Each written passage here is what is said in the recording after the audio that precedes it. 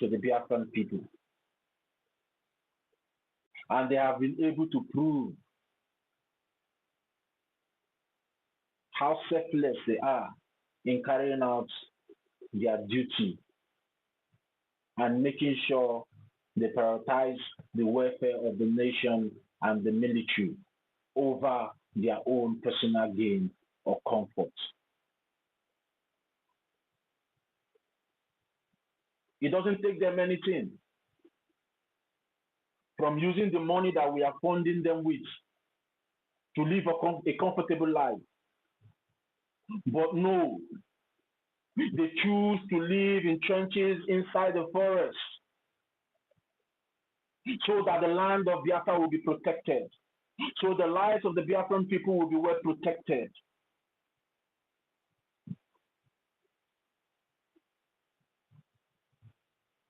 They choose to sacrifice their comfort and their personal gain for the good and welfare of their nation. And it's something every one of us need to emulate and keep encouraging them by making sure those of us in Biafra land continue to form the Biafran Defense Forces.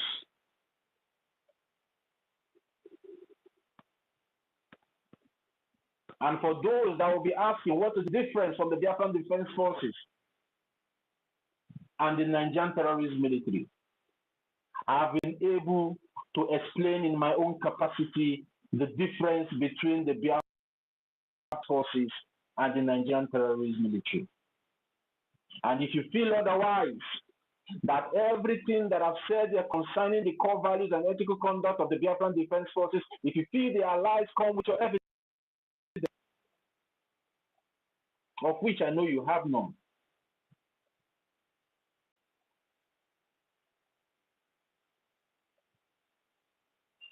so I will need to use my mic here so we can take some hands that are up. Then after we have taken the hands that are up, then we can do our topic that we'll have here today, because it's a very, very interesting one. I want every one of us to come up to the mic. I know that it's still early to some of us. Some of us might be in our office now. Some of us might be busy. Some of us might still be sleeping. But you are encouraged to come up to the mic,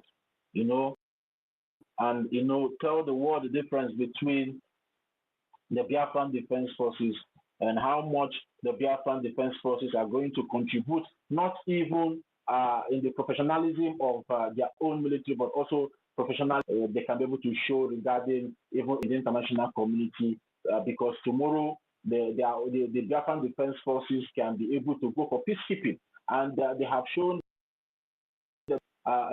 proved that yes, there are people that can be able to go for peacekeeping anywhere in the world, and they will make sure that they maintain this core value, ethical conduct that makes them professional military. So that is the difference. But you cannot say that regarding the so-called integrated terrorist military in the Nigeria. No, that is why today countries are afraid to come and take Nigerian military for any peacekeeping or anything outside the country, because the military has been polluted by so-called repentant Boko Haram, ISWAP, Lokarawa, and the rest of them. But you can never find such in the Biafran Defense Forces. So, please, Totti, can I go? This battery is going off. Yeah, who is speaking, please? Uduma? Is that Uduma? Yeah. Yes. All right, okay. Just go. All right, thank you. Thank you. My name is Alobi. I'm not using my Twitter handle. Please, if I normally talk to you on Telegram, please. My phone is missing. So if somebody talk to you on saying it's me, it is not me, I beg. My phone is missing for some time now. That's that. I thank those of you who are on this platform today. Nigeria is a terrorist. Not that we are not just calling Nigeria terrorist state because we want to call them terrorist state. If you're in Nigeria, Nigeria have not happened to you before, just wait for it. It's coming. I just want to share a brief why some of us hate Nigeria with passion and we call terrorist state.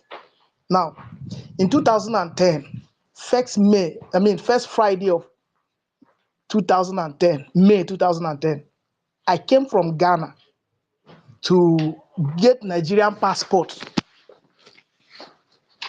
When me and one of my friends, we lodged in a hotel in Ajawa Estate. Those of you who know Lagos very well. In the morning, we wanted to go and change money at Nako International Airport and go down to the east. But this guy, sister living somewhere in Mafuluku, called him, Ayodele somewhere, called him, said he should come to his house. Then from there, we'll go to Nako to change money.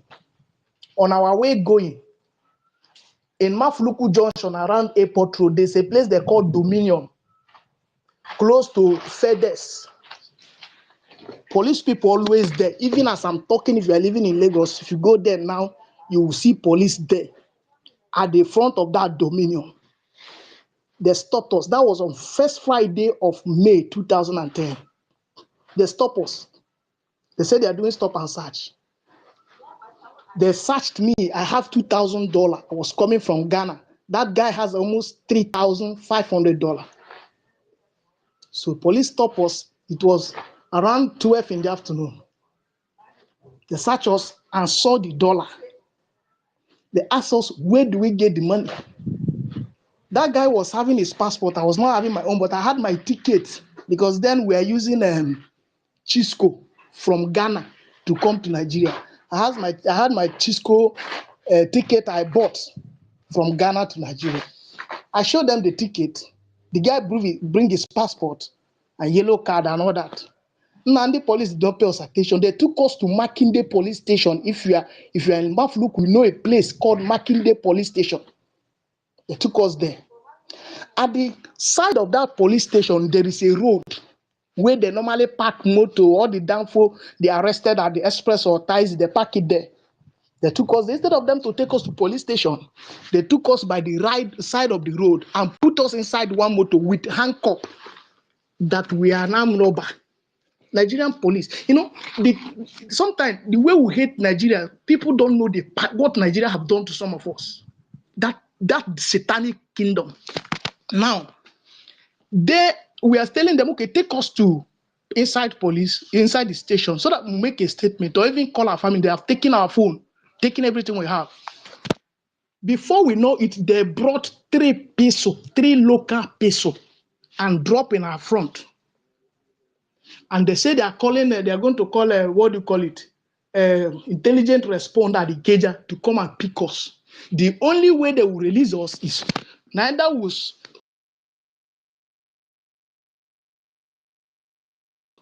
CD I have, or and that guy forfeit his own. If not, they were going to call an intelligent report, something in the Ikeja to come and pick us up and torture us that we were criminal that went to rob somewhere in Yaba.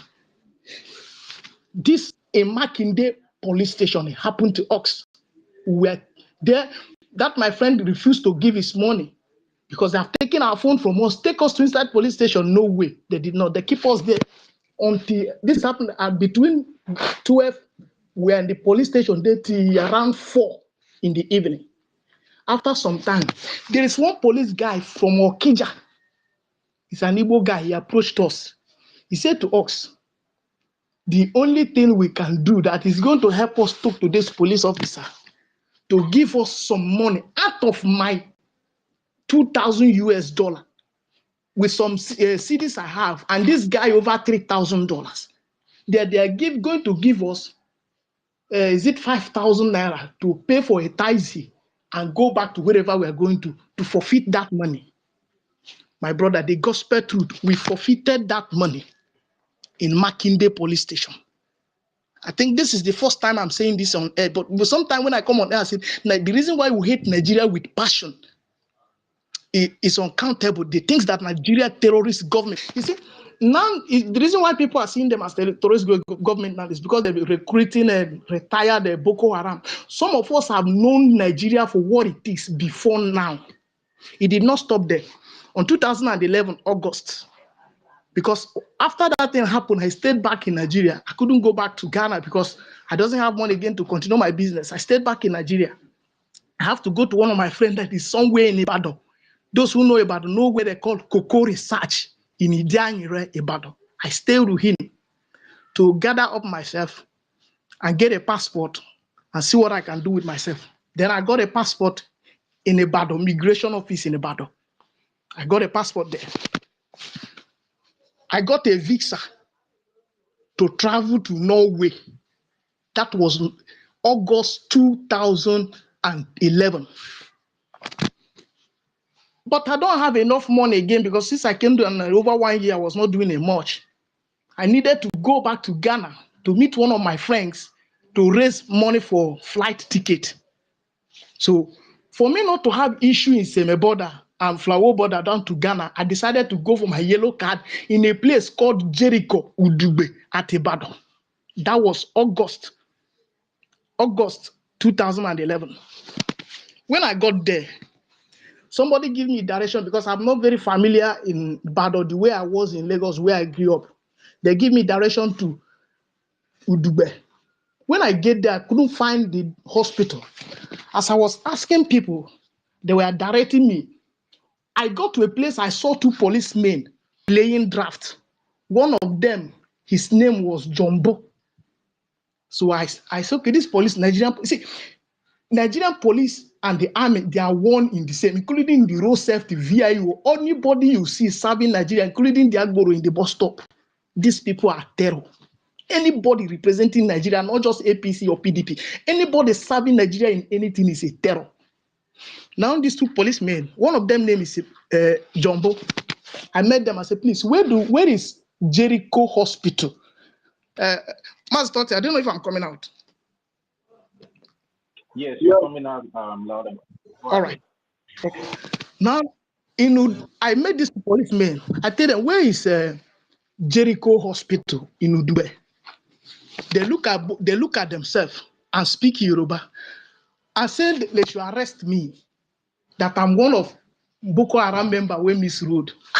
I understand Yoruba. I quickly responded. Immediately they start beating me and took me to Ibadan State CID.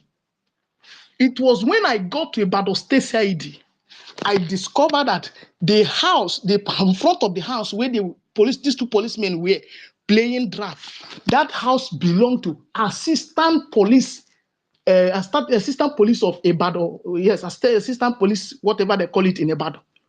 Now they took me to the office of the commissioner of police in Ibadan, in State CID. In that place, in the front of police officer, they were torturing me.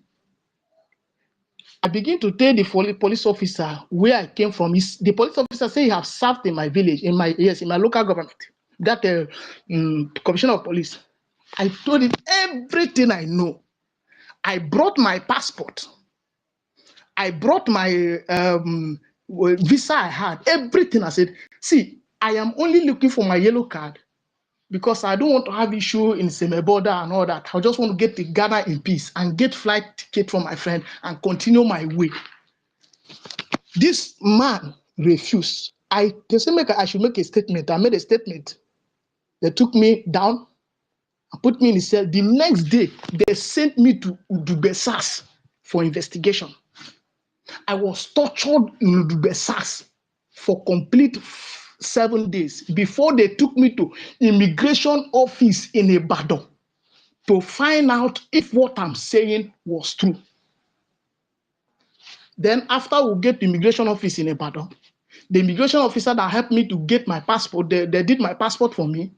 The same immigration officer told them that he was the one that directed me to that Jericho Hospital at Ibadan. That was when they brought me back to Dubai and demanded for 500,000 naira before they would let me go. I did not have money again. The 100,000 naira I had, they took it. But before I came out from that place, my visa already expired because it was 2 weeks visa. So if I begin to go on and count what Nigeria as a country have done to us, anyone in uniform is Nigeria is a terror, not just those who are in politics. And the time the world begin to take Nigeria for what they are is when we are protesting in Onitsha, there are some of our brother that tied. I remember the last time we blocked Onitsha for 3 days. There are some of our brother that tied and with block and drop at the River Niger alive. Ordered by what do you call him? From Obiano Abi Obiakpo, former governor of Anambra State. See, Nigeria as it is a terrorist state. I'm just saying one out of what I've experienced in Nigeria, both in the hand of police, in the hand of road safety, when you are driving on the road, in the hand of military men, the way you are being harassed. Nigeria is not meant for human being to live. That place, this place called Nigeria, is not just a terrorist state, it's a terror himself. The earlier the international communities begin to look, not just telling the world like what Canada is saying, that Nigeria politicians or government is a terrorist. I think Finland should be hearing that. Finland should be hearing it, because Finland is partnering with Nigeria to commit some of this crime. They will not say they did not know, because sometimes I begin to ask myself, what is this? What do you call them? Ambassador they have in Abuja? What are they doing? Are they not reporting these things to them, or is it because of the Ghana must go? They normally give them each time they post an ambassador to Nigeria. Is that what is shutting them out? Because the kind of crime that is happening in Nigeria is not even happening in Somalia. It is not happening anywhere again in Africa. I don't know why the world is still turning their eyes off that evil country called Nigeria. It is time to address that case, because Nigeria is, the way Nigeria is, it can only get worse. Let me give this mic because the battery going down. Thank you. There are more, but I just, because now we are trying to get ourselves somewhere so that they will not know where we are. But Nigeria is going to end, whether they like it or not. Thank you, bro. Okay, thank you, brother. Thank you for that testimony. That's why we title this title, Come and Testify What Nigeria Has Done to You. For the benefit of those who are just coming, let us once again introduce the topic. The topic is, this is Brgie Space, and the topic says, why do you call Nigeria and their forces? What have Nigeria and their forces done to you that makes you call them a terrorist? Like you can see what is happening in Okigwe, in Olo State, in Biafra land. You must have a reason to tell the world something. You need to tell the world something. You can listen as just our brother just make his submission. You have seen the hell he has gone through in the hands of Nigeria. If he did not say it here, the world will not hear it. And that is why you have to pick up the mic to come and tell the world. Not only the APC or PDP that are terrorists. Anybody that recognizes that Nigeria, anybody that called himself Nigeria is a terrorist. You know, when we will be discussing this topic now, some gullible will be asking you. There is a message we played when we are starting. When our leader Mazin Nandekalu was preaching, he said the useless Nigeria, when you're preaching, they will ask you which passport are you using. But one thing they have forgotten is that some of us that are using that useless passport, we are using it under the gunpoint. It is not our will. We don't have any intention whatsoever to have that tissue paper called passport. But that is what they will always ask you. So fellow Biafrans, come and testify to the world the reason why you call Nigeria a terrorist. Nigeria and their entire forces. Then what have you? Okay, why do you call BD? What? Sorry. What have BDF done? What have BDF done differently? This is the question. What have BDF? What testimony? What kind of testimony do you have to our defense forces? What do you have to tell the world that makes our BDF different from this terrorist country, terrorist forces in Nigeria? What makes our BDF different from them? That is what we are discussing. I would like to hand over the mic to the next speaker, which is Biafra lies in Italy. Please take over the mic.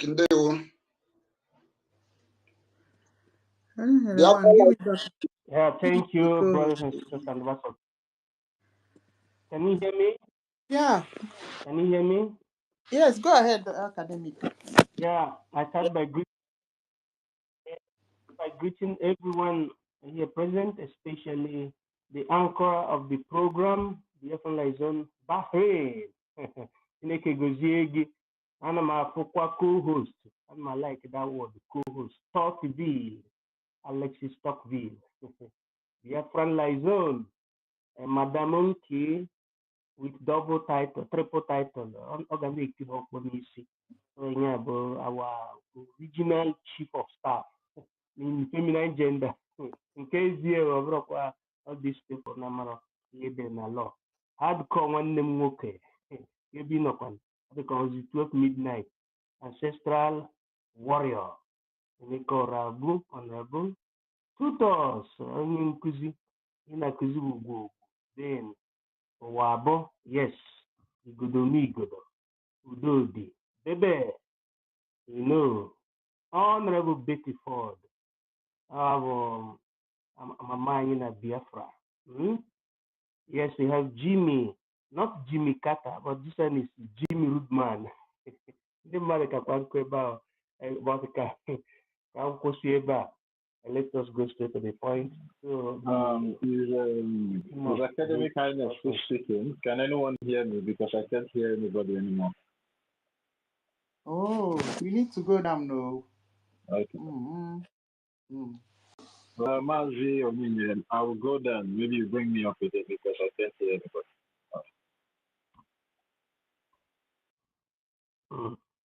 I think I'm being heard. Yeah. Because all these days, at times we have network mishap. So on no matter call, I is the at times is the handwork of those that instead of fighting against our arch enemies, they turn their arrows against their own house, their brethren. So that's very, very uncalled for. They're everywhere, but there is no problem. What is important in this discourse is that discipline is very, very important. The difference between BDF and the terrorist zoological army or security forces is lack of discipline. It's expressed in lack of application of disciplinary standard. But in BDF, we have discipline. You see, there is a time. In fact, hardly will you hear from General Igbo Butuzo, but you hear from Commander Holy Ghost.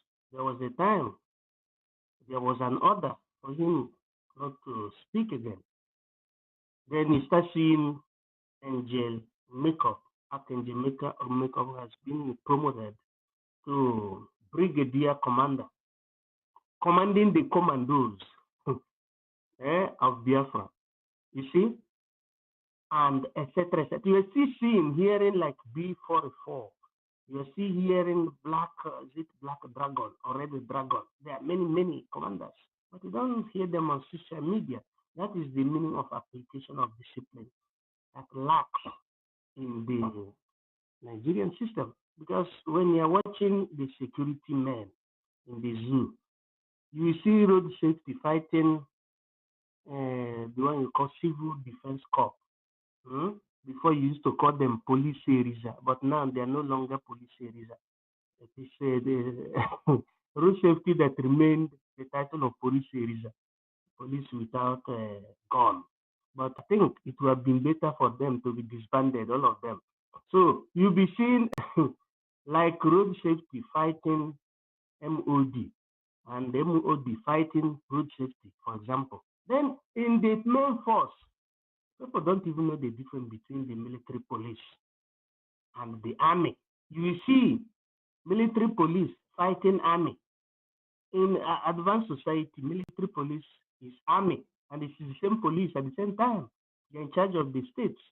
While army is like National Guard, or who's supposed to be, very, very focused on external protection. That is protection of the territorial integrity. But in the zoo, you'll be seeing military shooting police and military police shooting army, shooting civil defense, shooting police areas. You know what I'm saying? Talk less of those you call security. When the army comes now, I don't know what enters into their brain. They'll be shooting the same sister security. So because there is no discipline in the system, it's because principally they are still under the operational system of the colonial master. Colonial Masters Company, otherwise known as ex-Royal United African Company, ex-Royal Niger Company, and ex-Nigerian government. They're still operating under the colonial system because it was the colonial masters that introduced the system of flogging pupils. They flogged pupils. And they were also the same people that introduced the system of them flogging teachers. Colonial masters used to flog teachers. Isn't it true? But in their own country, you don't flog citizens. Talk more of flogging teachers or flogging pupils. You don't do that. So they injected that as a normal system, whereby a military officer calls a junior ranking officer, "You bloody civilian." So it calls him animal. Let's just put it let's leave the civilians for now, for some seconds, then I will still talk about that. When a senior officer is, a junior officer, he regards that person as nothing. They make them to be drinking gutter water, saying that is to lead you to be strong. That is very, very wrong. There's no discipline, there's no humility upon the system. Then, come up when they see police, they are the same men, only uniform differ. The policeman will go down by the morals, will be morally depressed on seeing a military person. Is he not a man like you? But at the same vein, these are sister security. They're supposed to be a kind of understanding between the duo, externally and internally. But there is nothing like such discipline. No, talk less in their own metaphysical of the civilians. Civilians for them means men without God. They call them bloody civilians. There was a video where a boy, was trying to, fall in love with a Nigerian military cadet, ordinary cadet, a boy, a man, a human being, a citizen, fell in love with a military cadet, female. Man, the man was not on uniform, it's not a soldier, but fell in love with a woman soldier. Then the woman was laughing, he was doing what you call Nwewo jump. Do you know this English? Who understands the meaning of Nwewo jump? No American person understands Nwewo jump, except we Biafrans. She was commanding this person to be doing Nwewo jump, meaning frog jump. You're commanding somebody who said, "Hi, lady, I cherish you, I love you." Instead of saying, "Thank you," he said, "Who born you? You bloody civilian, come here, come and do Nwewo jump." Useless that boy, because he is with this colonial mentality that She is wearing uniform, but she forgot that she's a human being, she's a citizen, and a fellow citizen appreciated her. Maybe because, hey, this woman was so fine and she was able to make it to become a soldier, that they would like to have a relationship or that may or might lead to marriage, something more serious. But the lady was seeing him as animal, as a bloody civilian. I don't know the language I can use to explain. So, but that is to show that these people don't have what is called discipline. And our leader, Onyendo Mazenam, His Excellency Chizitere, Onyogadrinama, told us that the only key is discipline, that our soldiers must have discipline. And the reason why, if you are disciplined, you will understand the steps of Mazenam Dikano that will lead you to understanding that his disciple, Mazi Simon Ekpa, follow exactly in verbatim the steps of Mazenam Dikano, the indication of Mazenam Dikano by him given. Then that is the same discipline that will make you to comprehend that Ugechukwukere was instructed by His Excellency Simon Ekpa to spearhead the third position. Because you have the position of the leader, you have the position of the prime minister of premiership, and you have the position of the economy, or what we call economator. So if you don't have discipline, you will be shouting like all these women that are suffering from what I call Nkurumirism. Nkurumirism is worse than Iberiberism. Yes, because if people are suffering from Nkurumirism, Nkurumiri is the product of ice water in the desert. When you apply it in the desert, ice cream is not the equivalent. But ice in the desert, if you engulf it in your peristral gland, it cannot have what we call the diffusion, but it will block you in the throat. So some of those women among us, like the likes of Melio, she resulted into voodooism and Idu. There is a clear difference between Idu and Idu. Are you getting what I'm saying?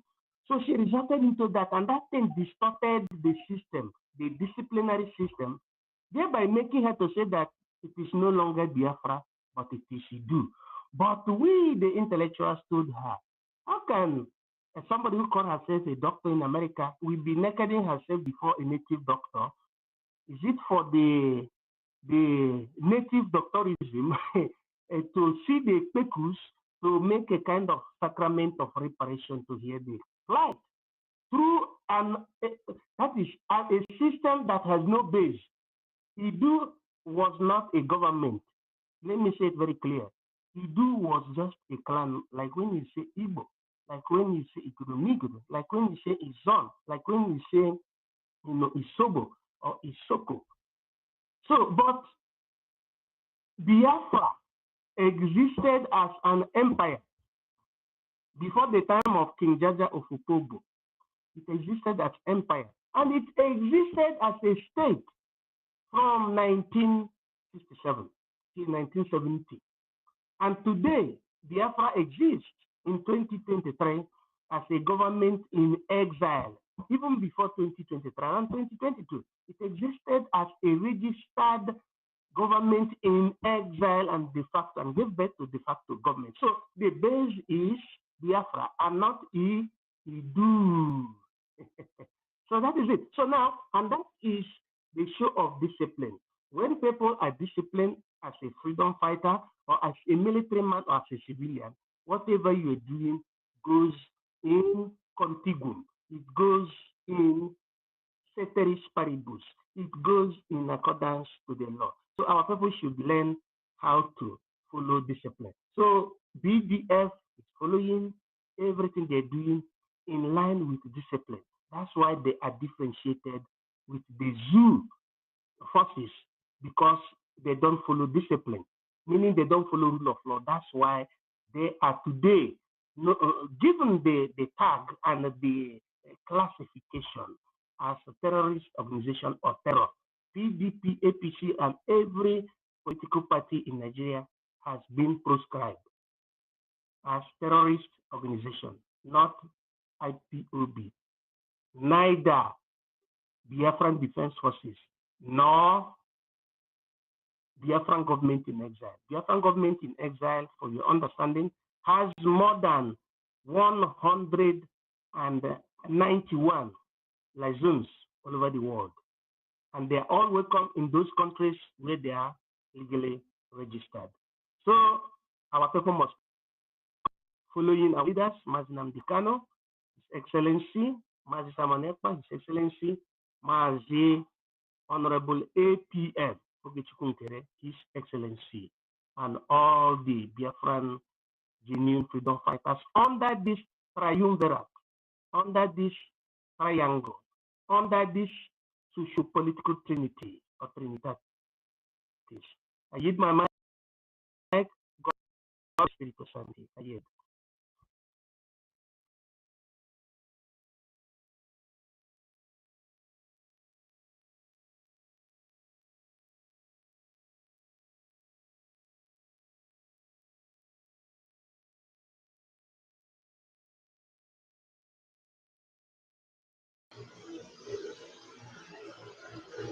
We cannot hear you again. No.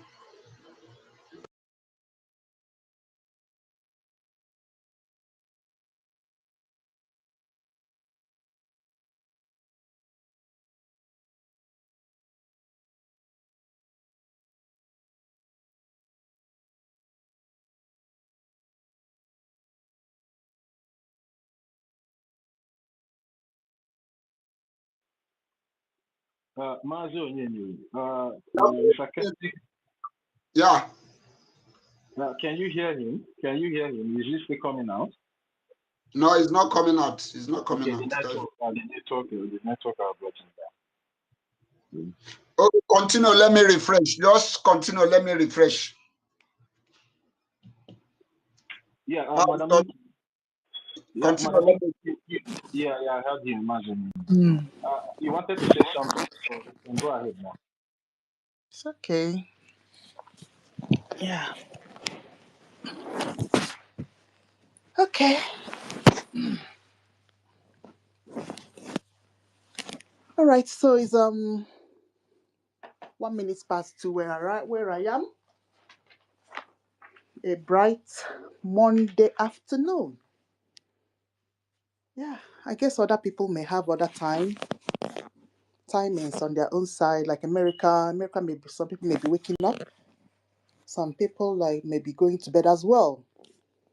All right, my people. Yeah, I greet everybody. Thank you very much, One, for taking up the mantle. Yeah, this is the second day you're hosting, and yesterday's pace did very well. Yesterday's pace was 1.4 tuned in, and it's still rising. So that's a very good result for you. Exactly, and then keep it up. And then you took up the courage again to open another one today, and then we are so happy. Yeah, so I greet you. Yeah, Toti, my brother, I send my greetings. Tutos, my sis, greetings, my dear sister. Yeah, Dr. Mbato, don't sleep. Ilaro latata, eh? Yesterday we were waiting for you. You slept off, and then we didn't hear your sweet voice and your educative submission. All right. Yeah. Senior Citizens Ancestral, welcome. Yeah. Honorable Emeka, no. Senior Citizens Ben, welcome. Minister Betty, no. Biafra Free Energy Tech, he gets why. Onyeji Owaka, welcome. Senior Citizens Veteran Dragon, welcome. Daddy BMO, no. Frank Agudem, no. Odinanwa, yes, so this one is Odinanwa that is for us. It's not a fake Odinanwa that is Nigeria Disunite, that is on his nonsense channel deceiving our people. That's not the Odinanwa. This is our own Odinanwa here. Yeah. Charles, no. Mazi Anako, request mic again. Yesterday your network was disturbing you. You couldn't. Senator, welcome. Rage and Fury, request mic, please. All right, OJ, my sweet sis. Okay, MID, we've greeted before. Luchuku, no, Nsi, my brother, welcome. Where is your wife? Anyway, Nubian will come later. All right. Enengede. Oh, and I can't pronounce it. All right. Prince Ibe, welcome. Simon, Holland Franklin. Yes, so after I request Mike. Echoes, Kenneth. No, William Elui. Yeah, William, welcome. And thank you for all you do. Nwa Biafra, welcome. Cleo, no. Dika, Emeka, Onoha, yes. So, senior citizen Stella, welcome. Jimmy Rod, no. No. After you request Mike. Mazi Aludo, welcome. Isi, Izudede, Attitude, welcome. Don, no. Eke Joseph, Obiorobi, Calamity, picture APM nke a amakakwa. Success, welcome. Emeka, no. Uchenna, Onome, Martin Ugu, akpọchakwa m everybody taa. Friday, welcome. Onowabuchi, and then there are 5 others that inside that I can't see. Martin Ugu, none. All right, so yeah, welcome everybody. So today's topic is actually very lovely. Yes, so because there's a big contrast between the terrorists and our own gallant men. And if we start listing if you draw a line, like that thing that they normally do us in primary school, draw a line, compare and contrast. You write this topic and write the other one. Their own go full page, I'm telling you, with dirty and evilness, honestly. While our own is go full page with everything that is good, you know. So where would I even start? First of all, this the other side, the zoo side, they're coming from a place that is already, I mean, it's already evil, something that is decayed, you know. So the place that they're already in is it's smelly, the fugue. So anything that comes out from that place is something that is supposed to be thrown in the bin and take it to this place they call dumping ground and burn everything down. That country is supposed to be burnt down. I'm telling you, I'm not being violent. Yeah, it's just the simple truth. Anything that comes out from Nigeria is supposed to be burnt. You know. So what are we even talking? Their forces. Is it their military? Is it their navy? Is it their naval? Is it their customs? Where would we start? Is it their air? This thing they call them. Is it NASA or whatever? That their airport side. Everything is just bad. Are we talking about the police side? Eh? All of them are murderers. Have people heard the story of what happens in the custom? If you hear that other side of the story, you just wonder, honestly. So me anyway, where we are talking about is the people that are killing our people back home, which is Nigerian Zugerian terrorist military. Have you seen these first world countries and our military? Let's just even start from there. Where I was living before in this place, there's a base, military base, just down the road.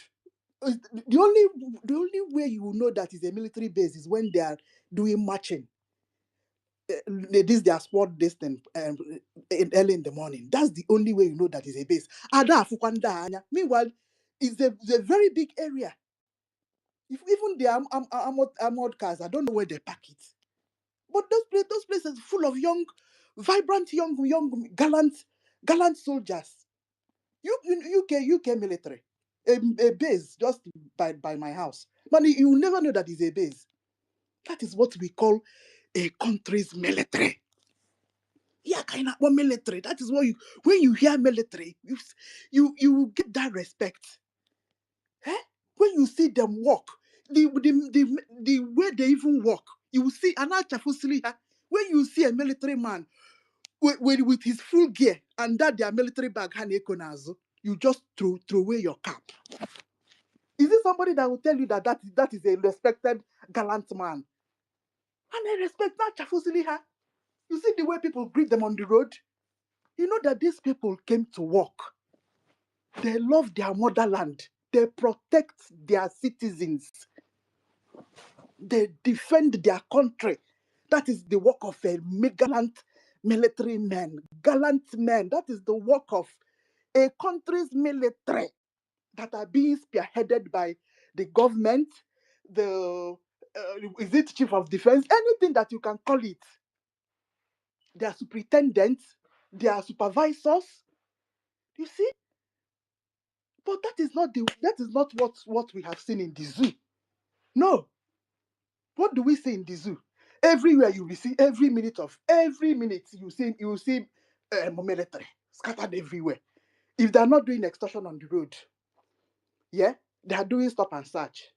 They are cornering you in one corner. They are cocking their guns to shoot. And that's nonsense. They are discussing with police about on the roadside. Eh? What kind of poor exhibition of whatever they call it? You see? So anything that is bad, that is what we have seen in Nigerian military and their nonsense killer and terrorist forces. Whether they recruited Boko Haram into their military, we don't know. Whether it's original, we don't know. What we know is that all of them are terrorists. Whether it was Boko Haram or whatever that is working in their military, they have never been good to my eyes. Right from the Biafran war, they are terrorists, rapists. You forget. So let nobody even tell me that now it used to be better now, but now and it's Boko Haram converts that is now in the middle. No, there was never a time that they were better. You forget. So Nigeria and their Zugarian forces nowadays since Buhari entered this into office itself, the thing just became anything, honestly, right from murder, rape, organ harvest, just total disregard of human life. This is what we have seen in Zugarian military, whether it's military, whether it's police, anything. So that's what we have seen. And is it going to change tomorrow? It can never change. They even use them for election thugs. They use them as bodyguards as well. There's no difference between military and police in the zoo. None. All these nonsense actresses, they use them as bodyguards. So no matter affair. So no dignity, no dignity, no respect. They don't respect themselves. They are even hungry. They are underpaid. That is just it. You see? Yeah. But when you now come over to the one that place, land of the rising sun. Are you people checking it out? Why is it called land of rising sun? It's called land of the rising sun for a reason. Yes, because those things that is bad, Biafra, we don't want it because right from time immemorial, Biafra has been a land of cleanliness, truthfulness, integrity. Do you people remember the way our fathers lived? Exactly. Because they believe that it was a Arosi Amabuogi. And that true, it happened to them. That is why everybody they lived almost. It's not that there was nothing bad though, but I mean the righteousness was like 70%, and the badness that they lived was just 30%. So it was on average, it was just very good way of living, honestly. And all those things also, if you call yourself a true Biafran, yeah, most of these qualities are supposed to be embedded in you. And those qualities is what we have seen in our Biafra Defense Forces. Because if not, those guys would have given up by now and went home. And I'm honestly. What is that thing that made these young men? They were very young when our Onyendu. Our Onyendu was very young at years back as of 2015. And then some of these our gallant men now were very, very young when they joined the Onyendu. We must be remembering this. How the very young, most of them were teenagers when they joined this struggle. So what was that thing that made these young boys to leave their breast their mama rapper to come and join Biafra struggle? Okay, they na eh? So that is that thing that we are talking about. It's something that pushed them to leave their houses and to come and fight for their motherland. Yes. First of all, you look at Onyendu and look at what Onyendu wants. And the way Onyendu narrated the whole story. You see? When you hear what Onyendu is talking, wouldn't you like to be like Onyendu? And wouldn't you like those kind of things to happen to your own people? Yeah. Because first of all, you will have that love for motherland, the Godu. If you go do that love for motherland, then that love for motherland will push you to love your own people. Then when you love your own people, that urge will push you out to go and fight. And that is that thing that is inside all of us on this space and inside of us that are pushing for this struggle up till today, no matter how many sabotage that Orabu Fulani and all these other people are doing. You forget. So what are we talking about? We are talking about that our BDF are gallant. If you see that word gallant, it's a very broad word. And anything that good that is inside that gallantry, I just want to cut it short, but maybe I will come back. Yeah. So I will allow my sister Tutos to talk. Gallantry. Eh? These children, let me not call them children because they were children when they started, but now they are men. You see, if you see angel makeup, if you see our our gentle day, plus the one that are resting in peace now, you know, the one that Ejiofor with the Nigerian Association killed. You see, all those men. Anyway, may their soul rest in peace. You see. Exactly, that's what we are talking about. So everything that is good, our BDF are protectors.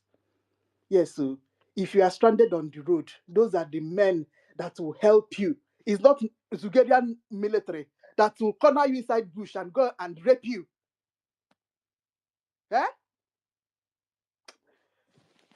Tutos, maybe I should allow you to go ahead. Okay. If not, I'll continue my hala. Can you hear me, Biafran? Yes, Hey, yes, we can. Ndewo. Yeah, what Tutos? Make I greet Onyegere first, so before he will give me 5. Oh, Onyegere, good. well done, well done. It is sweet you, Abi. Well done, doing Uh-huh. amazingly great.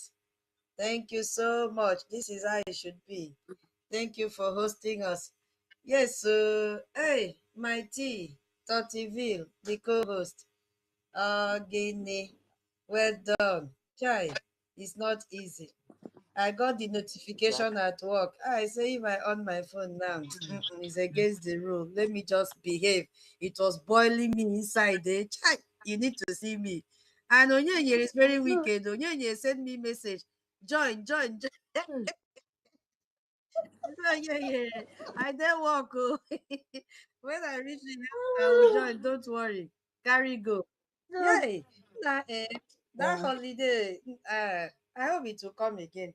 Chai, I hope you so. cannot just bring that one. I was even hiding to respond to Nyenye.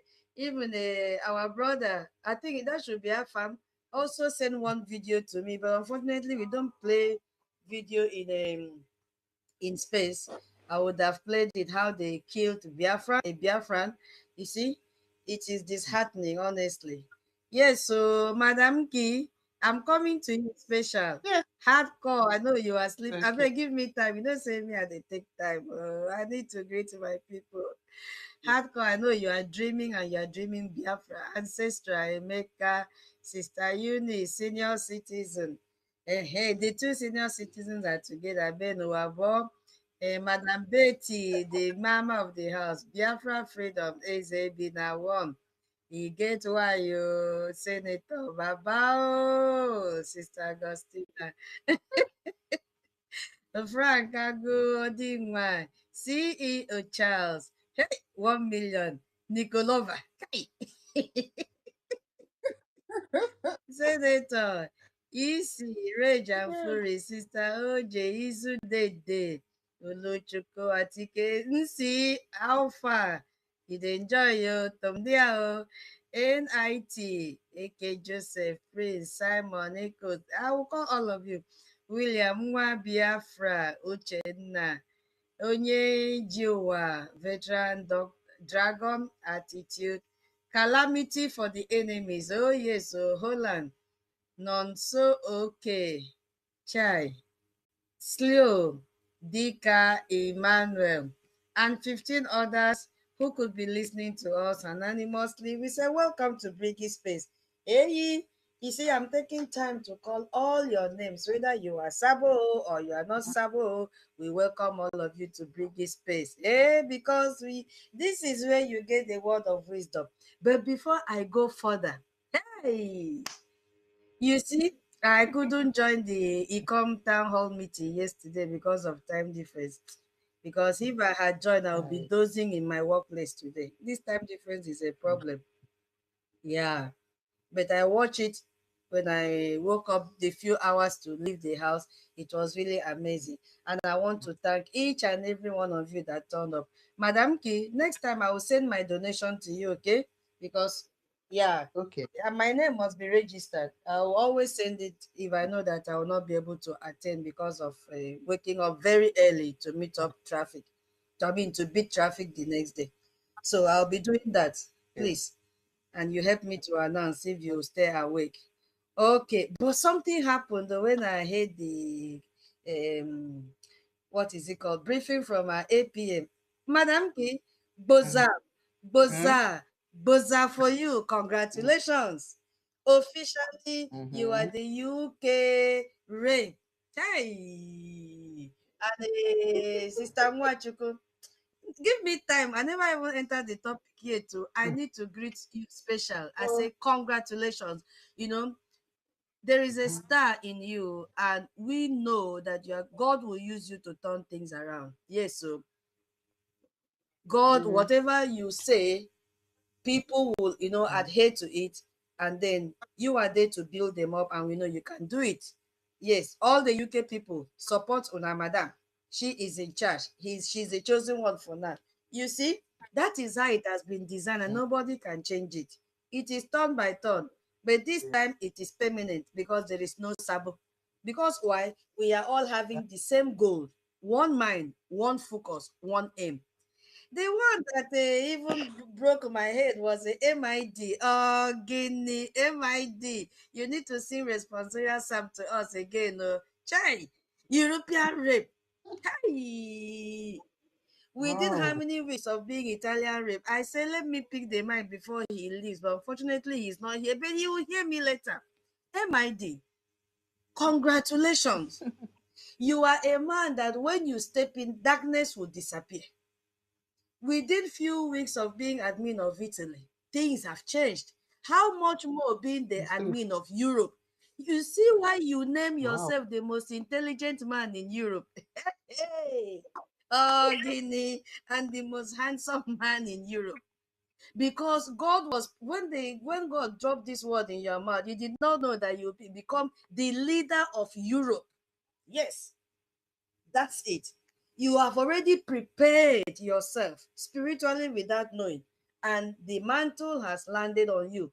And I know that you are more than able. You can do it because there is something that God has dropped on your tongue that when you speak, every mind will calm down and begin to look for way back home. You will do it. Hey, what of the Minister Chima? Oh, hey, Foreign Affairs Minister. They have taken it away from the, will I say Madam Okwama? Because I don't even know that kind of what it means.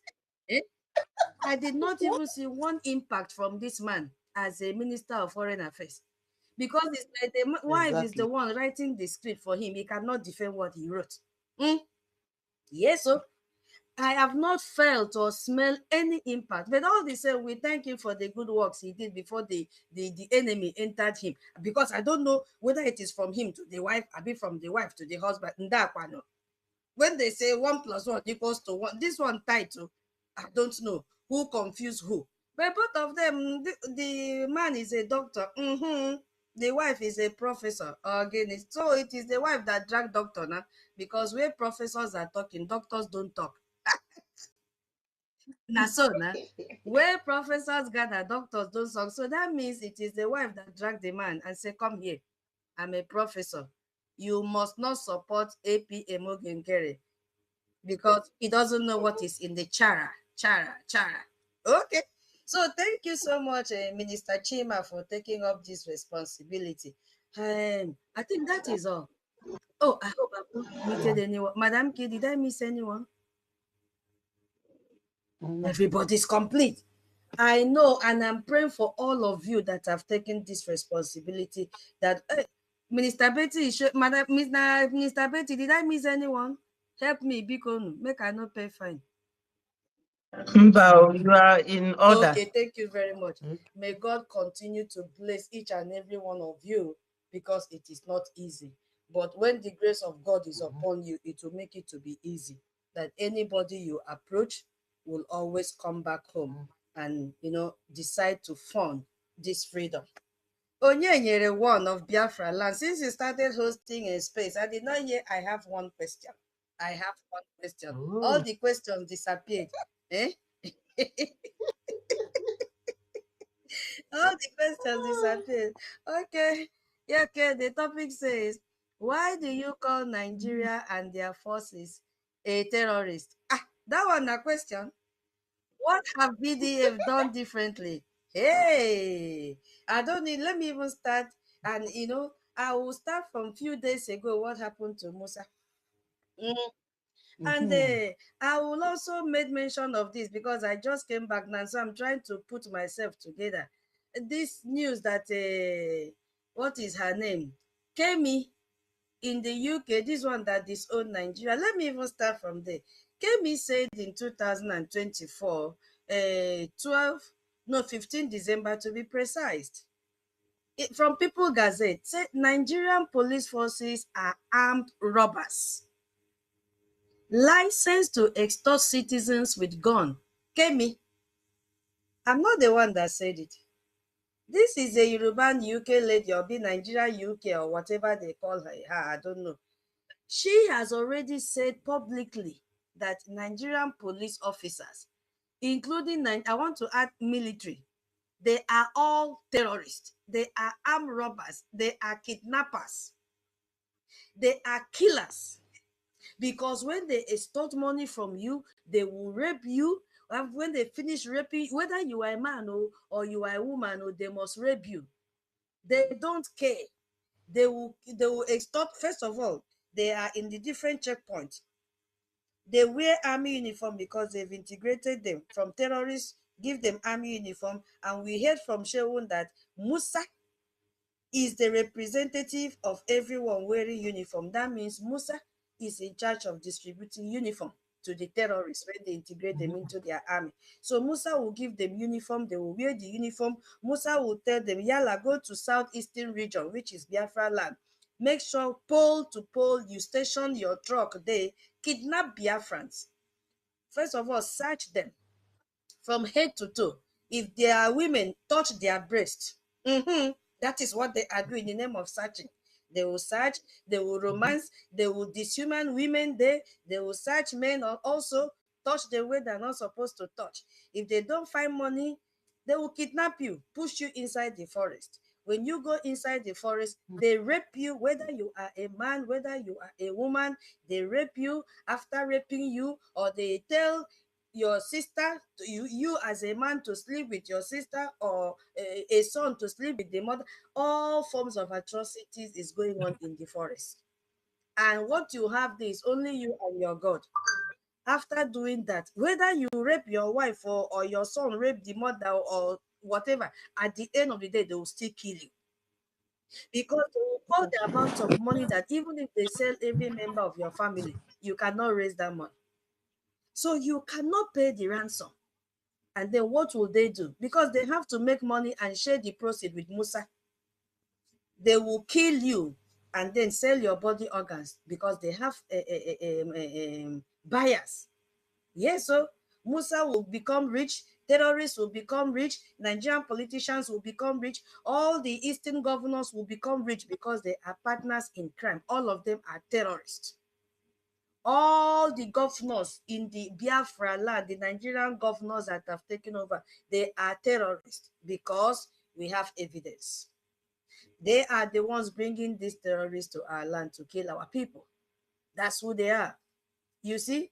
So now I want to base my discussion starting from, why do you call Nigeria and their force a terrorist? Yes, because their master is a terrorist, and that master is Musa. I want to take my base from Tiger Base. And this news that came out recently, which is the evidence we cannot ignore, because I have to talk with evidence. Oh yes, confess or die. This can only come from terrorists, forcing you to confess a crime you never committed, or you die.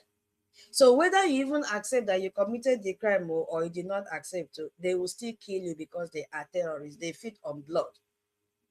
So this took place through the Nigerian media, that we came to know about this nonsense that happened. Yes, Nigerian media had to hide it from the public.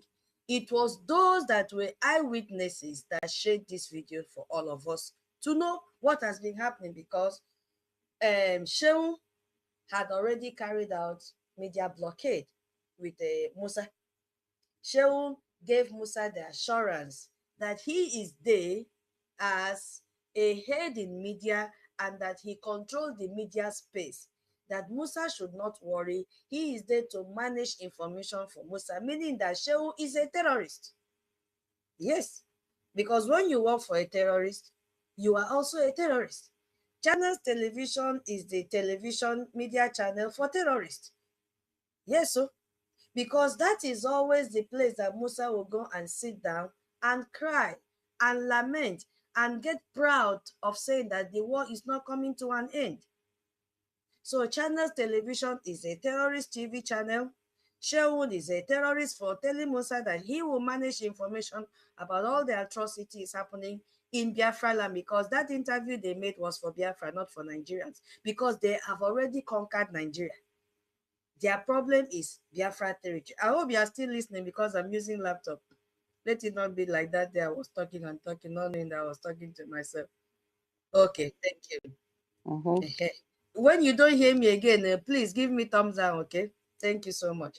So, now, what am I trying to say here? So, I will base my own terrorism, Nigerian terrorism, in this thing that happened in a Tiger Base. What is the other one called? Obinze. And we also have another one in Old Akwa Ibom called Ikora Panabia. And we have another one in Zone 6. If they just mention that they're taking you there, you begin, in fact, let them kill you. Because when you go there, you are not coming back. You have become a merchandise for the terrorists in Nigeria. Yeah, Zone 6 Calabar. Yes, so it's still there. Yes. Because these are the places that people enter alive but never come out. You can never come out alive. That's true. And it is controlled by Musa, because Musa gives order to all these Nigerian governors in Biafra. None of them is exonerated, because They request for these terrorists. Yes, you don't know? You don't know that they request for the terrorists? That is what they do. Yes. Let me just tell you people how this thing works, because most people will be saying, what are you talking about? They request terrorists. Madam Ki, you don't know? My dear, I believe you. Hi. These people are the ones that demand for terrorists. They ask Musa, and then Musa will ship these terrorists into Biafra territory. You see? And once they demand, maybe they have seen a youth that is looking very handsome, they say, come here. They begin to say he is a Yahoo boy. You see? And when they also sit and see that they don't have money in their account, they will create this insecurity. So they must give a title to Musa. That is what will now compel Musa to send terrorists to Biafra land to kill us. They don't just come on their own. They are the rat in the house that will call the outside rat and say, come, there is food here. So they must stage and create insecurity so that they can get their security vote. So once they raise alarm, and Musa is just keeping his ears down to hear what is happening in our land, Musa responds very fast to the call from Nigerian governors in Biafra land. Very fast, he doesn't waste time. But he cannot respond very fast to Fulani headsmen in the north. He said it in the interview, not be me talk amo. He said that they don't have the data, the internet, the coverage to respond on time when terrorists attack them, when they ask him about the cry of a Zamfara governor. But Musa is always very fast. There is internet in Biafra land, there is coverage. So when once these terrorist governors called them and said, send us military, because our BDF are dealing with them, they have to always make a replacement. So Musa is very, very fast. You see, so people enter Obinze and Tiger Base and Ikora Panabia and Zone 6 are alive, but they don't come out.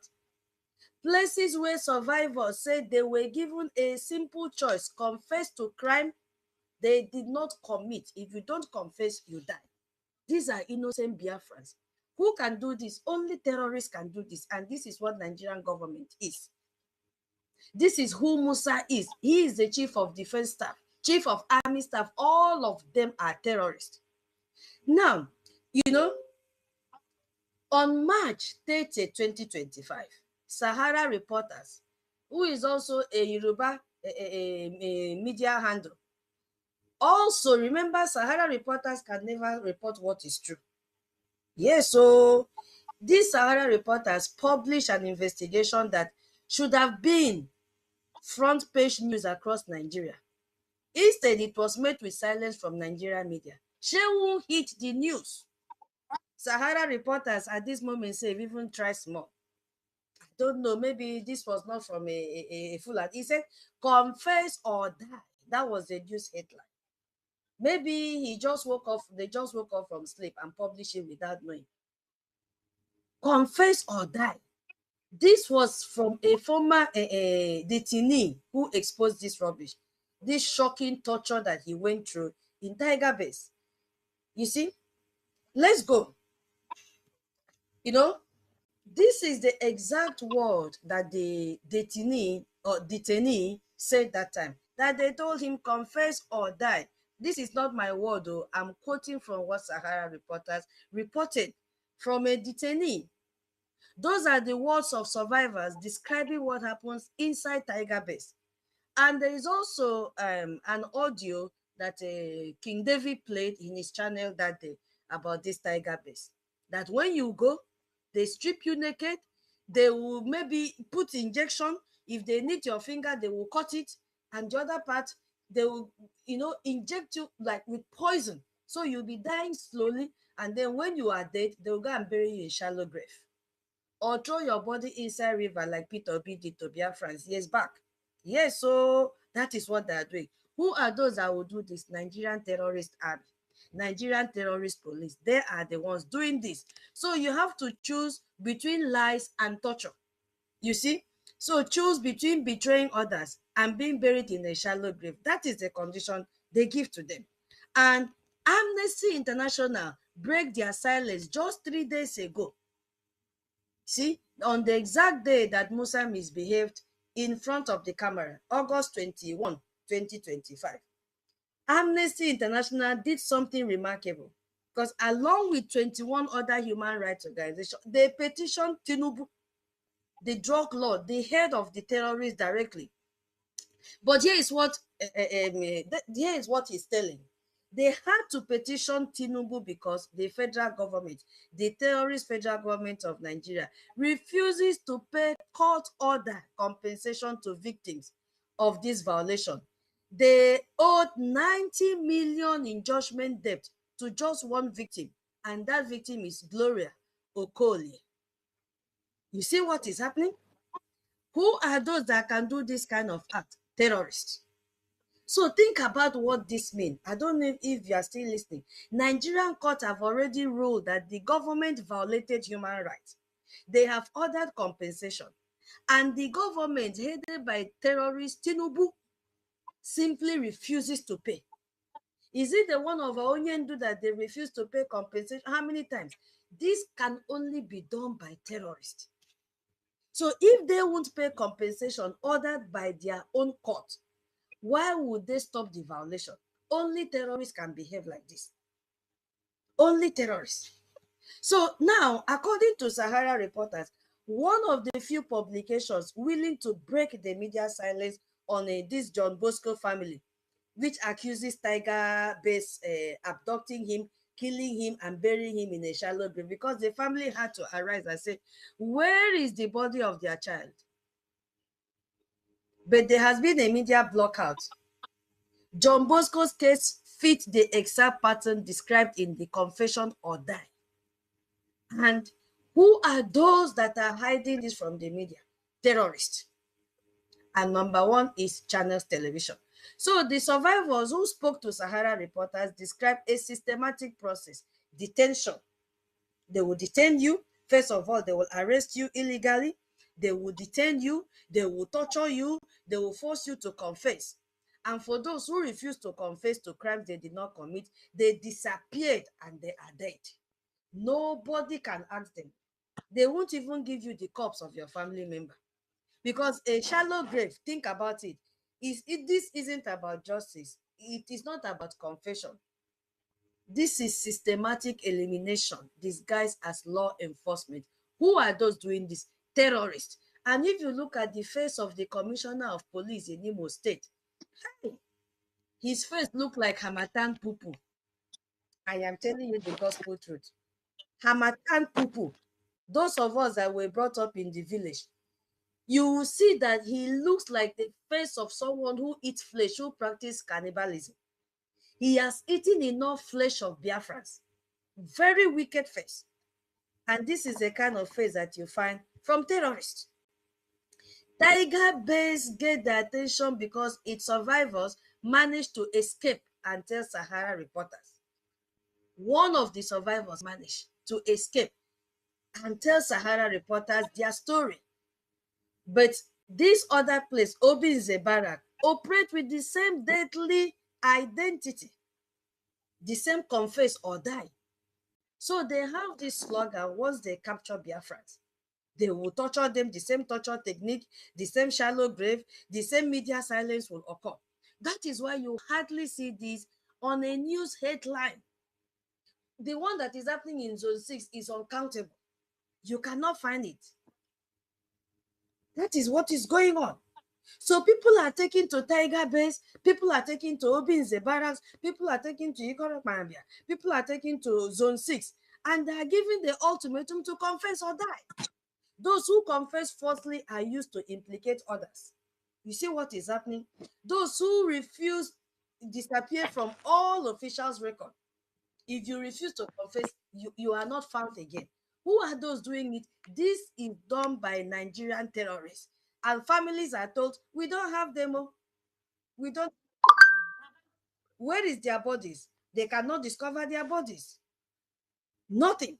And your family member will just go like that. This is the work of a terrorist country, because all of them from head to toe, they are terrorists. You see? Now, I want to now, I'll just end with this. Then I now go and sing the praises of our BDF, what they have done that is different, because I wanted to pick out this tiger base because it is a center for terrorists. So here is what the Confess or Die investigation reveals. Tiger base wasn't designed to have survivors who could tell their stories. That is the way they designed it.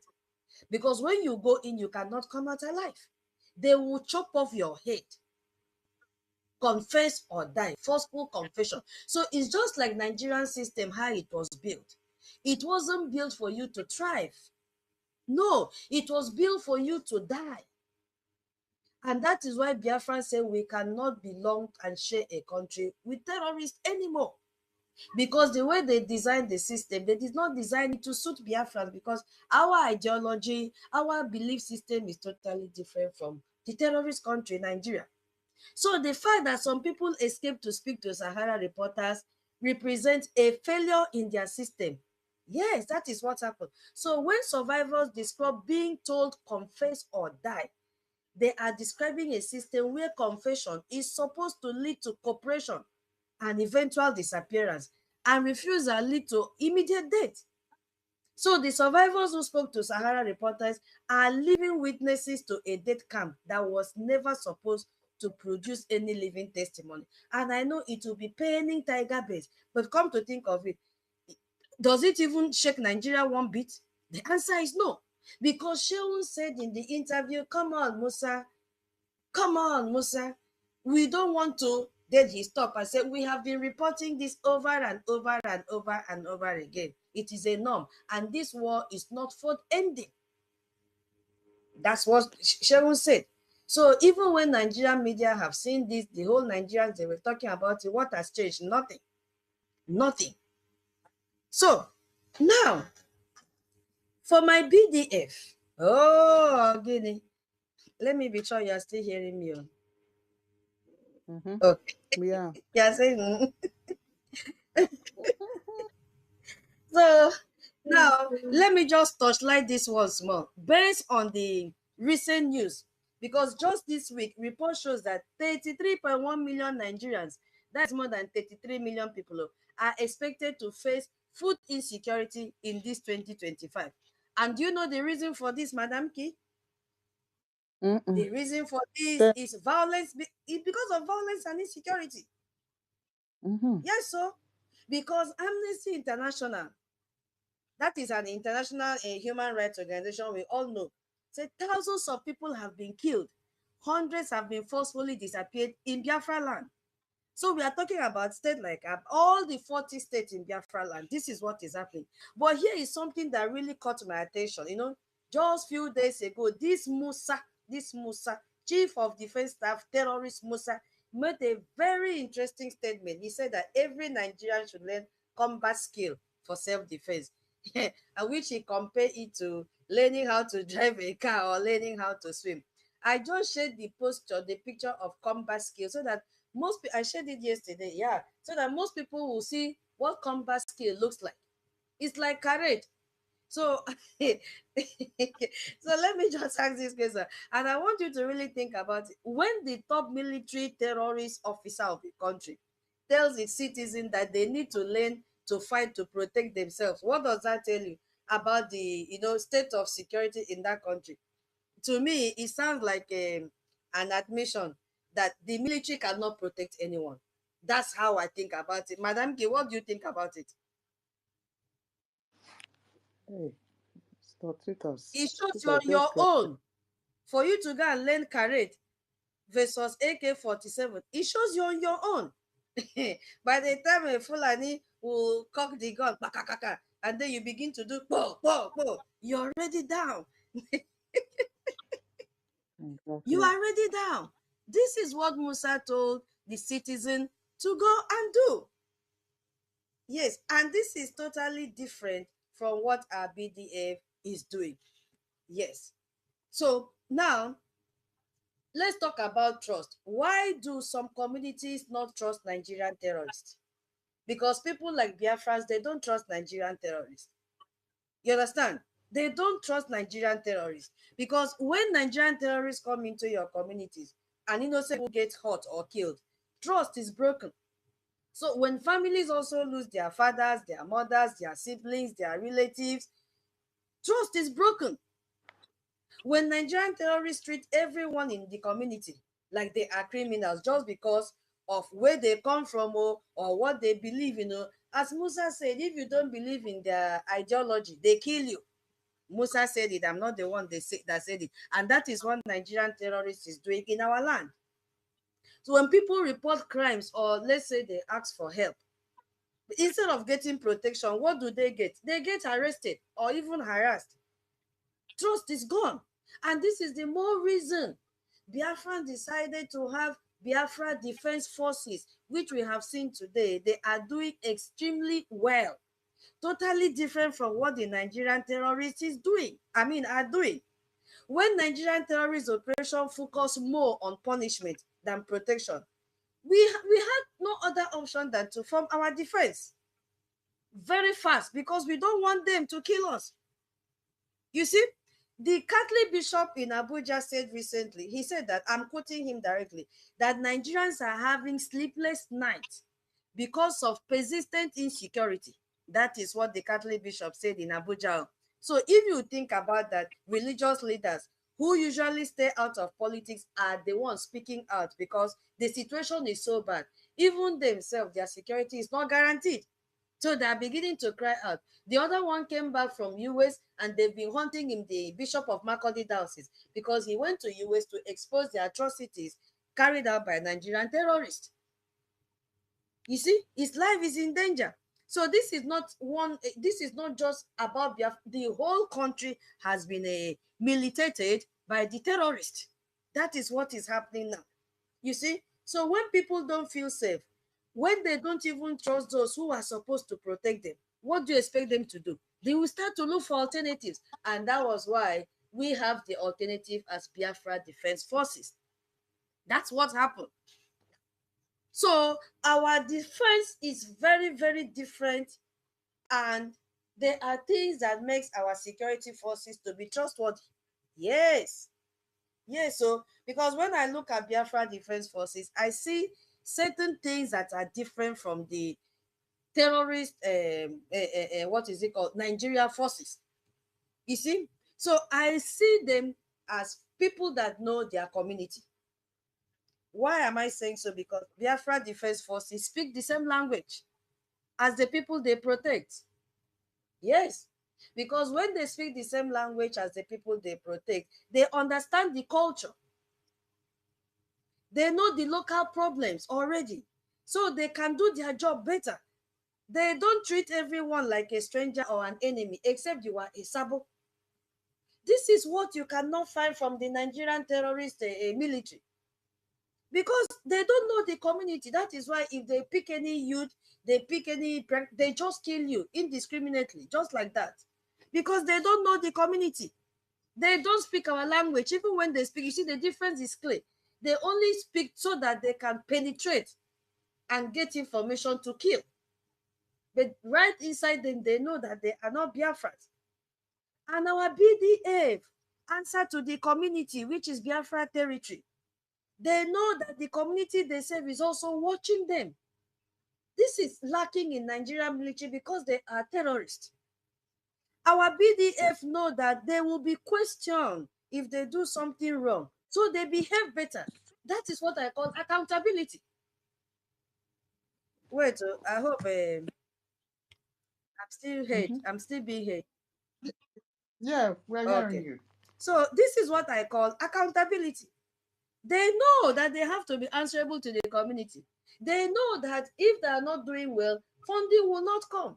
That is why every day you see them come out, give you updates, and even appreciate you for the little you are doing and tell you, we need more, then we can do this thing more, because their main job is protection, not punishment like Nigerian terrorists, not killing citizens.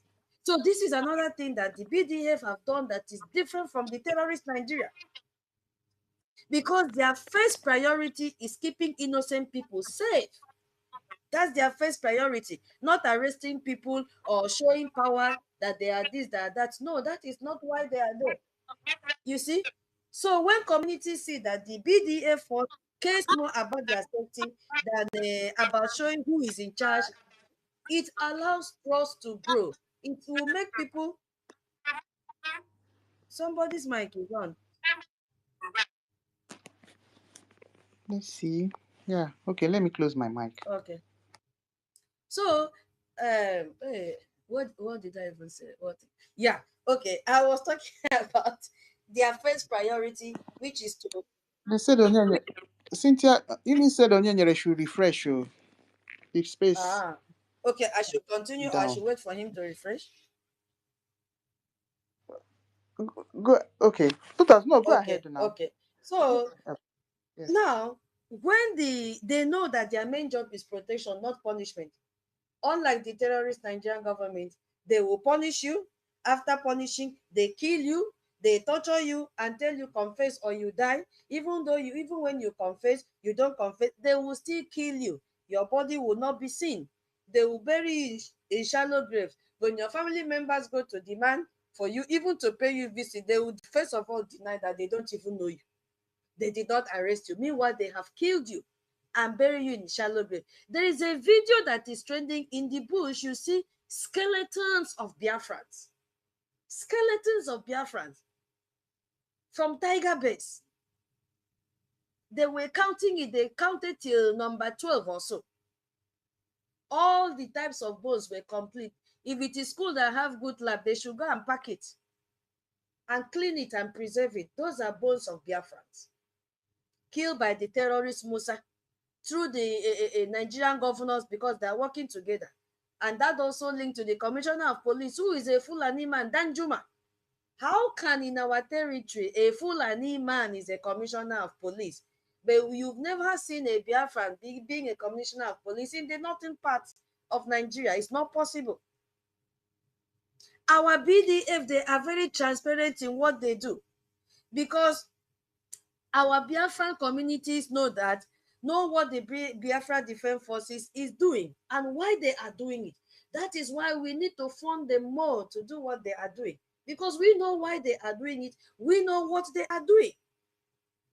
And why is to protect us from the hands of the Fulani terrorists in army uniform. So there is no secret operations that hurt innocent people. You can't find a BDF. They even give food to Yoruba people that they catch. They give them food. There's video with good meat. Give them bottled water that is even very expensive today. One just happened last week, 2 weeks ago. So they don't kill innocent people. They are targeting the terrorists. So everything is done in the open. They tell us, and they will tell you, don't be in this community. They share intelligence to Biafrans so that Biafrans will know when they are supposed to come out and when they are not supposed to come out. But Nigerian government, a terrorist will never tell you this one. They will come and burn you in your sleep. They will chop off your head. When they arrest you, they will torture you, kill you, cut your body parts and sell to their buyers. They can never give you any intelligence information to run away and protect yourself. But our BDF does that.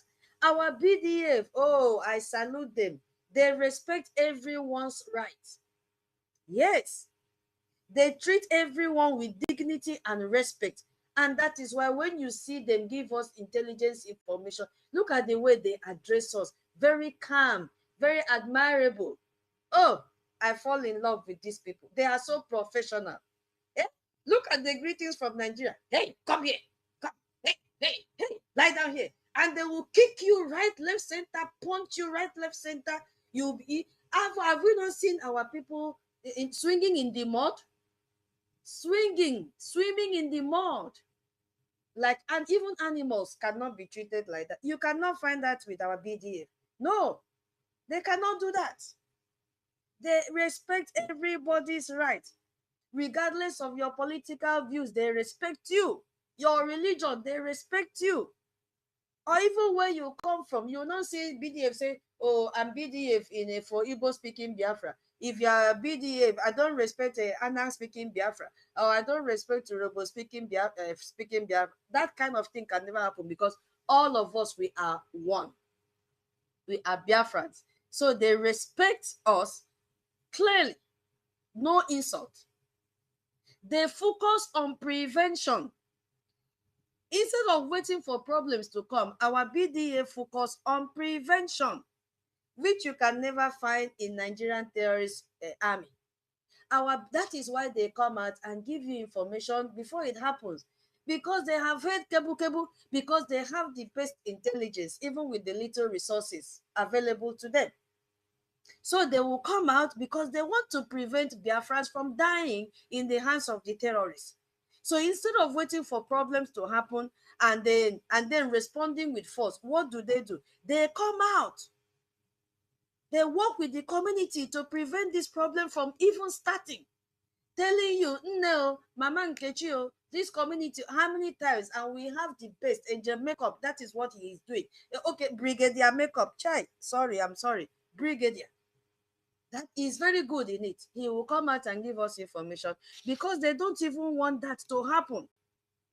You see? So now I want to be clear. You see? What are we supposed to do so that this BDF will continue to be outstanding in what they are doing? We need to fund them. We need to fund them. So the difference to me is very, very clear. And let me just give some example of what I mean by the difference in this approach, in this context. When there is security threats in Biafra land, some forces which are go in with heavy weapons, which are Nigerian terrorists. They will go in. Meanwhile, they're the ones that created the insecurity. They will go in because they just want to create a scene to use and kill Biafrans. And they, set up checkpoints, pole to pole, pole to pole, pole to pole. When they do that, they make life difficult for everyone. Hey, they treat everyone like suspects. They treat everyone like suspects and create fear. Even when in fact, they don't even solve any problem. They make it worse. That is what they do. And what will we remember them for? For fears only. But is that the case in our BDF? The answer is no.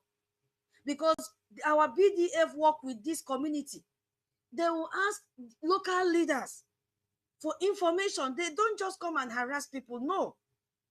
They involve elders in their finding solutions, because they protect innocent people while dealing with this threat. You will not see them blow out of proportion.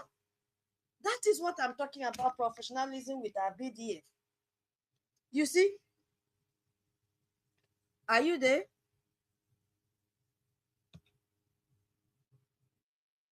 Yes, so we are here. Okay. Don't worry. I was random. I hope Onyenye has not gone to sleep. So when someone commits a crime, use a collective punishment, the Nigerian Fulani terrorists will punish the whole community. That is why when they come, they burn down all the houses that are found in that community. But our BDF does not do like that too. They act on the actual criminals. They don't give collective punishment to people, to Biafrans. They focus on the actual criminals. They don't punish innocent people for what others did. No, you can't find that with our BDF. So when there is misunderstanding, hey, Nigerian military will use intimidation. And force is their first option, because that is what Musa told them to do. But you cannot find that with our BDF. Our BDF try to dialogue first. They try to understand the root of the problem. They try to solve the problem peacefully. Yes. So this is why Musa, the terrorist statement about learning combat skill, is so revealing here. Because when citizens have to learn to fight because they cannot rely on protection, something is wrong somewhere with the security system of Nigeria. If a whole chief of defense staff will come out and tell you to go and learn karate, hey, just like Ngozi say, go and use whistle with whistle with AK-47 or AK-49. The same thing. You see, my people, that there is no difference between Musa and Ngozi. I tell you, there is no difference between Musa and Ngozi. Musa is telling Nigerians, because nothing concerns us, we have BDF. Musa is telling Nigerians, go and learn karate. That is karate. Hip, hip. You kick your leg. Hip, hip. And Ngozi is telling you, go and buy whistle. These people have marked Biafrans out for termination. There are no two ways about it. How can you match karate with A49? How can you match whistle with AK-49? I don't understand. You see, these people are one and the same people. Musa and Ngozi, they are the same people. That is what I'm saying here. And if I let me just forget about them, because to me, those people, they don't exist. But Biafra Defense Force exists because people need to feel safe. Biafrans need to feel safe. They exist because the traditional system has failed to earn the trust of the people. And that is the more reason we have to fund our BDF. Yes, we have to fund our BDF because they exist because community decided to take responsibility for their own protection. That is why all Biafrans agreed. And every day on Saturday, now Friday, Saturday, Sunday, any day you pick your town hall, you see Biafrans will turn up. Our normal statutory Saturday fundraising, we are there. Sunday town hall again, we are there. Because we know that we have to take responsibility for our protection. Yes, and the result speaks for themselves. Because in areas where you have the BDF operating, people feel safe. A very good testimony from the daddy of our brother Nono. This is a real life story.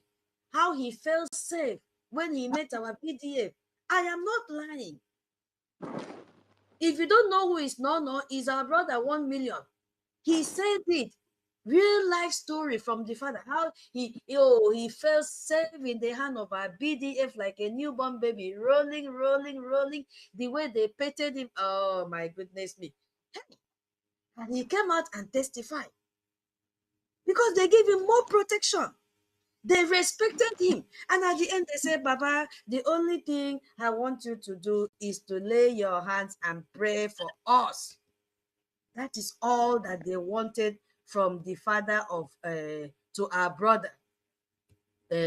No. Hey, Madam Key, now you give her this name, and I love the name. Madam Key. Auntie Tutos. You are Good afternoon. That is if you are saying this thing, that was the only thing I was like asking my dad. I wanted to know, I wanted to be sure of the people he met. When he told me that the only thing that they requested from him was prayer. I say yes, that is our Biafran Defense Forces, you know. So, but if it was the Nigerian terrorists themselves, we all know now, money, even this time around, money is not enough. They would want to take, they would like to take the life of that person. So thank you very much. Sorry for interrupting you. Okay. Yeah, thank you, No. You know, your daddy is a living, in fact, his name has entered the book of Biafra. Because whenever we are going to talk about the testimony, real life test, this one is not from Musa's mouth. This one is not from Sheun, the terrorist mouth. This is from our father Biafran, telling the world how he felt safe in the hands of our BDF. So, my people, security is not about fear. Real security is about feeling safe, being protected and respected in your own community. That is what BDF has outstanding for. You cannot compare our professional BDF to this town, to this terrorist Musa. Even say, look at Musa when he comes out from and staying in front of camera. Do you see how dirty he looks? Because these people use cow urine to bath. They use cow urine to wash their brain. See how disgusting he looks. Frustration has covered him from head to toe. He is failing. That is why he's coming to social media again to give coded word and message to his people. But he forgot. They didn't tell him the truth, that they couldn't succeed in the second coup. They couldn't succeed and they will never succeed. So every community deserves security forces that they can trust. And that is why Biafran territory have BDF, because they can trust BDF. because BDF also trust them. They need a force that will respect their rights. That is what BDF is doing. And they need a force that will put their protection first. That is the priority for BDF. Yes. And we are so proud of them. So the fact that Musa is telling Nigeria, I will not forget, to learn combat skill should be a wake-up call to those that call themselves Nigeria, those that are still shouting Obi, Obi, Obi, Obi. If the chief of defense staff can tell you, go and learn karate, hey, it's a wake-up call. It should make us to ask this question: why should ordinary citizens have to learn to fight? Why? Why can't they rely on protection? God forbid, we have our own BDF, so we are not fighting. Our fight is to bring a Gemma and a J. That is our fight now. Because we have good personnel forces that can handle these terrorists for us. So if you are a Biafran and you've not been contributing, I don't know what you are waiting for. I don't know what you are waiting for. Why are you doing Utwe? Why are you doing Ojo? I beg, how do you call it in Igbo Biafra? This one you contribute weekly, and then you pay at the end every week. Osusu. Why are you? You want to go to those of us in the old Akwa Ibom? There is what they do every week. I'm telling you what they do. They will do Osusu because they have plans. They must do Osusu every week. It's just you must not miss the Osusu, and they collect this Osusu on every Sunday. Why can't you do Osusu? Why can't you Kobutime? Why can't you do what is it called? Ojo for Yoruba. Why can't you do it for Biafra every week? But you are doing Osusu because you want to build a house. You are doing Osusu because you want to increase the stock in your shop. Where is the security that you stay and do all that? Where is it? If you don't bring money to fund our BDF with all these traits that have been able to, put down, how do you think your shop that you're doing Osusu for will still be there for you to sell the market? We are not saying close down your market, but begin now to divide it into 4 portions. You will eat, we know. You will pay your rent, we know. You have to stock your market, we know. Where is the other quarter? Bring it. Locate your admin wherever hey, this thing is knocking on everybody's door. It is knocking. Look at now, Musa said, go and learn karate. Those of you that are Nigerian, because we don't have problem with that, you can learn. The same thing, Ngozi is telling her followers, go and buy whistle. The same language like Musa. How will you use whistle and AK-49? How will you use karate with AK-49? When we have authenticated professional BDF waiting for you. We even have reserve. You can see what they are doing. They are dealing with terrorists from Musa. That is where Musa came out to cry. How long will you wait? Because if there is funding, what is Tiger Base? Tiger Base is a police station. Our people can go there and deal with them, but they can't go with empty hands. If you want it to end, bring your Eje and your Ejema. We have able men to do the fight for us, because that is what we have. Musa is telling Nigerians to fight for themselves. Our fight, as I said before, is with Eje and Ejema. Our Eje and Ejema will do the fighting for us. Thank you so much, the host, for giving me this opportunity. Thank you, co-host. Thank you, Madam Ki, for this opportunity you've given to me. I've taken a lot of time. I will yield my mic here until opportunity comes my way again. Ndewo. Ndewo, Sister Biafra. Hey, I have one question. I have one question. I want to ask one question. I will soon ask you one question. I think you are still. I have one question. Answer me. Oh yeah. Yes. Oh yeah. You have to tell us the truth. Don't lie. How did you feel the first day that you did not record this space and you had to shut down? Tell us the truth. Well, Actually, I feel disappointed. I was asking myself, why couldn't I get it done at that first time? I now concluded that the second time that mistake will never happen again. And that is why the second time I get it right. Have I answered your question? Very good. Very good. You answered correctly. Because why? We all learn from mistake. We learn mistake is the best teacher. Failure is the best teacher. If you don't fail, you cannot solve. The problem is when you fail, go back and look at what you did that made you to fail. That's it.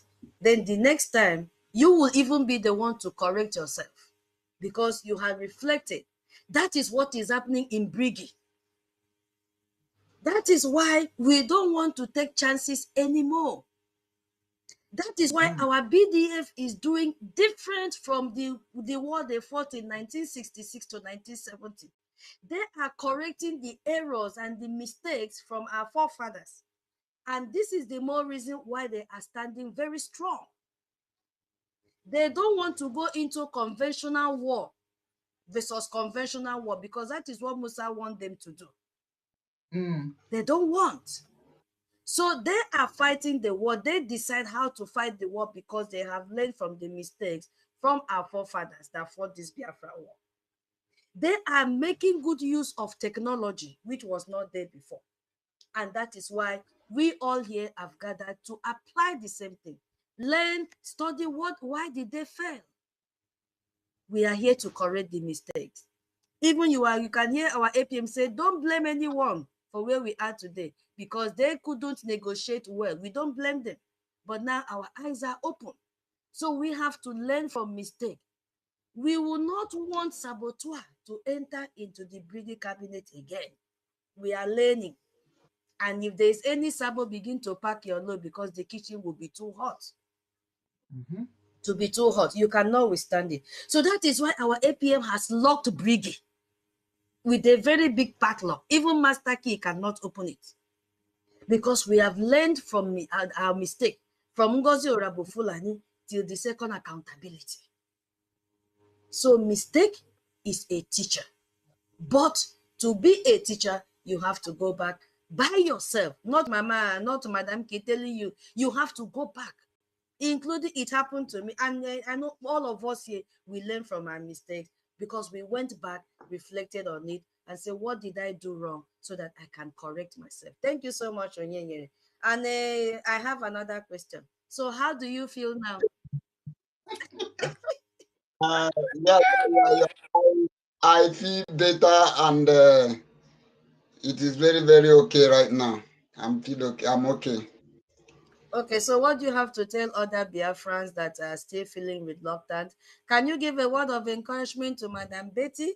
Because Madam Betty told you she will be hosting space, and I screenshotted everything step by step.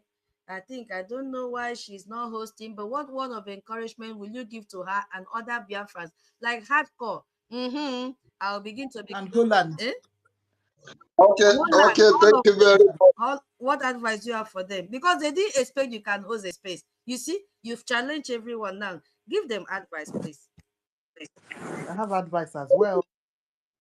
Okay, thank you very much. I want to use this opportunity to advise to those who may care to listen because Like the Holland. advice is not meant for everybody. And Young Money. Yes. One of the advices I want to tell you in this life is that never you see anything as something that is impossible. Understand? I did not start it today. I did not actually start it today. When I started it is when during the time I want to get married. I was planning for my traditional wedding. There is this friend who came across me, was telling me, did I really know what I am getting into? He wants to discourage me. He wants to put fears into me. He wants to make me to panic. Hey, so you won't marry? He said? Yes, now, to put fear of marriage inside you. To put fear of marriage, he was asking me, Are you capable of taking care of wife, woman? Do you know that you want to marry? In a little while, children will start coming. Do you know how much it costs to buy pampers? Do you know this? Do you know that? Do you know? As a matter of fact, I went that night. I was very, very silent. I was thinking about what this guy was. I almost got demoralized. But along the line, when I was thinking it, there is this spirit that comes into me and asks me, this guy that is discouraging you is living with a woman. Though he has not married the woman, but yet he is living with a woman. Why would you allow him to discourage you? When that thought came into me, I hold myself. And that is why I went through the journey. I did my traditional wedding single-handedly. I did my wedding single-handedly. And God see me through. I don't know how I did it. I don't know how I did it.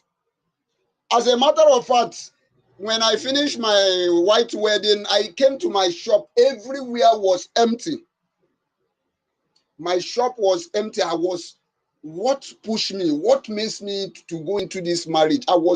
In fact, I was not even happy about the marriage again. But yet, I still have that word that told me that he who findeth a wife findeth a good thing and shall obtain favor. When that word is coming to me, I pick courage. My dear fellow Biafrans, the young ones who are here, who may be afraid to go into one thing that you are dreaming, do not look at your pockets. How God revived me, I cannot explain how. As a matter of fact, what I have never achieved when I was young, when I was single, it was when I got married I achieved them all. So in essence, my advice to anybody who is listening to me, do not see anything as if this thing is impossible. I have not hosted a space, but it comes a time, you just come to my memory and ask me, why can't you do this? You know you can do this. Give it a trial. That is how I kick, and I started it that day. So I just want to tell every Biafran that you can do it. It's not even difficult. It's as easy as ABCD. Thank you very much. But I just want to conclude this one before I will give a little submission based on what our Sister Tutor said. Sister Tutor, are you okay before I can give submission to what you said? Please, I want to say something before I forget my own. Okay. This thing that we just spoke now, yeah? This motivational speech that Tutors and one just spoke to us now.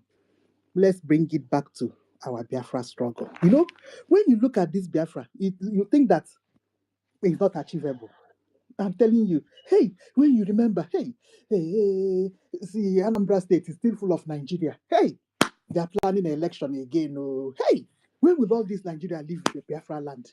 Bah. I don't even want to be remembering all those. Hey, see, when will there not be any more First Bank of Nigeria in Enugu State? When will 82 division go down? Where will this one? Where will the airport? Where all these things, including all these vice governors? I don't want us to be remembering all those nonsense that still fool the Biafra land. It is achievable. I'm telling you, people. One Nigerian is they'll be taunting us that we are delusional about this Biafra, that Biafra will not come. But they don't even know that we have achieved already 80% of it. You want to go?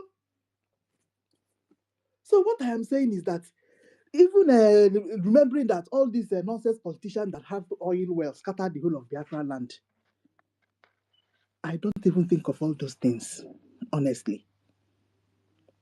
Because those things are already situated in our territory.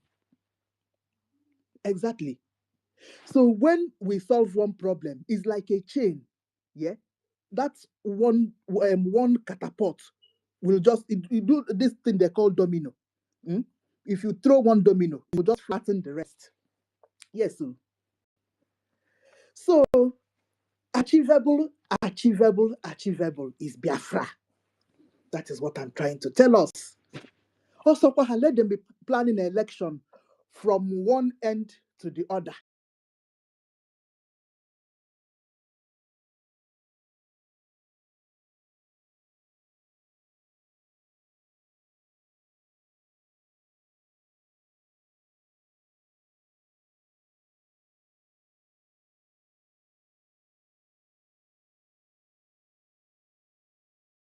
That we feel that we have anxiety over. You feel that it's not going to be within reach. It is within reach when you put your mind to it and do the right thing. Do it legal wise. You wanna go?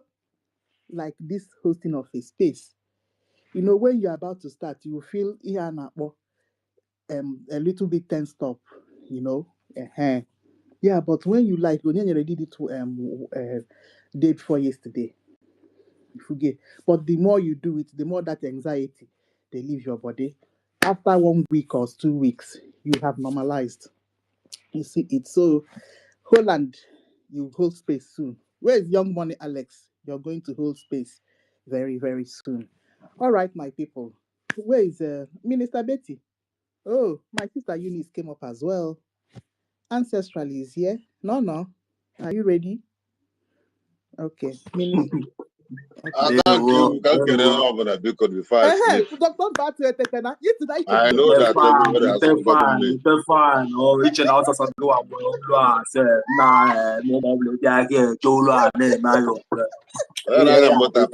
Mota before Davia. Back here.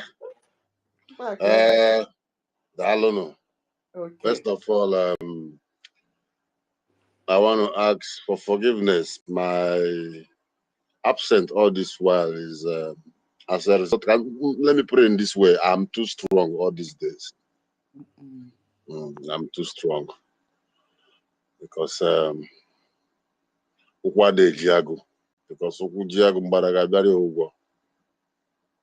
but I thank God for the strength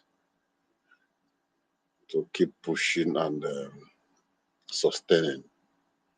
Though I do try my best to see if I can come in, but because of just like now, if I didn't open up, maybe trying to be civil, or sometimes he disagree to agree. If I was queuing up to be civil or raising my hand, I believe maybe I might have slept off. Or slept off. So I want to sincerely apologize to my people, please. My absence is not for any other reason but the nation. Something that you and I know that a life is like a vehicle you're driving. Once in a while, maybe the vehicle will require change of oil and all the rest. You have no other thing than to do the right thing.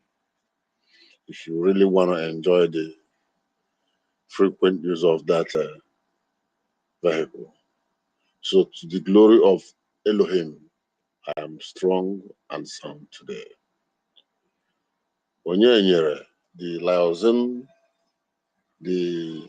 I have one question. The most stubborn student in the classroom has become a teacher. You know, there will be peace in that school. That's the Imagine Rage and Fury hosting space. Everywhere we come, nobody will take it from there. Thank you, my brother. You've done. It's a challenge. Me, I will also try my best, to come up one of these days, because when we do this, we help our sisters to also attend to the necessary thing they need to do at home, even in the other room. Understand? So, greetings. Thank you.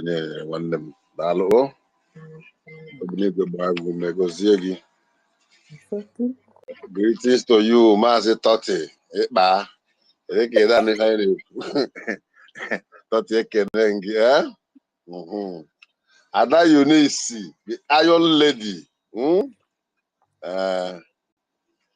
Today, come on na school my Yoruba self because I want your man for the Korobichi. Where debe Yoruba, and now go cut here can wear man I got this. So why are I so Yoruba because ne de Yoruba? Agumai dalo Ada Eunice. It is not easy, but definitely it's gonna be easy because Abiyama is with us. What did he say? That he that is with God is with majority. I don't want to go far. Ancestral Ekenengi, Beno, Ekenengi, Nikolov, Ekenengi, Biafra, Freedom, Veteran, Senator Eno Ekenengi, BMO, Dadio, the most respected old citizen. The veteran with a golden heart. Original veteran. One day, man, veteran. When veteran, Nkukahana, Batania, na camp, Bana, no war. Nkukahana, Batan, Fodo, Sosa, Bukahana, Bacha, or go with Vision over a veteran.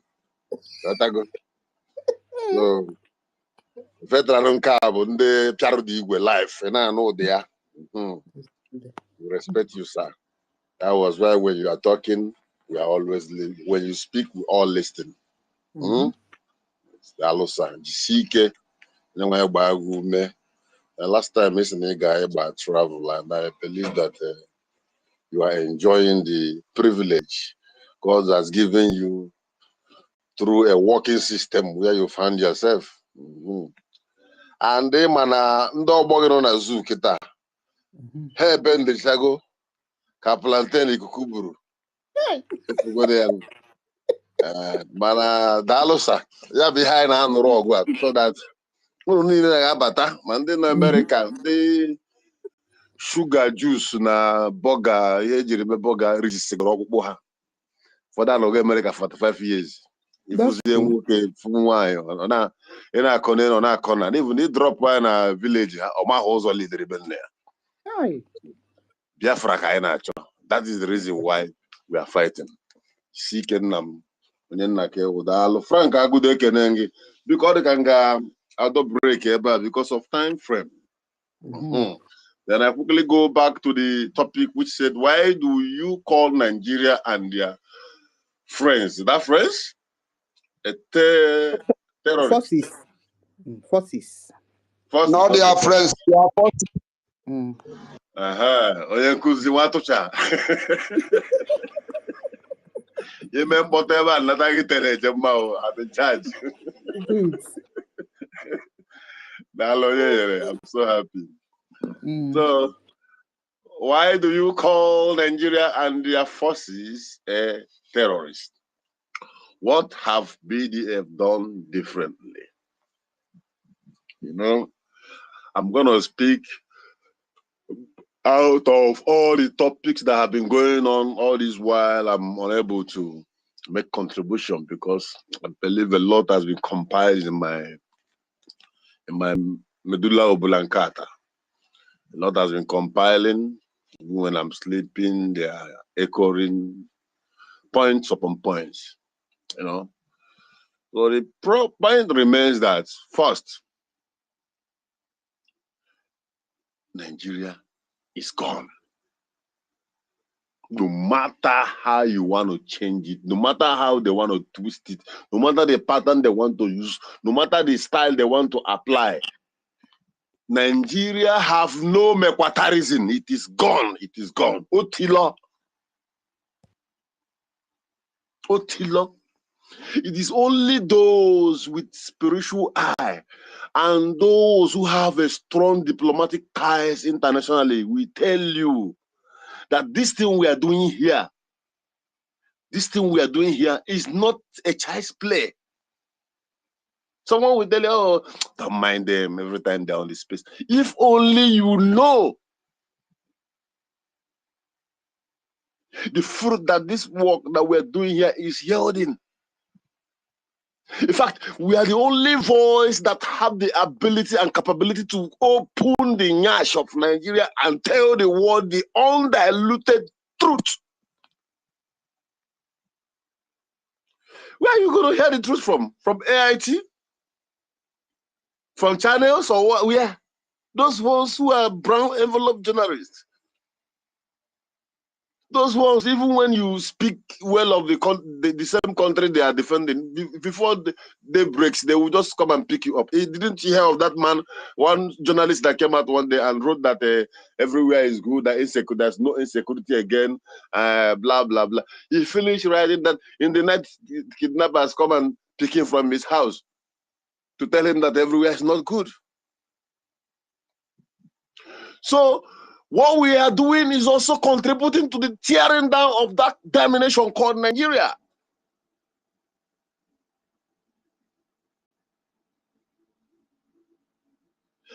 A country that foreigners, as in foreigners, who came with cows in the name of herdsmen, now decides the fate of government. He never heard anywhere in the world. Even in that country where you are as you're listening, where you're domiciled as you're listening to me, even with the residential permit they gave you, there is a level of statement or even a movement you can make. You will see yourself on the next flight going home.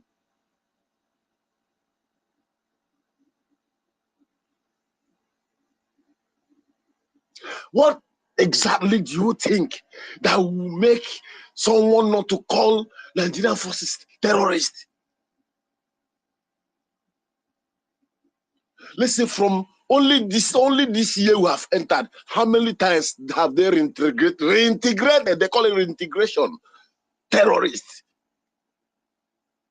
As in, a country will arrest, police will arrest terrorists, the army will go and suffer in the Zambeza forest, fight with terrorists, capture the ones that surrendered, hand them over to the appropriate authorities, and the authorities will hand them over to the prison yard to be kept for persecution to be carried out. After some months, they will align them out, put them in white clothes, set up a canopy. If first bring a live band, cook for them, entertain them, and tell you that they have repented, they will now recruit them back into the military. You, as a soldier who fought to capture those people in the desert, in Zambeza forest, you will now see the same people that you were fighting with, wearing the same uniform and carrying the same gun with you.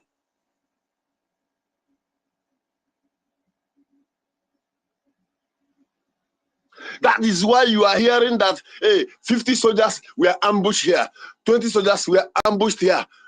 That is because they have been infiltrated. Now, they don't even have enough people to fight for them again, because even those who have understood the system of the armed forces are resigning. The ones who have gotten the intelligence of what is going on, nobody wants to join the forces again because they are terrorists.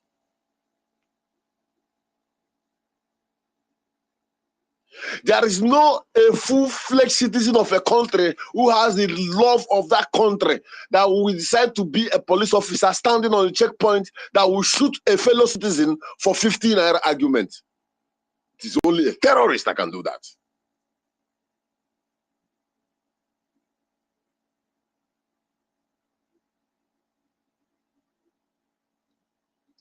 Gone are the days that you will hear, maybe you hear a gunshot, they say that there's armed robbery going on here, and next you will see police vehicle and some more people will say, oh, thank you, police is coming. No, gone are those days.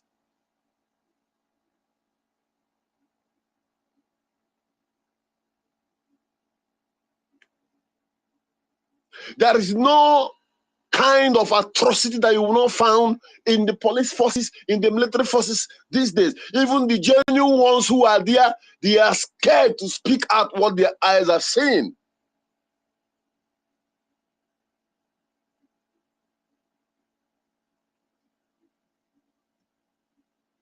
The system and the forces is so rotten to the extent that even when you try to be a good police officer or a good military officer, those around you will kill you immediately.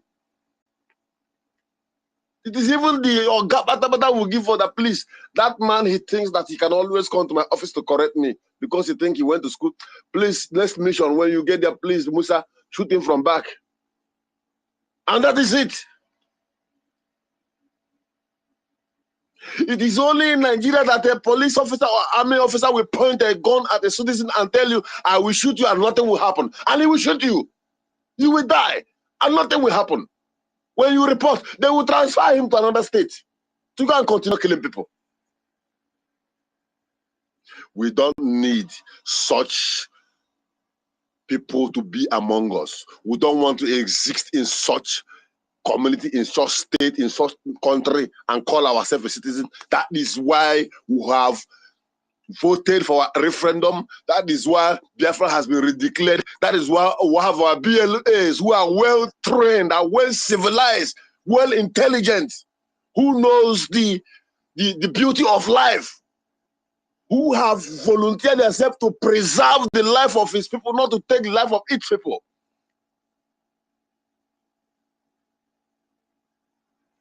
That is why you see them putting their life on the wage, on the war in Okigwe for how many weeks, which God has given them victory today. The zoo has scampered.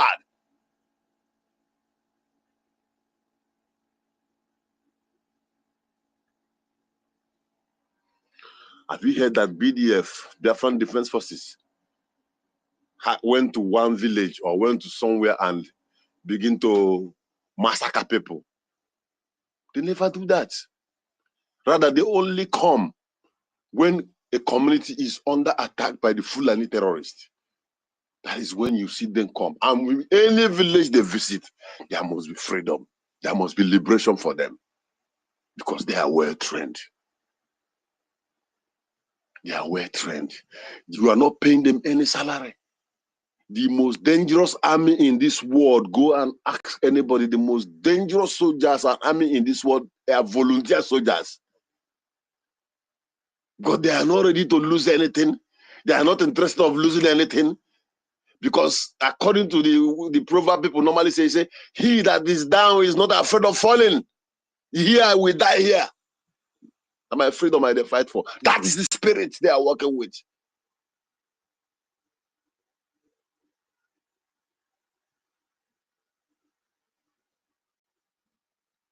Therefore, what do we owe them? Just a little support. Just pinch a little thing from your pocket every weekend. You go to the right sources and donate. Do not give your money to any accountability group or any USB charger. It is only Biafra Republic government in exile. If you have heard Gentle saying it, that it is only through this source that we know. If you hear the Butuzo saying it, that it is only these true sources that we know.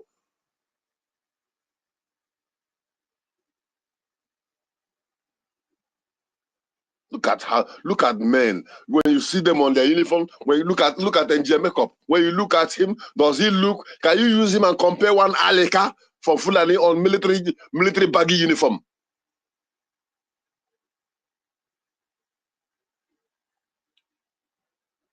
Because they are well trained. Because they know their boundaries. They know what is the call for duty. They know what is the defense for motherland. And that is what they are standing in for. And that is what they are doing diligently and dedicatedly. You cannot compare them with the zoo.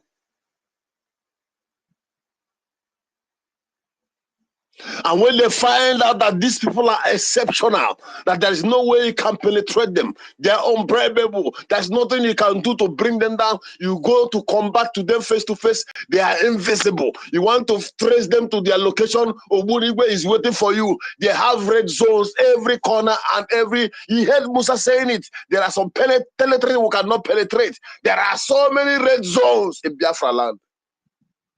And you know what is red zone? Red zone, cross and lie. And those red zones are the territory that we have already captured. And someone is asking, what are they doing? You can never see it, but our PM said that whether you like it or not, we are going to drag you into Biafra.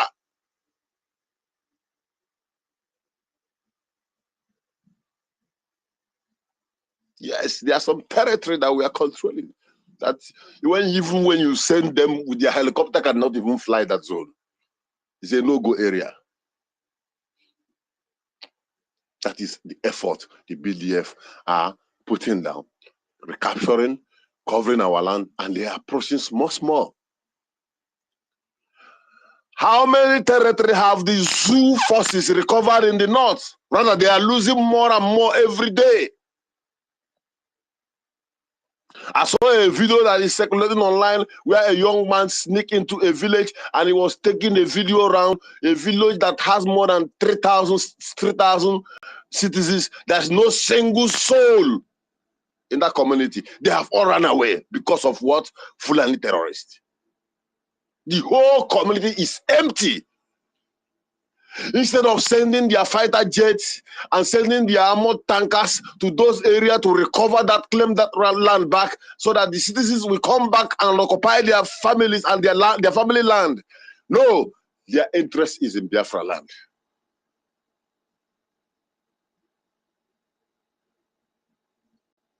Instead of finding a way to release those people from IDP camps so that they can go back to the home by capturing and destroying and killing all the terrorists like Ibrahim Terro is doing and defending his people and restoring hope for his people. Instead of doing that, no. Their target is to fly around the buildings and the homes of innocent people in Biafra land and shedding their life bullets from the air. You know the most painful one? They will go to confront the Biafran Liberation Army. As a man you are, you have come. Then after the BLA has dealt with them, instead of them to quietly go home with their shame and maybe regroup, with that anger, with that losses they have gotten that day, they will just move to the nearest village and begin to waste innocent life. Whereas in the north, they are losing their home. But Biafra, you know, you must not be surprised, because it is a prophecy that is coming to fulfillment by our only prophet that is alive. The only man who have seen tomorrow, the only man who have seen 100 years to come. Mazi Nnamdi Okuchukwu. And in his word he said, we are going to drag them to our land. They will kill us. We will kill them. By the time the remaining of them that will come back, they are here fighting us, their backyard in the north will be open and terrorists will take over their land. By the time we are done with them, the remaining one will have no home to go back to. Is it not happening today? Many of those soldiers who have come to fight in Biafra land, to fight against our freedom, they can't go to their village today. Some of them, their journey ends in Abuja, in Lagos, in Ilorin, and all the rest. They can't boldly go back to their home because they left to defend their land and came to fight the ancient people of God.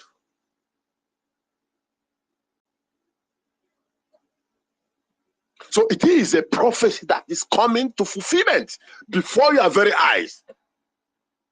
This one is not that the one your pastor will tell you and from January to December. This year is your year. And at the end of the day, by next year, they will tell you that that year is your year. It's live.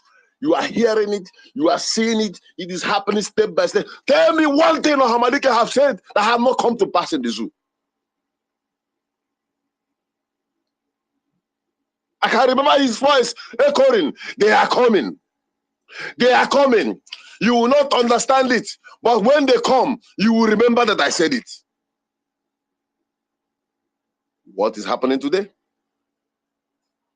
Fulani has that circulated themselves in different forests in the west, in the south, in every part of Nigeria. They are running their show frequently. Their brothers who have already entered the military and police to repented Boko Haram, they are now the one, covering them up, supplying their arms. Every checkpoint you pass, the next place there is a kidnapping going on, and nobody is going after anybody. And just like that, this is how they're operating, making their money from the blood and suffering of the citizens. And the government is quiet, busy, borrowing money, looting money, sharing and buying houses abroad, enjoying themselves. Everywhere is messed up. No electricity, no good, no social amenities, no health, nothing. And you tell me that this country is a place a human being is supposed to live. That is why Hamalike called them zoo.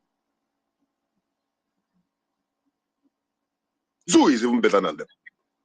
Because I remember that novel we read that time, Animal Farm. Sometimes if I hear someone call it zoo, I remember that Animal Farm. I would say, but animals in the farms, I think they are well coordinated because everyone knows his boundary.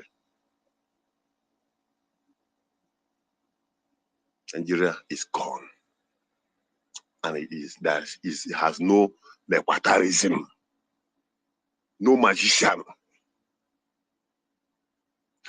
Those who are supposed to give them good advice, those who are supposed to open their eyes, the pipe, the straw in their mouth, which they are using to suck crude oil, if they give a breathing space, at least to breathe more to speak to them, they will lose profit. So they are busy drinking crude oil. In other words, stable manner. Don't need to talk when you're eating. Then the marauders who are their hand tools, they have started using from the day that zoo was created. That marauders, their own target now is to dip their Quran in the ocean, where they are telling you that Nigeria is the promise that Allah has given to them. Anana ka chin Allah nyere onye ugwu jike tụrụ asa amụ.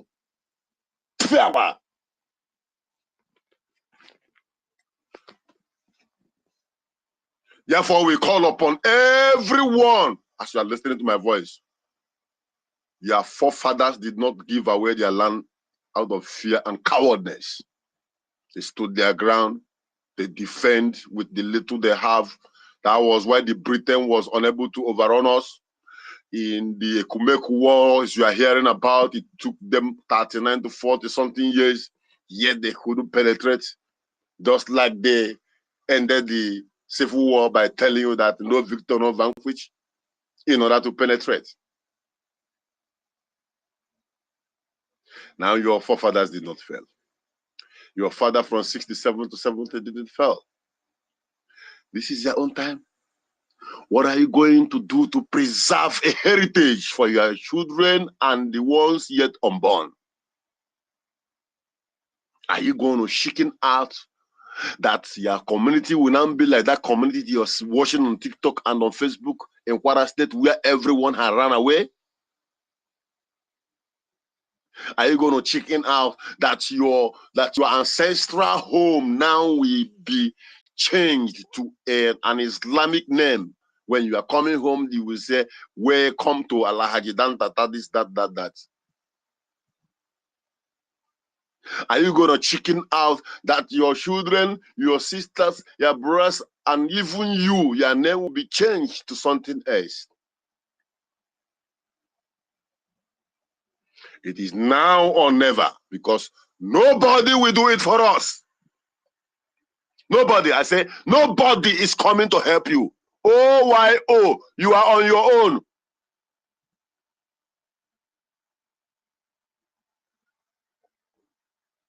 The stubborn spirit in our people has cost them a lot, yet they refuse to learn. They refuse to learn anything.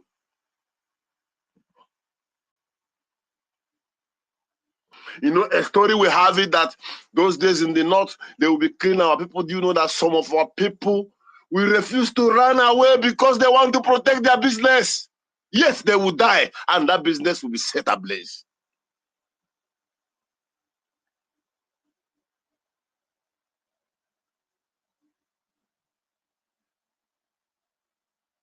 There is war going on.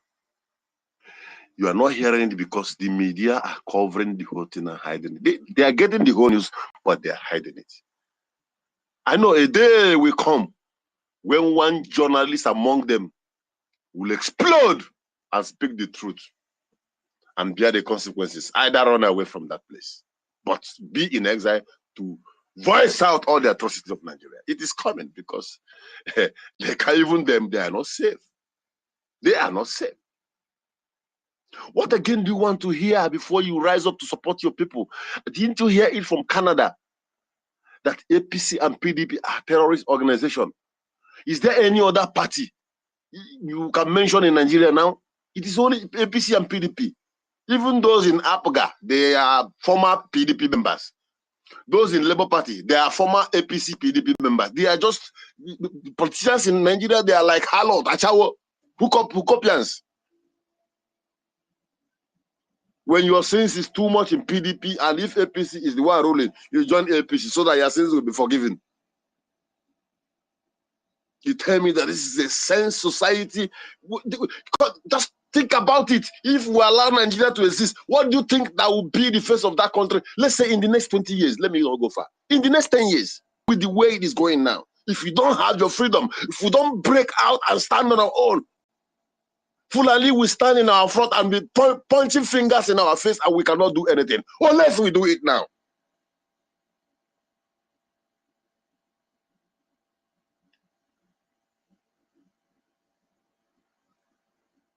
With the strength in my voice, I want to tell you, brothers and sisters, our freedom is in our hands. And freedom is not like going to the supermarket to buy something, to purchase groceries. Freedom is very expensive and it is costly.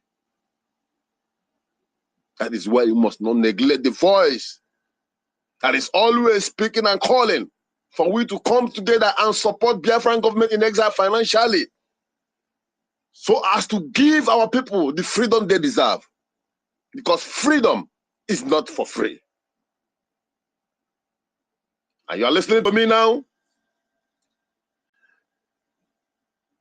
A full-grown man or a woman telling you that I don't know how to dig, know it very well that there is manipulation in the mind of such person. In Igbo, okorobịa amaghị egwu ana aghụghọ dị ya. In other words, if you are hearing me and you say you don't want to hear, you don't want to cope, you don't want to join, you don't want to listen to the voice of reasoning, mara that agbasịa also I ga-agụ mile. It is only your first name on the computer. Piam! All your contribution will appear. Ah, okay, yeah. I forgive you. Enter first class citizen, second class citizen, third class citizen. I was saying, you get so nande barogane burubi bu man jesi eben neje pota. Oh, game mazikwe. So kwarande okadagane buna miyari. Oh, anywhere you want to place, you place yourself. Oye nuru ya karawanya. Because I cannot come and farm and cultivate finish. Then during the time of harvest, you that refuse to join the struggle to farm will now come and position your stomach. I will puncture it. Oh. That is not act of wickedness.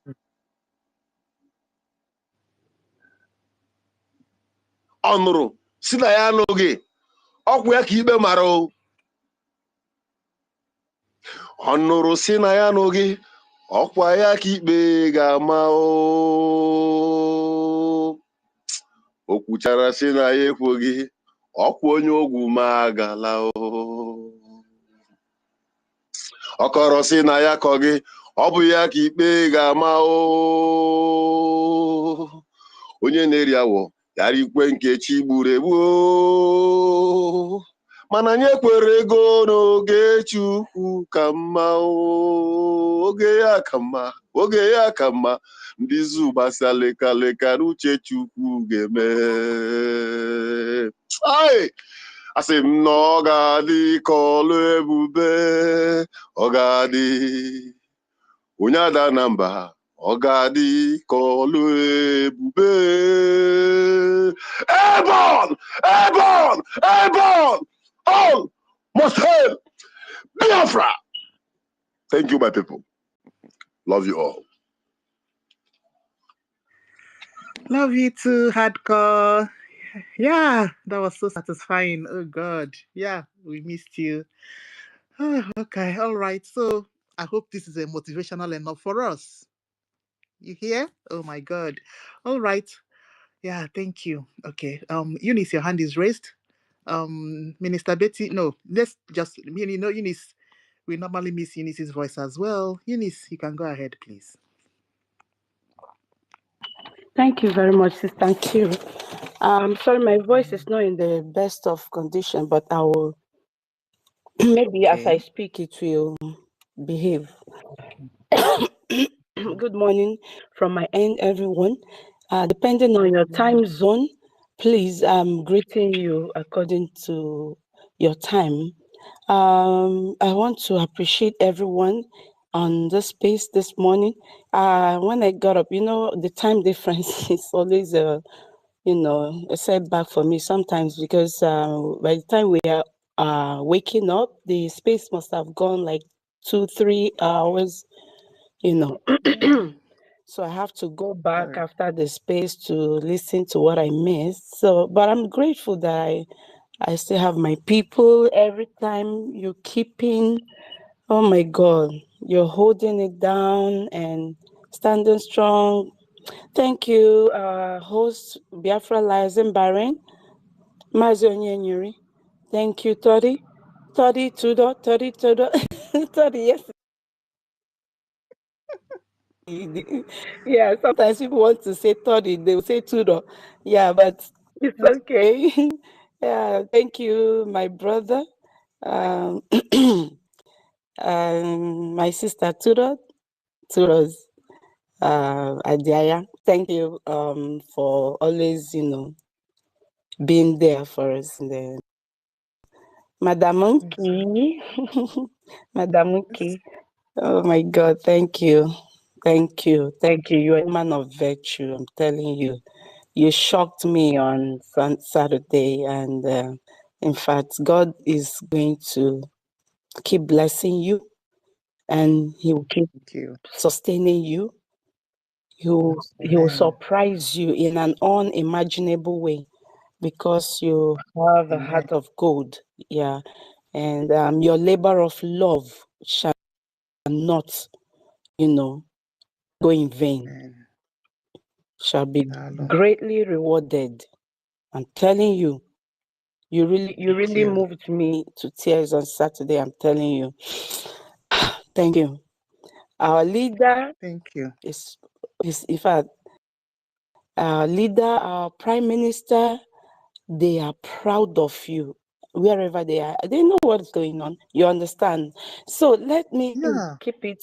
Let me keep it short. Oh, Mommy Betty, I'm so sorry. Forgive my manners.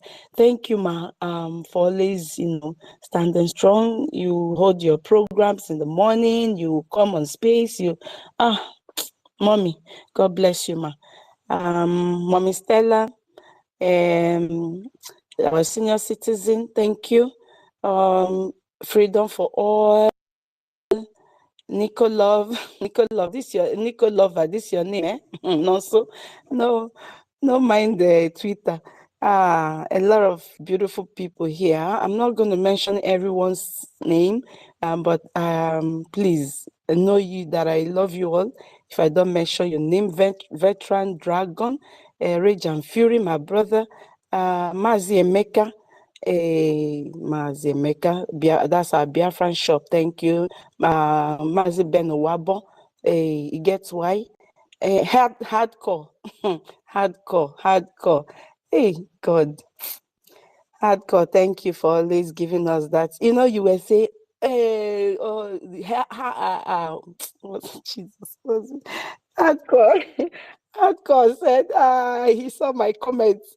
He was reading the Yoruba that I wrote. He didn't know that. I thought he was asking, does Sister Eunice speak your Yoruba or write Yoruba? My brother. I want to say, open my you thought you go no now. So I greet you all very much, very well, and I love you all. Yeah, so my brother hardcore. I grew up in Ibadan. Yeah, I schooled in Ibadan, both primary and secondary. And I did write Yoruba. I had A1 in Yoruba. So I'm Powe in Yoruba. So but me only for what see júwèé bàbá mi torí ọmọ Igbo ni mí.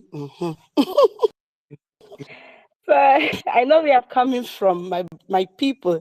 So one Afonja was disrespecting our Brigadier General makeup, and I couldn't take it. I wanted to just leave him, but the thing pain me. I had to go back again to that. To that comment. Sometimes, I feel like just leaving some of them, and sometimes I can't stand it. So I had to go and give it to him the way he deserves. Someone that, the likes of Ngozi Orabu Fulani and her cohorts have given that impetus to disrespect our men. Sometimes you can't even blame these people, because the people we think they are fighting the same cause with us, they are giving them this, guts to disrespect our angels. It doesn't really go well with me. So I had to give it to him. I cursed his generation. So let's go back to our hey, Daddy BMO. My daddy. I thank you, sir. Thank you. I'm sorry, sir. How can I not say my greetings to Daddy BMO? Please, Daddy. I love you, sir. God bless you, sir. Please, there are beautiful names here, but please let me give other people a chance to say something. Yeah, so from our topic, why do you call Nigeria and their forces a terrorist? Or why do you call Nigeria and their force a terrorist? Yeah. I beg to toss this your topic. But I understand the topic, Sha. Yeah. And what has BDF done differently? This one is long. Exactly. But I will just cut it short. When we call Nigeria a terrorist country or a terrorist enclave, British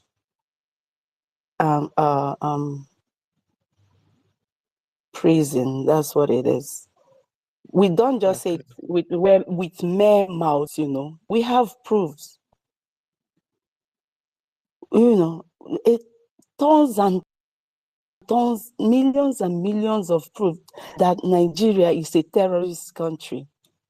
The Zoological Republic of Animal Kingdom, like my leader Mazi Nnamdi Kanu calls it, is a terrorist. In fact, if there is any other word that suits better than terrorist, that is what Nigeria is.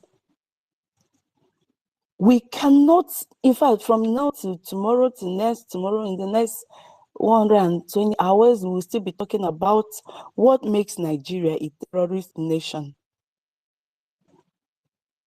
And the worst part of it is that they use their security apparatus, those in uniform, as these terrorists. I cannot, in fact, thanks to Canada for bringing it to light, to the world. All that we have been saying for the past years, our leader have said, and he made several broadcasts and calling the attention of the world, calling the attention of the United Nations, calling the attention of EU, every one of them, AU, telling them that Nigeria is a terrorist country. They never listened. And now it is left for us to fight, to get ourselves out of that enclave, so that we will remain as a people, because they want to exterminate every one of us. They want to carry out a total cleansing of our land and all that are within. When I saw this video last week. Was it last week? Yeah, just this concluded week. A video that a very dark man made. In fact, it was even my husband that brought my attention to it, because I don't watch all these content creators, celebrities any longer. I don't. I hardly go on Facebook to see what's going on. But sometimes you jump into that, or someone will call your attention to what is going on. And I saw a video VDM made. He said, now people, do you see how demonic and evil Dangote is? And I was like, what? Wow, this guy has got some guts. But it pains me that this young man, with his passion for Nigeria, he I don't know what adjective to use to qualify what he feels about Nigeria and what his wishes are for Nigeria. It pains me that people like that, they don't last. And I pray that that boy lasts, because Dangote is one of the major terrorists that has ever existed in that country. Sister Eunice, I even heard that Dangote have arrested that guy. When? Is it this morning? I don't know. I just listened to the content creator who is analyzing how Dangote was arrested this VVN. But I don't always pay attention to those content creators. I couldn't even listen to the end of that program. I just left. Oh, okay. Well, anything that happens to him, I pray he's safe, because people like that, they don't last. But he's channeling his energy in the wrong direction. If the likes of VDM would stand up and speak in one voice, or with one voice, and call for the disintegration of that country, with the amount of followership he has, in fact, is gonna, but we're not looking towards that, because they've been misled, thinking that people who are fighting for the disintegration of Nigeria are rebels. By the way, so I listened to that video where he called out Dangote. Then I listened again to a subsequent video he made, reading a rejoinder or whatever, a statement made by Dangote. What's his name? That sounds like a Chinese name. Managing his drivers, his truck drivers. Now, when I listened, I cried. Just to know that most of the people driving Dangote's trolleys, they are untrained. They don't have license. And this is to show you that this man knows exactly what he's doing. When we say that we have evidences of Nigeria being a terrorist country, I have personally, it's in fact, I have one that's to my bone. Like, I can't forget it for eternity, as long as I live on this planet Earth, because it gets to my bone marrow, and each time I remember this incident. One of my uncles, his wife, in fact, I stayed with them for some time in Lagos when I was done with my secondary school. And this, my uncle's wife, her younger sister, Mwaka, just December of 2013, I went home and I saw this girl. We had a very swell time. We chatted. She was pregnant at that time. She had a son who was about 2, almost going to 3, and this Nwaka was heavily pregnant. Oh my God, I can't forget this memory. This girl, she said, good to know ice cream, ice cream now. I said, oh, no problem. So we got ice cream. We we were good. We had good times. And I left. When I went back to where I was residing at that time, not up to 2 weeks thereafter, I heard this news of, in fact, my cousin called me and said, Eunice, Wahala, the worst has happened. I said, what happened? Said, did you hear any news about Dangote trailer? Hey. I said, yes. I said, what happened? He said, he actually is a guy, my cousin. You know, Waka, her husband, her son were in that luxurious bus. It was, is it GUO or Ifesina, one of these luxurious buses that travels from Lagos to the east during, like they do, I don't know if they still exist now, like ABC Transport. This luxurious had about almost 200 passengers. It carries that amount because they still do have like attachments in those buses. And Dangote trailer along Ore Road ran into, that was a fuel tanker, ran into their luxurious bus with other cars. They caught fire, and bystanders, people hawking, you know, those that sell banana, granite, peanuts, and all those stuff. People got burnt to ashes.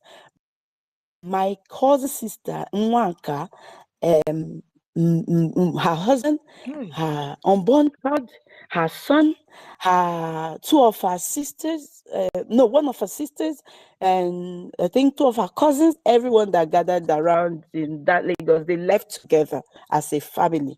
They all got burnt in that Ife Snachi or GU. I can't remember the exact one now. And all of them got burnt beyond recognition. When their burials were done, they were just buried, empty casket with plantain leaves and, wrappers were thrown into the casket. And it's still, in fact, when I remember the name Dangote, I feel pain. 2015, when I went home again, another incident of Dangote. I can't forget this. This was in K2 in Lagos. In K2. This Dangote killing of people happens I can't count the number of times. Even before I left that zoo in 2008, and I cannot count how many times Dangote tankers have killed people. I can't count because it is numerous. They are uncountable. Dangote trailer ran into people in the market, killed people. Lots and lots of people. On the same Ore Road, Dangote, I know a lot of people on this platform, they know about this thing I'm talking about. Exactly. How many times has Dangote, like, you can count, you cannot even count. Let me not say you can count. You can't count it. You can't count them. This is total cleansing that they are using this man to achieve. And some bears are sitting down watching, and they are just gallivanting, thinking that all is well, thinking that someday, sometime, everything will be fine, Nigeria will be good, and we live like UK, US, Canada, and everyone will now be in a paradise. No, it's gonna get worse. It's gonna get worse because it is a movement from the time of Uthman Danfodio. It is a plan orchestrated to wipe us out And when we say these things, some people, laugh at us as if we don't know what we are saying. Take a listen to the broadcast of Mazen Nnamdi Kanu and tell me, all you one Nigerianists, just take a listen to 1, 2, or 3 of our leaders' broadcasts and tell me which of his broadcasts, which of his, not prediction, they are not predictions, which of his prophecies that are yet to come to pass in that zoological republic of animal kingdom called Nigeria, a place you call your country. It pains me that some of our Biafrans, those we think they are our sisters and our brothers, they are misbehaving, giving these people a leeway, giving them that God to do whatever they do online and to it hurts my spirit. It hurts my spirit. Now, there's this man called Jovica.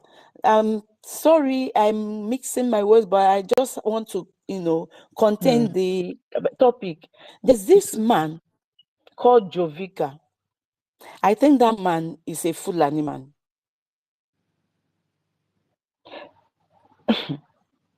I'm going to the second phase of the topic. What has our BDF done differently? Or what has our BDF done differently? There is this God-forsaken being that will not end well, that his life will remain miserable, that will suffer for the rest of his life, called Jovica, the fake reverend. He calls himself a reverend. He resides in the United States of America. He eats burger when he wants to eat. He eats fries whenever he wants to. He drinks beer whenever he wants to. This man has the effrontery to open up a channel to talk down on our angels. Jovica, it shall never be well with you. Life will treat you so unkind. Life will remain, in fact, oh God, when I see some of these people, I begin to wonder, why, God, why do you allow such people? So I saw this video, I think from Biafra Watchman TV. This Jovica was vomiting all sorts of rubbish against our general. And I'm like, are you serious? And he knew he was lying. He knew it, that he was lying through his teeth. Jovica, let me tell you something. Those men that you talk ill against, they are real men with balls. You are a disgrace to manhood. Jovica, go home and take care of your home. Go home and take care of your village people, because your village people are being killed every day in their numbers, and you sit your black ass down in the US and you're speaking against men that have risen, sacrificed their lives, sacrificed their families, sacrificed their joy, sacrificed everything that they need to enjoy life. They sacrifice everything just to make sure that they protect your villages, your villagers, your people. God will punish you, Jovica. Whereas for those are what I don't know, just bring a pin and punch that stupid stomach of his and see the disgusting things that will rush out of those intestines of his. Stupid man. Let one of our generals catch you. It's just good for you. Don't stay your ass down there in the US. Don't touch your legs. You're stinking dirty 2 left leg in that Biafra land. Don't you try it, because if you try it, it's even the land itself that will first of all deal with you. Our men will not even, our angels will not even touch you. It's the land that will speak against you. The land will speak against you. You will not know what happened to you. will ask, what happened to me? And the likes of you, Jovika, God will punish us, all of you, because our men, they have sacrificed the Lord. Our Biafra Liberation Army, people have come out to say, this is what these men have done in our land. If not for them, we would have, in fact, we will not be sitting here today talking about our liberation. No, because the Fulanis came to kill, to steal, and to destroy. You can see what they are still doing, but if not for our angels, it would have been much worse. It would have been worse than this. And I want to use this opportunity to thank them. God will bless you all. Our Liberation Army, our BNL, headed by Prince Will Chimezie, God will bless you all for not giving up, for not looking at the shenanigans of these Efulefus, so-called Biafrans, but their DNAs need to be checked.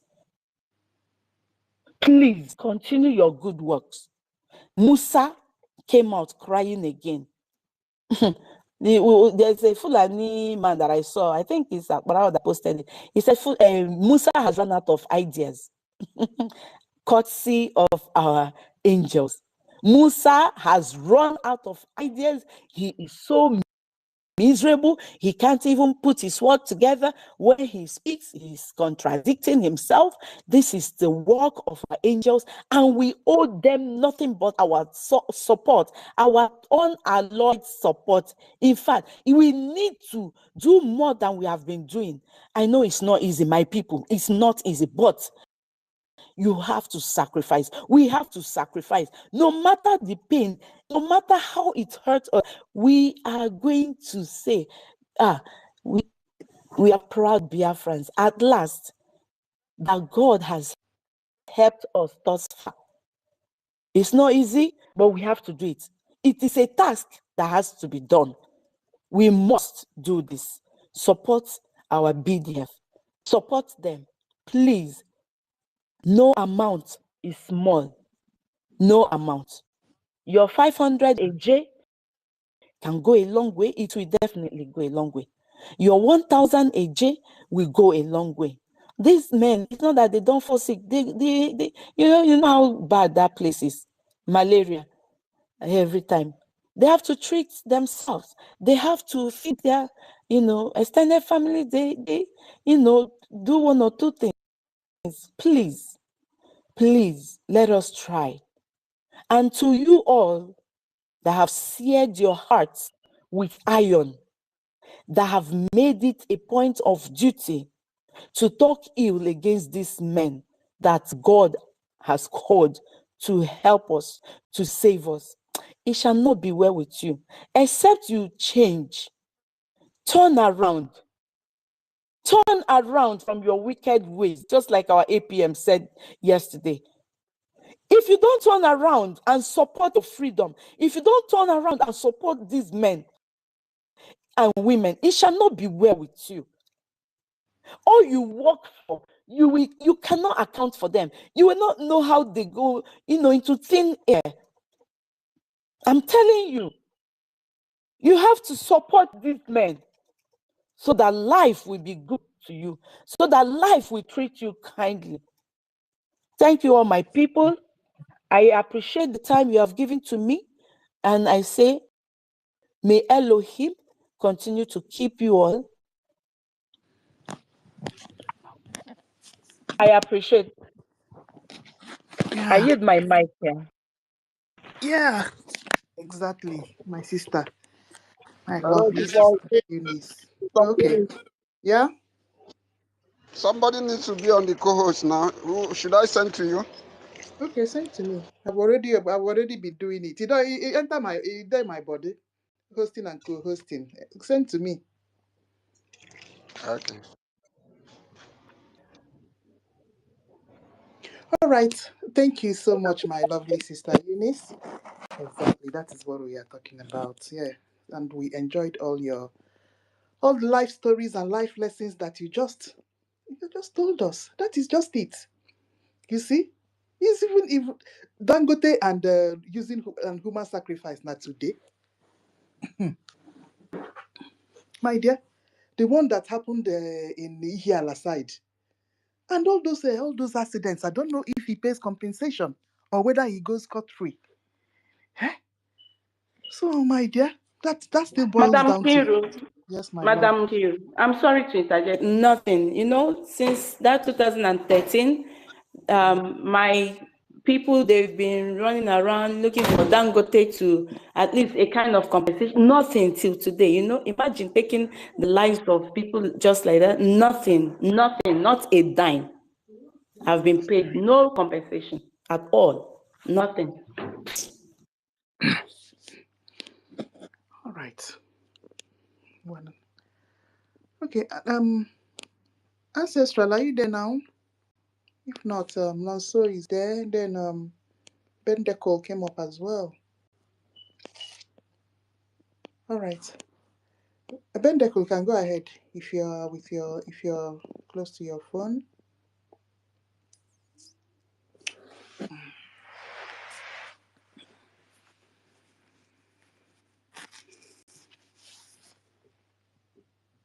Okay. Yeah. All right. Okay, so back to our topic. Yeah. Now, so when you're ready, you can raise your hand. You and Ben Decol. Okay. So our defense forces. Sometimes when we are talking, we don't always remember that we have many branches. Oh, Madam Stella. All right, Madam Stella. No. Oh, Ngwano. You can go ahead. Thank you. I salute you, Inky. Yes. I salute you. No, but you didn't answer me the way you answer information. That's Inky. information minister. Inky. Yeah. They've used you. They've used you to do program the other side. Hey, Hmm. hey. Hey, these people, they are jobless. So. This thing has entered. Their place has become, they are doing the job of DOS now, I'm telling you guys. And you can't tell me they don't know what they are doing. They know what they are doing. I mean, somebody will open a space and they're discussing Unki, and the other one will answer. That is, I was like, hey, is this your freedom fight? The freedom fight you're doing now is Unki, and people, you needed to hear them. This is serious. Hmm. In fact, I saw it. I said, this is a pure red flag. So it don't mean that these people really know what they were doing before. So the worst thing that will be happening to somebody is fighting. He said you are. It's just like when you're getting a genta. Again, fertilizer season. I know this is you know what I mean? I mean, you are working with somebody, but you didn't know the person is your enemy. That's the worst thing that will happen to anybody. God forbid, God forbid. These people used to be here and we laugh and we, care about each other. We discuss, we attack Musa, and this even them attacking Musa now, they can't even attack Musa. That's where I now know that something is wrong somewhere. I mean, they have question mark all over. They have red flags all over. Okay, so that's by the way. I salute you once more, Kiru. I salute you, Biafra Lizen. Eunice, how are you doing? And whenever I see you, I don't know, I'm encouraged in my heart somewhere. Maybe in my frontal lobe, on my left lobe. I'm doing great, my sister. Doing great, my senior citizen. We thank God. We thank God. Because all of us we fought this 2024 coup d'etat, you understand? And believing that we will soon rest. We didn't know 2025 was on the making already. I hope 2026 is not also on the making. We really need to really watch our shoulders, you know. So I appreciate everyone. I salute you, tutors. You have become my teacher. Salute you, Bernard. Bernard. Okay, salute you.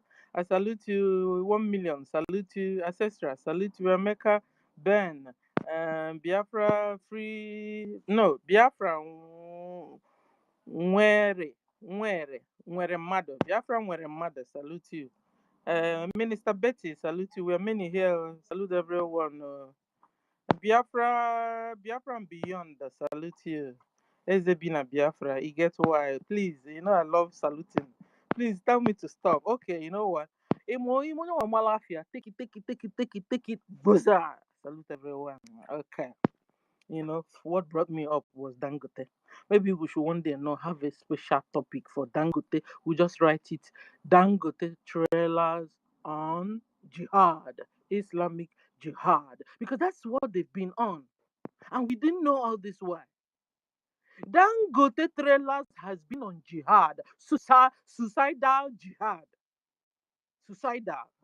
suicidal jihad. Biafrans, whenever you see Dangote, run for your dear life. They do it purposely, my dear. They will tell you fail break. He didn't fail break anything. How come he's failing? But it will never get the driver. They planned it. Whenever it happens, you see the driver on the run. Have you ever seen Dangote trailer that the driver died? No, because it was planned. Very highly planned. So Dangote trailer, Tuto, are you there? Check it out. Dangote trailer on Islamic jihad. It should be a full topic, my dear. That day we'll begin to narrate one after the other all our experiences, just like Eunice just narrated two. I have seen it too. Thank God. I don't know what happened though, but the site was so awful. So I left. Yeah, I went far, and before I know it, what happened was, boom! One day, Aku touch everywhere. Aku bala. This happened when I was young. I am 58. It happened when I was. These people have been killing us, my dear. Dangote trailer, in fact, Dangote, they established that company purposely for jihad. Have you ever seen them taking Dangote to court? Have you ever heard that Dangote paid so amount to victims? Dangote have been killing Biafrans till thy kingdom come. Dangote, they established that company, that section of the company, purposely to go always on suicidal jihad on their behalf. Dangote is supposed to be behind counters, ladies and gentlemen. For the death, I don't even know Dangote and Musa who have killed more. I don't even know Dangote and Hope who's a danger who have killed Biafra. And when Dangote is killing, he's killing like 200, 500 at the spot. It will go to the extent of burning houses. People that are asleep, they will burn houses, burn people inside. Yeah, Dangote, no wonder whenever you see him, he's a sadist because the evil men lives within them. When you see Dangote, he's like a monster. He's like a real devil. Broad day devil. Do you see? Have you ever seen Dangote laughing? Because they created that they created the personaggio. They created him just to be killing, just on jihad, suicidal jihad. So when he's looking at people, he will be like, these things don't even know why I'm here. These things, he is calling in his mind, Nigerians, these things don't even know why I'm set up. Is it because he's the brightest human being in Nigeria? Is it because he's the most intelligent? That he's in charge of food, he's in charge of oil, he's in charge of gas, he's in charge of salt, pasta, just name it, agriculture. Is it because he's the brightest? No, because he has sold his soul to the devil. And he has sworn and agreed with terrorist Islamic Nigeria government to always kill Nigerians anywhere, anytime. Whenever he's called upon, that's his duty.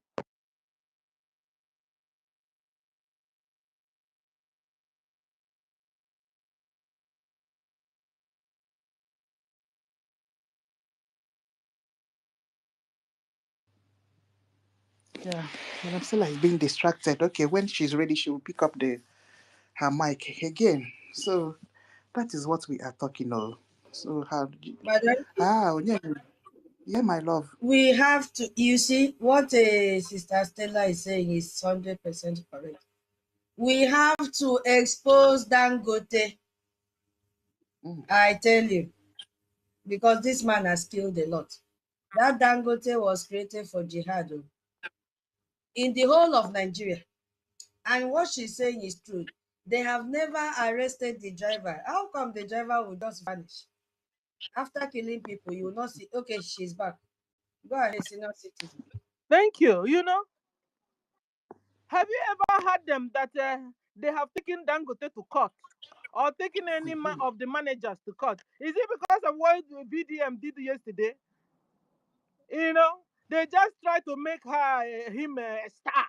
Tomorrow now, the whole party will now, maybe VDM will create Follow Me party. And the APC and PDP and every other party in Nigeria will now begin to go to Follow Me party. And then before you know it, they will now make VDM president. And you think it's normal?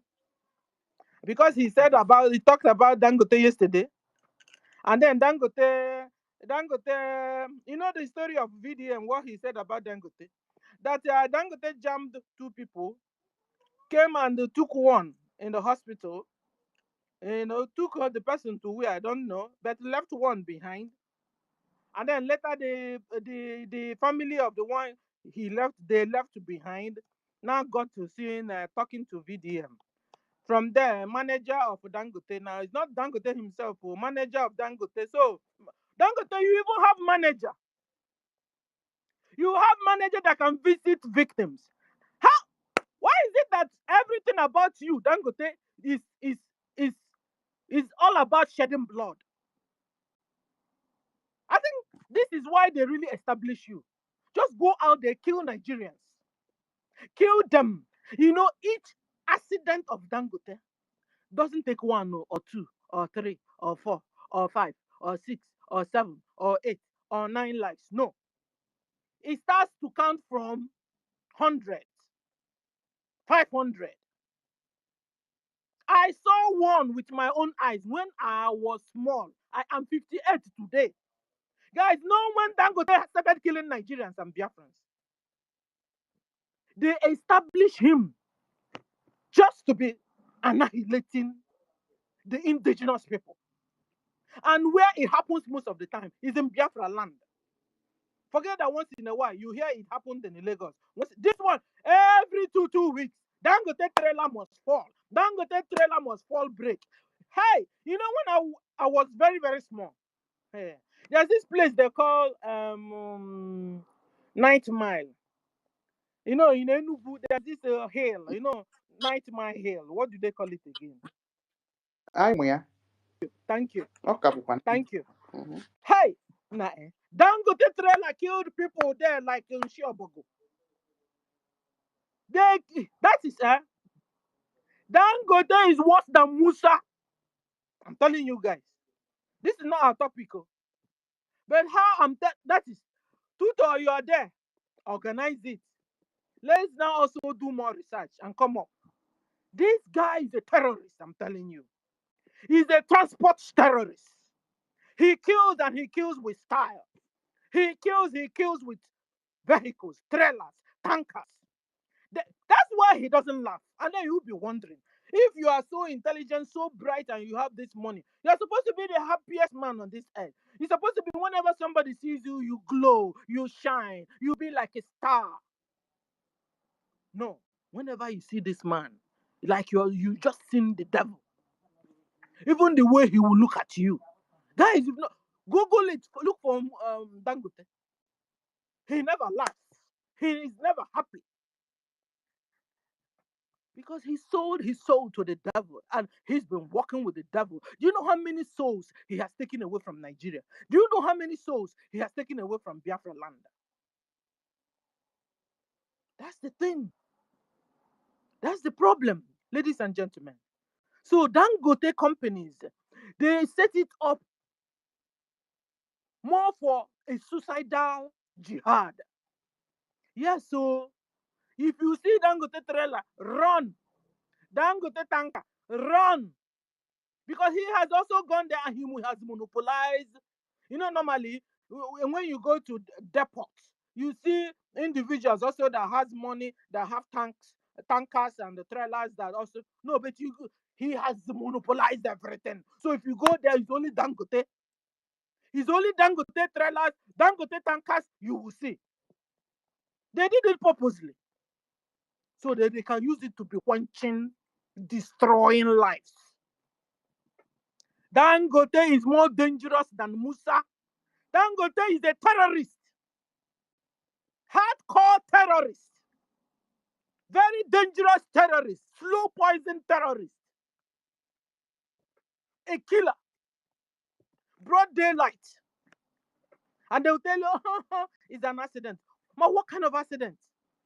How many times have you seen Dangote gone to court? Do you know if Dangote is real? And I mean, with all the killings the trailer have done in this life, is enough to collapse the company. Because he will pay and pay and pay and pay and pay. You can imagine when the trailer kills or tanker fails and kills like 500. He now goes to pay the families of 500. He will pay until the company goes bankrupt. Oh no. But he's even waxing strong. Dangote is chewing bubble gum. Dangote is also part of the government. Yes, government made him whom he is. So because of that, listen, go and kill and come back, no problem. Before even the time, the driver would fly away. Like, you know, when I was small, I was like, you know, there's this rumor then. They said the Dangote trailer drivers, then when accident happens, they turn to EGG and then they'll fly away. That was the saying then. Guys, did you hear it when you were small? Then when Dangote trailer have accident, the drivers turn to EGG and they fly away. Okay, now, is this normal to you? This is not normal. If it's normal, Dangote companies will have gone bankrupt by now. Because he will pay from his nose on the people he's killing. Anyway, so that's by the way. This is not why I came on. It was Eunice that brought this one. It was Eunice that brought this one. But it really pained my heart, my dear. Dangote trailer is on suicidal jihad. And they've been doing this. In fact, he's been successful. He has not been stopped at all. He's been successful. Fulani have killed Nigerians. They want to wipe us out. They want to wipe Biafrans out. So that they will take over the whole Nigeria, take over Biafra land, particularly Biafra, because part of Nigeria, Hausa, they've already run them over. The way they are having problems is in Biafra land. And this is why Musa is bringing armor tank and Tucano jet fighter. Now he said he's going to buy drones so he can penetrate Biafran bushes, forest. BDF, Musa's plan. You know, Musa doesn't know how to lie, you know. When he's lying, his mouth will be saying something else. Then his face will be telling you, you know, after all, I'm lying. Don't mind me, I'm lying. Don't mind me, I'm lying. Look at Musa's face very well. He doesn't know how to lie. Very soon now, you guys won't see Musa again, I'm telling you. Because Fulani is noticing it, because he can't deliver.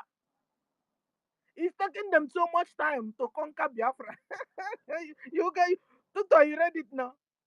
It's taking them too much time. So very soon now, Satan of Sokoto will remove Musa if they don't even kill him. And then Musa, what are you waiting for? Can't you see Tuare, a general like you? Take over the whole situation, Musa. Your men obey you. Tell them to stop. Stop. They tell them to go. They go. Control them, divide Nigeria, dissolve it, and at least divide it into 3. At least you will be in the World Guinness record that this guy came and divided Nigeria so that you can save lives.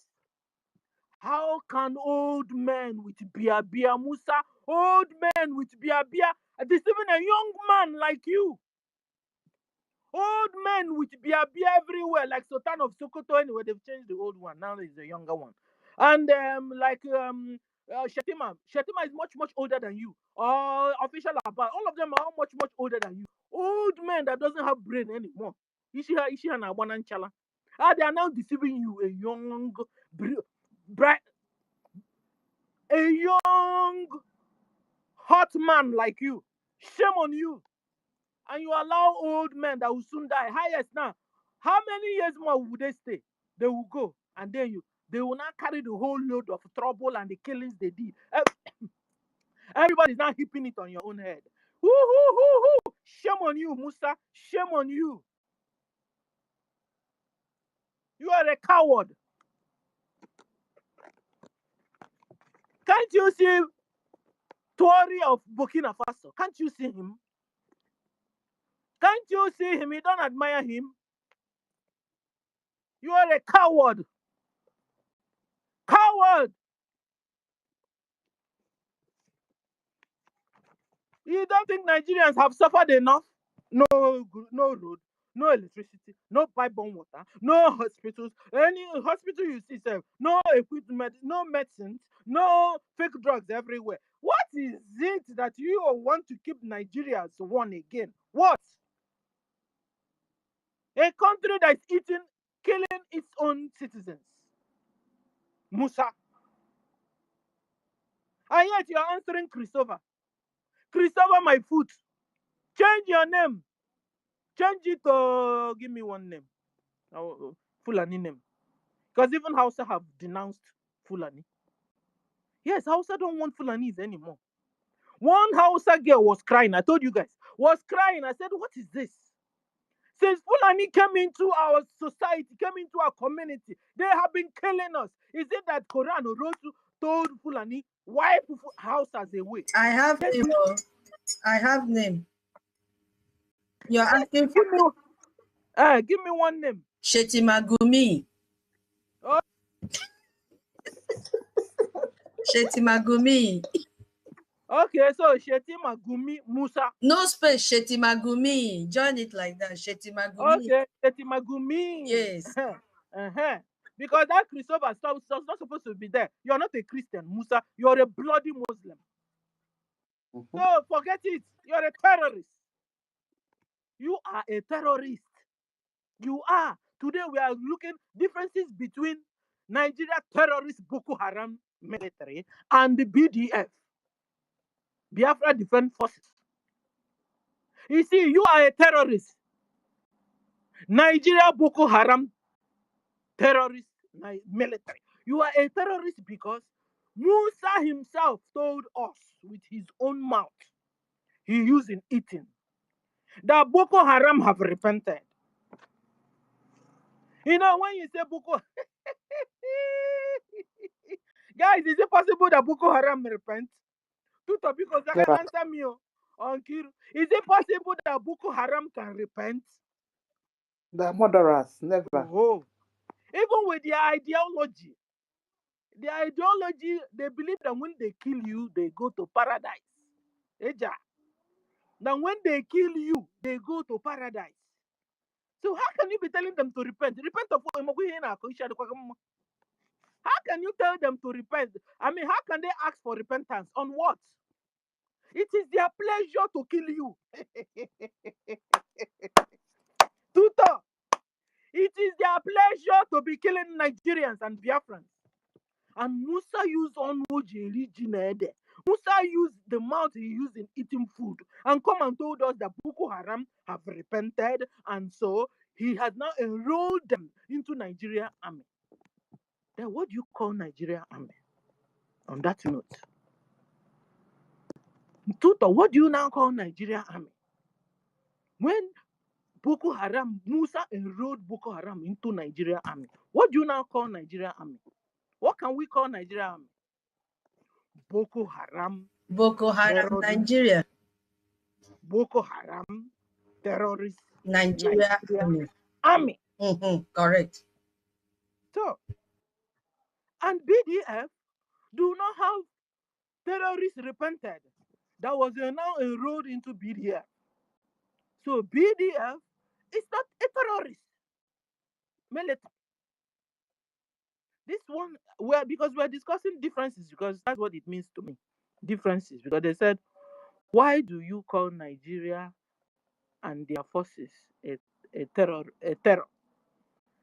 And then, what have BDF done differently? It then means differences between Nigeria Boko Haram terrorist military and the BDF. Much different. So, differences. Now, because they have enrolled Boko Haram, automatically they are terrorist military. Musa knows it. So far as they are killing people, poor civilians, unarmed civilians, non-stop, they are Nigeria Boko Haram terrorist military. BDF they the terrorists that are coming to kill poor civilians, unarmed. So they are BDF. They are not terrorists.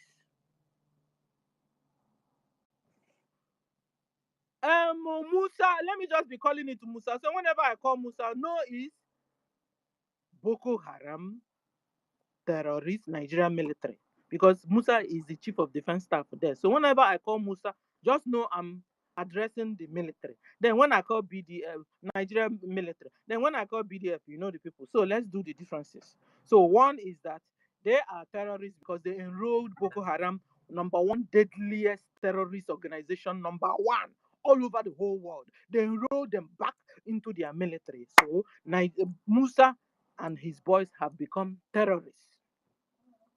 And in BDF is the other way around. Two, Musa and his boys, they chop off heads, like they kill, destroy lives. But BDF save lives. In fact, that's why they are there. They are there to save lives, and they have been saving lives. And they save any life. Oh, last time we saw Yoruba man that was wearing Nigerian military. They caught the guy, gave him food himself. They did the video. And I was asking him, why are you there? There's another one that also caught one day. I think it was a day that people were not supposed to go out or something. The guy had a gun inside, and they still left him. BDF saved lives, and they are very, very patient. Very, very patient with you. But it's not when we finish, you go and try their patience, because they will deal with you. They are very, very patient. But Musa and his boys are hot-tempered. This is why last time they did a video where you see Musa boys with GPNG went to inside Biafra land. Nobody told them anything. Nobody insulted them. They just started gunning inside houses and they were laughing. They were laughing, and that is everyone gunning. Can you imagine where bullets brought the house down? So Musa and his boys are very, very hot-tempered. BDF save lives, and they are friendly.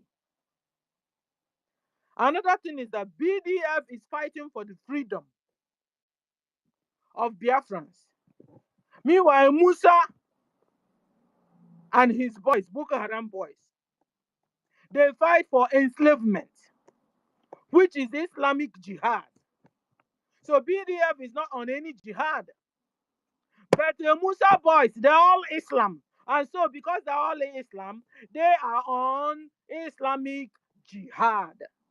So they are fighting for enslavement. They are fighting to get all of us as slaves. Even when you must have joined Islam, you are still in front of them, slave.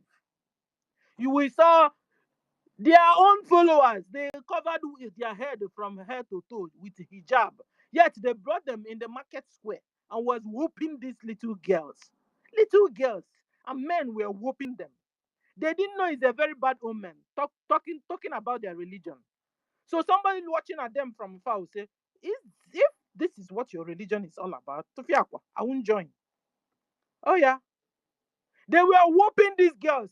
Islamo, they've been converted. They are sisters. So what do your sisters do that you now come inside in the marketplace and you're whooping them like little girls? So that you couldn't correct them in the house. You prefer to come to the marketplace. If that is what your religion is all about, I'm sorry, Biafrans will never accept your religion. Continue trying, Musa. Okay. Then BDF, like I said, also, they are all Christians.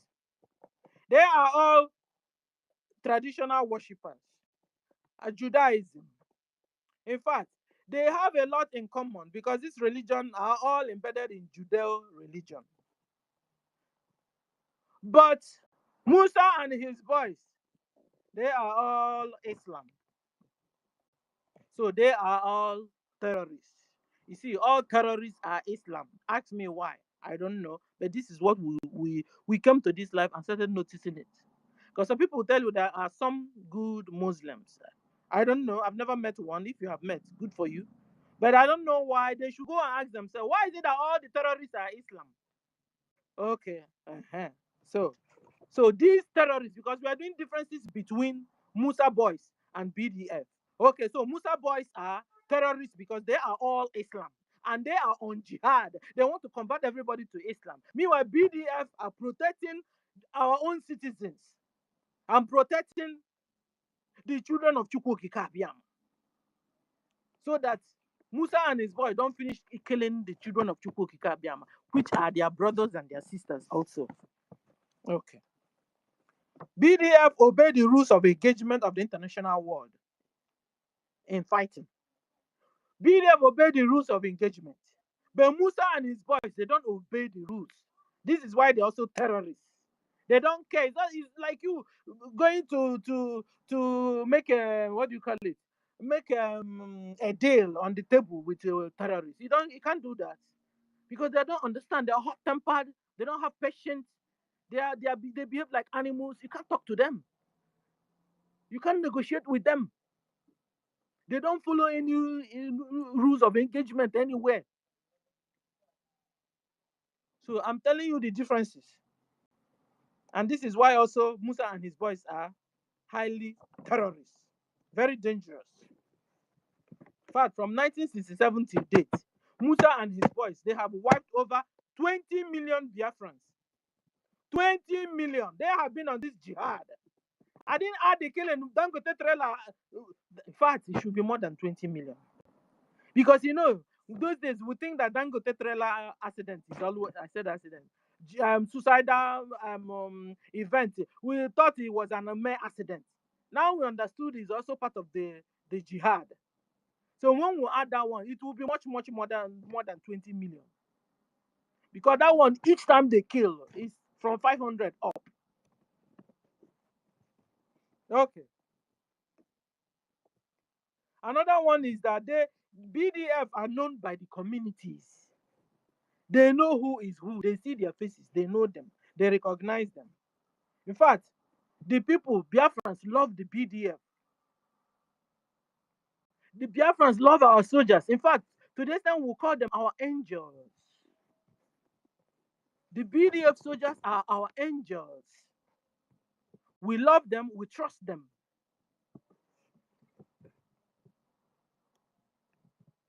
But in Musa and his boys, Musa imports most of his boys from Sahel. To the extent that even the boys, Musa's boys, are killing the Northerners. They are killing the Northerners. You know what, guys? Let me give you a secret of Musa. Do you know what Musa does? So when he imports these soldiers from Sahel, he pays them $1,200, sometimes $1,500. Then Musa boys, the one he got within Nigeria or Biafra land, and the Biafra land, he pays them, is it 25,000 naira? And he made them, they said they've been jealous among themselves. So Musa is a devil. He made them. He created enmity among his own soldiers. Last time we saw Musa's soldier was showing us where he sleeps. You needed to see Musa's soldiers' barrack camp. It's like a chicken crib. You needed to see it. The poor Musa boy did video. Said, look at the Musa is wicked though. This is where he kept them. Meanwhile, there's these people that went abroad to play ball or whatever, came back and they gave them how many and paid them how many millions. The whole Musa soldiers, they were all crying. And then Musa will be wondering why the soldiers are leaving him. Why would they leave you when you can't afford to take care of them? They don't have pension. You can't pay good salary to them. You can't protect them. You allow your imported jihadists to kill your normal military boys. Then they're all leaving you. Why they will leave you after all? Because you have enrolled Boko Haram. You have enrolled terrorists into Nigerian military. And so the real indigenous military are leaving you. Christians in the military have left you because your military has become jihadist military. A terrorizing military. So BDF, everybody know BDF soldiers. Everybody in Biafra land, we know them. We know their parents. We know their brothers and sisters. In fact, last time we heard that Musa's boy went and killed one of the BDF soldiers' brother. You see, so we know them. We know they are good. We trust them. They save our lives. In fact, wherever you are in Biafra land and you see a BDF soldier, your Messiah has come. Your keeper has come. So, but the story is opposite, the other way around. Musa and his boys, he imported them from Sahel. He imported them to kill Biafrans.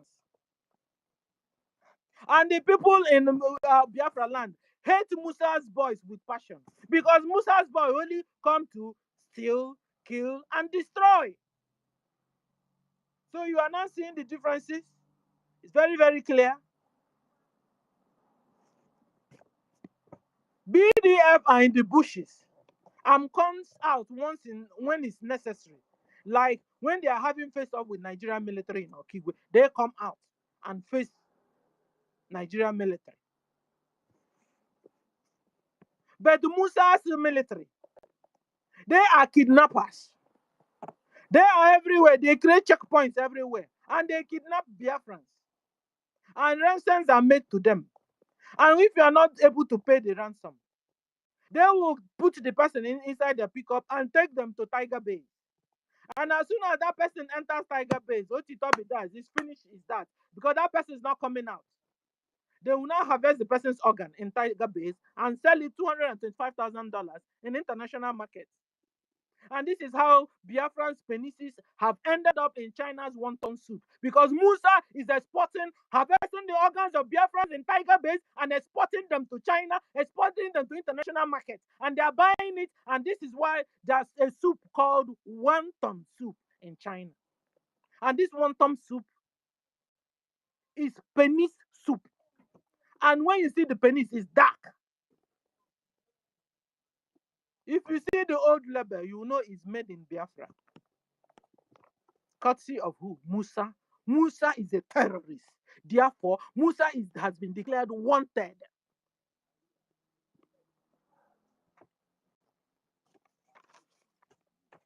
Can Musa change? It's not possible. It's inside his blood of his wickedness.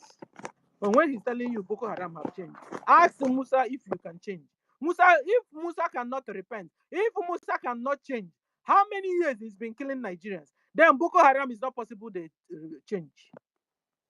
So, ladies and gentlemen, with these few points of mine, I've been able to clearly tell you that Musa and his boys are terrorists, but BDF are angels.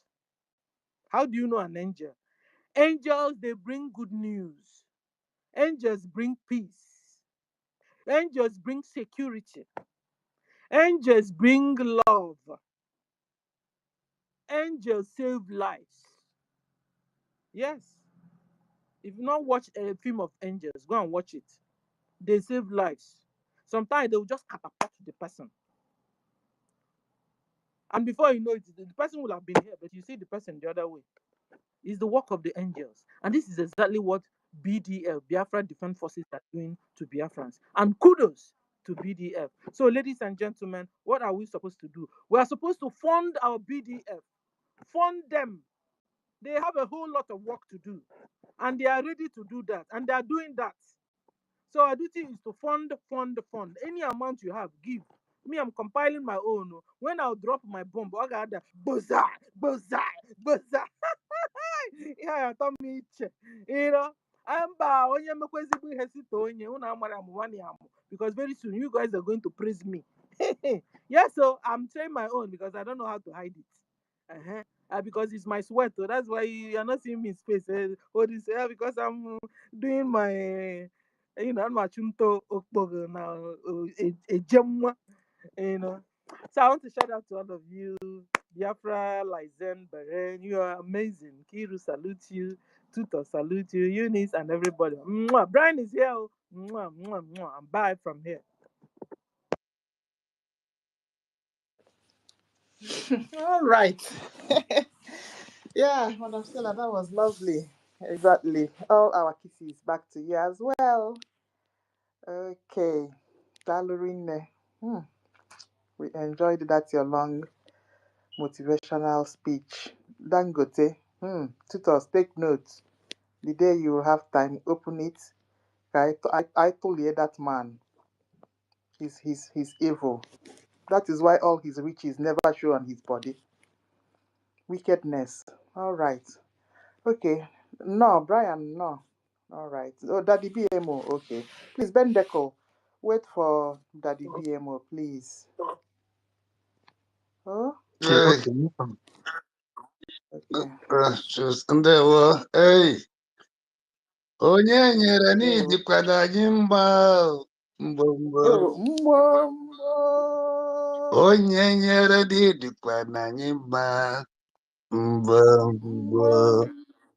Onye Chukwu mereze na mgbada apụghị ịnapụ ya. Onye nyere n'iji anyị mma mbọ. Oh, yes, so. Honorable Thank you. onye nyere. Asị m na ama ewere ohere nwere isi wee zụrụ obere ike wee tinye ọnụ n'ihe a na-ekwu taa. You are doing great. I love this your position, host, and you are doing fantastic. You are well. Isi ike Prince onye nyere. Ịgba afa gị a bụ ajụjụ ụdị ihe ahụ. Ka njikere bụ ụlọ.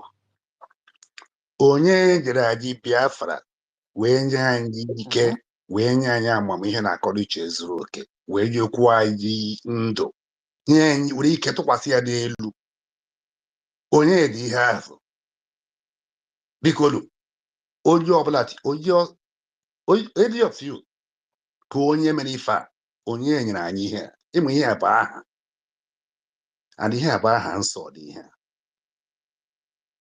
aha bụ ajụjụ bụrụkwa ọsịsị ya onye nyere anyị Biafra onye nyere anyị ndụ onye nyere Biafra ndụ nye Biafra ike nye Biafra amamihe na akọnuche zuru oke.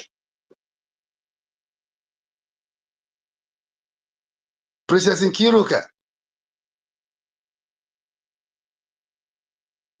Daddy BMO. onye dị ihe ahụ achọrọ m ka ịza nwaada ga-aza ajụjụ nwaada Adaeze.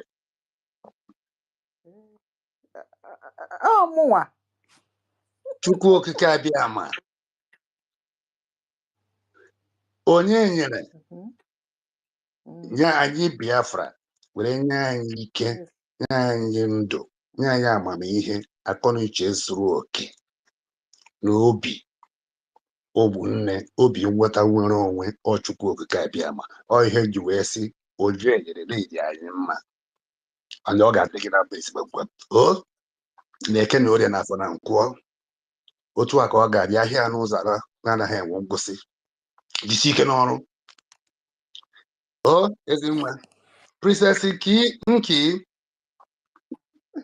Sir? Adaeze The princess of Biafra. Sir. You are blessed. Thank you. Congratulations for your new post. Thank you merit it. Okay. And I know that you will do fantastically well. But you are doing it already. Princess Eunice Uchechi. Adan de born and the original if able. The also fake. You are a lovely daughter of your father, of your great and grandfathers. Princess Eunice, you are blessed. Encode the number. Our own prince. You are also blessed. Princess Tutos, the voice of Biafra. I call you the voice of the voice. You are blessed. Prince Band, you are the great son of your father. My honorable princess, Betty, Adadimba, Adani, Adibo, Ada Biafra, Jisike Lorun. Prince Brian, veteran Biafra, my honorable. I pray that God Almighty will continue strengthening you, giving you the power and the wisdom to stand for what you have believed. Prince Holland, Honorable Snow, TOS, original one. God bless you. Eda Ben, God bless you. Babe, freedom for all. All of you, we are too many here. He gets you. Nlewenem, Biafra and all. Frank Aguba, where is my wonderful prince, the young and vibrant son of Biafra? Nonso Nikolav. I can't thank you enough. You are blessed. OJ, Oscar, Rebecca, Orago, Princess Stella, you are a wonderful princess. God bless you. Ezebina Biafra, Senator Augustine, Iheshi, hey, my honorable, okay, Owo, congratulations. Ezekwesiri, that is what I call you. Thank you so much for accepting this job. And we will do everything to support you. You are blessed. I don't have much time, but I said that we use this wasting time to speak. The topic of the day. The topic of the day here is, why do you call Nigeria and their forces the terrorists? What have BDF done differently? We can never, nobody can ever compare the Biafran Liberation Forces, Biafra Defense Forces, with the terrorists to Nigeria. There's nothing to compare with the two, because terrorist is terrorist, and People's Liberation and Defense Forces and its army are only to save lives of innocents. Nigeria military and their forces has been a terrorist country from day one.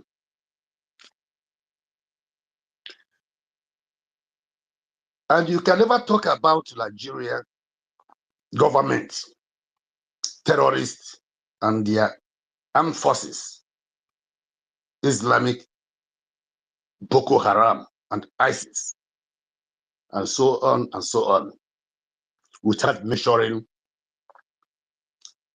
Dan Tata. Dan Tata is the grandfather of Dangote.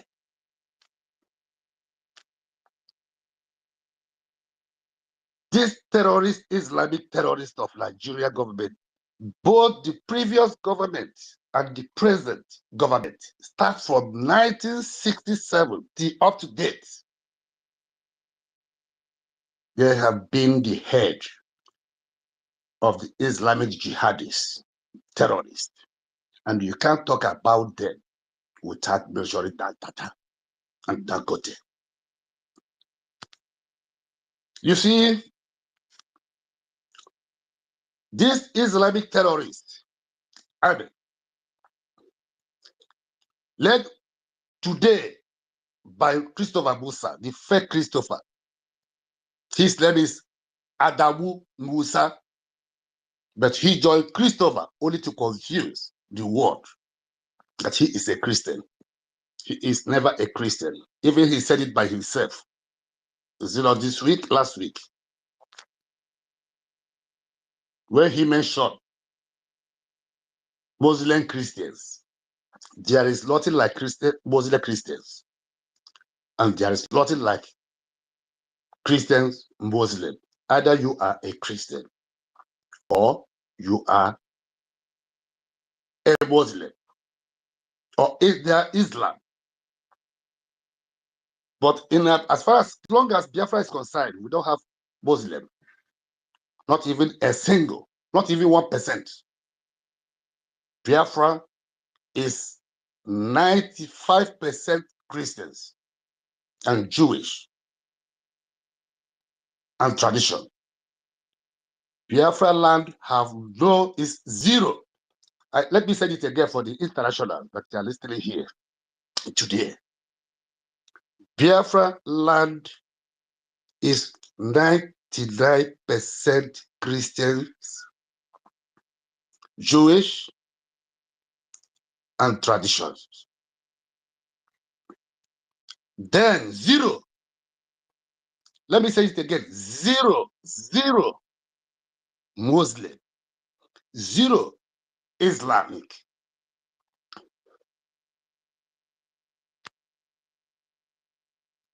I thank God that the whole world have heard our cry. We have been crying for over 50 years. Biafrans have been crying for over 50 years to international community to understand, to come and see by themselves what is going on in Nigeria. After Usman Dan Fodio failed their agenda of Islamizing the indigenous people of that contraction called Zoo Nigeria, of which Biafra has never been Nigeria. Biafra is Biafra. They have tried however they can, to see the capture of Biafra land, but they failed during the time of Usman Dan Fodio. They use another system, and the system they use Dan Tata killing Biafrans, Dan Tata jihadists, truck, trailers, killing Biafrans. France. Dan Tata tried his own way and failed. Biafrans resist them.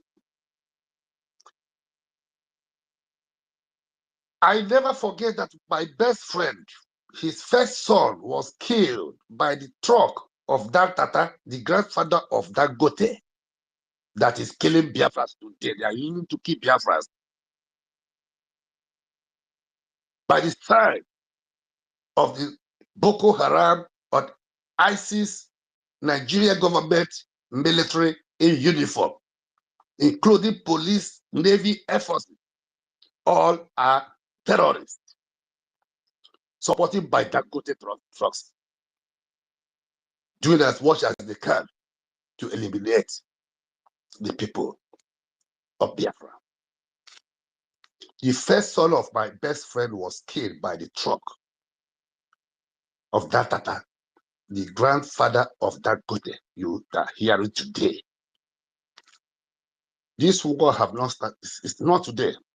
It has started for over 40 years. The son of my friend was in his own shop. A young man who served his masters for 6 years and was settled. And he started his business. Under 2 years, he's progressing perfectly, very well. And it's unfortunate that the terrorists Dan Tata trail that they fix everywhere to be killing Biafrans in their marketplaces, jump into an area of market to kill more than thousands of Biafran traders, including the son of my best friend. I never forget the face of this young man up to today. And this is what they continued. That gone, his grandson took over and named his company Dangote. The Nigeria Islamic government terrorists, Boko Haram, ISIS, and many of them they have created, led by the so-called Vice President Shetima. Today, he's still in the power as an APC or whatever, or PDP, as the Vice President of Nigeria, including Tinubu. These are the people who are the real sponsored and the people that is leading the jihadists, terrorists in that contraction called Nigeria, killing Biafrans. You will never hear that Dangote truck fall down somewhere in the north, killing Fulanis. Never. If you have heard it, please say it here. Let the whole world hear. I have never seen all these Dangote jihadists killing machines called trucks and trailers. It only killed the people in Biafra land. And when it happens in Lagos, which is in the west, then check it. It happens only where the Biafrans are trading. Known, a place known by the Biafra traders. You will never hear that something like that happened in the north. Only in Biafra land and in Lagos. Just like I said now, when it happens in Lagos, many times it happens in Biafran's markets.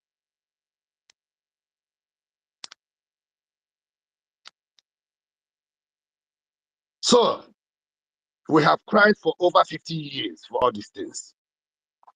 We pray for it, and prayer enough is not sufficient enough to save us. We have to do something. to save our lives physically, and continue praying also unto the Lord Almighty God Elohim, of whom we have believed through Jesus Christ, Yeshua, his only Son, to do the rest spiritual for us. Because those, if you believe in God, being a Christian, praying unto God to help you, you have to do something to help yourself before God will look unto you and support you. And that is what we are doing today. We thank God Almighty that has heard our prayers and our struggling to liberate, to save our land, to save the children, the adults, boys and girls, young and old,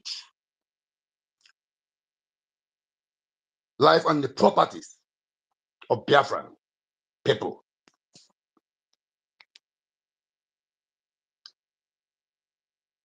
We have done much as we can, and we are still doing it up to today until we achieve our goal. Why I said that God Almighty have heard our prayer. Now he have made a great country like Canada to investigate what we have been crying for over 50 years. After 50 years, the Christian, a great country, Biafra, a Christian country, a powerful Christian country, the believer of Jesus Christ, that the West, the Western world believe. We follow their own ways of life. We value human being. We respect human being. We learn and we practice love through the word of God, of which that is the way of the Westerners. But surprisingly, over 50 years, we have struggled, fight, pray, do as much as we can. Today, I know that is too long before this good result is coming to give us more strength. God answered our prayers, but I said that God's time is the best. God used Canada to investigate this country's contraction called Nigeria for over 50 years and got to the conclusion that this country is the leading terrorist country of the world. A country where the president, the vice president, the senate president, and every part of the government, both the previous and the present government, for over 50 years, all of them are terrorists. They are the grandeur of the terrorist organization. Different. They try to use them to conquer Biafra land, killing children in Biafra land, killing girls, boys, old women, old men. Not only that, they even killed the children, the young boys, young girls, old women, old men. But they harvest. They harvest. They tie the bodies. They take every part of the bodies, the organs.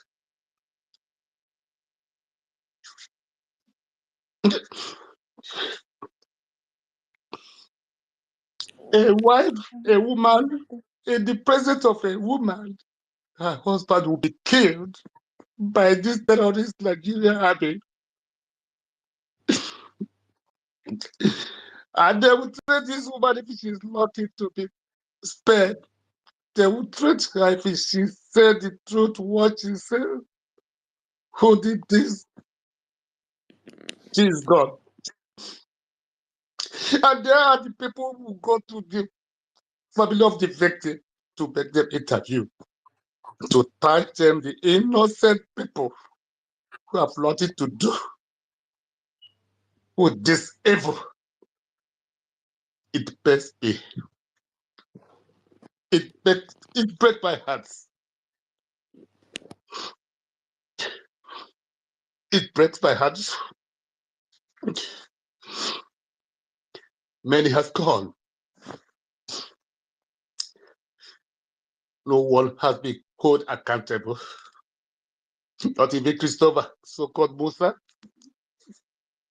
Not even the governors. The elites of the terrorist government. They are using in Biafra land.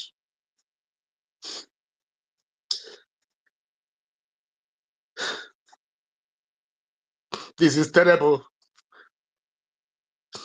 This is terrible. I ask myself, where is the international community? Are they still exist? When it's America, I know you are doing your best. You have come to do the work of God. I thank you, America, for listening to our APM Ogechukwu Kere. On behalf of Simon Edman Jungle, on behalf of Biafran people, on behalf of Brgie, Biafra government in exile, the JNU Biafrans.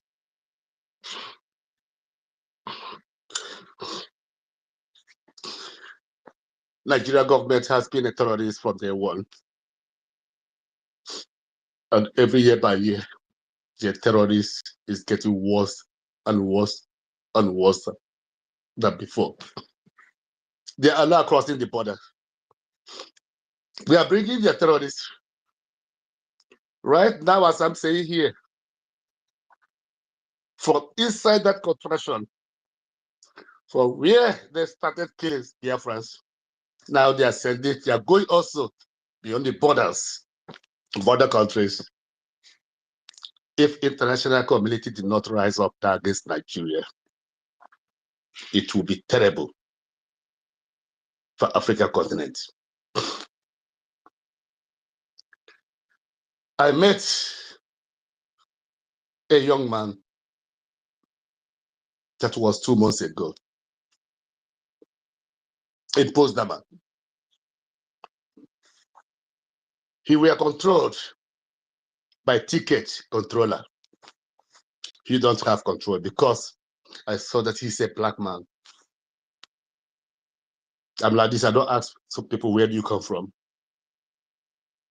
I realized that he doesn't have anything in his pocket to identify himself.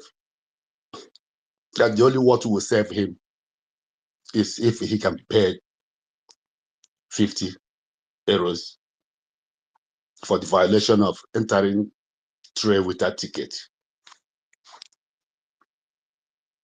I look at him, I just decided to pay when I see that he doesn't have money in his pocket and he doesn't have anything to present for a receipt so that they can allow him to go. Then later he will pay. I put hand in my pocket and pay it. I asked them to allow him to go, to save him. And they did. As they left, freed him, he came to me and called me uncle. Where do you come from? I told him that I'm a Biafran. He shouts. The young man shouts. He's about 37 years old, according to him. He told me he's in Europe for 9 years now. He have not even recovered what he spent, all the sufferings that he suffered, paid a lot of money, still use leg in the desert, enter Italy, swim with the leg in the desert Upon that, he swim, risk his life. For 9 good years, he have not even have 1 cent, not even a single paper in his pocket. He was thanking me. He told me, he said there's something he want to tell me. That his friend is in Nigeria. Called him all the way from Nigeria. I asked him from where in Nigeria. He said, asked me if I know where is Benin City. I said, yes. He said, from Benin City, Edo, that is from where he called him. He told him that he made a mistake of going to Europe. That they are in Nigeria. They were brought by the Nigerian government during the time of election. They were paid to come in, not only to vote for the Islamic terrorist government, not only to vote for the Islamic state of Nigeria. That is what they want to establish. But each of them they pay to come in will be weaponized, and they will do the business for themselves. Their job is to kidnap Biafras, kidnap the Western Nigeria, which is Yorubas. The Igbos, and Igbos are the Biafrans, which is the 40 states of Biafrans. That his friend that is in that area, they are all billionaires all today. They are laughing at him. This is what this young man told me. I just pretend that I don't, that as if I don't know what he's talking about. He said they are mocking him that he traveled all the way, suffer to come to Europe while he can do business, human business in that Nigeria and become a billionaire under 4 weeks. By killing Biafrans, by harvesting their organs, by collecting their money, by burning their houses, who have no money to bear himself. When they kidnap, that person will go down. He explained everything to me. Then I asked him, if you have opportunity to go there and join your brothers, will you do that? He told me he would never do it. I asked him why. But your family, you told me that they're mocking you. What I'm saying here, why I'm saying here, I want the international, that here, international communities are listening here, that they hear what I'm saying here today. It's a testimony of a Fulani person from Sahel, Senegambia. That is what the Nigerian terrorist government are doing to Biafrans. They went and hired the killers, the funalists all over Africans and brought them to Biafra land to kill and to Islamize them and to take over their lands. This young man, he swear with the language, I don't understand their language, he says something, inshallah, that he will never do something like that. That even if he have something in mind to do something like that, but because I serve him today, that today he's a new person, he can never think of it. Even, I'm telling you, fellow Biafrans, the reality. He told me start from today.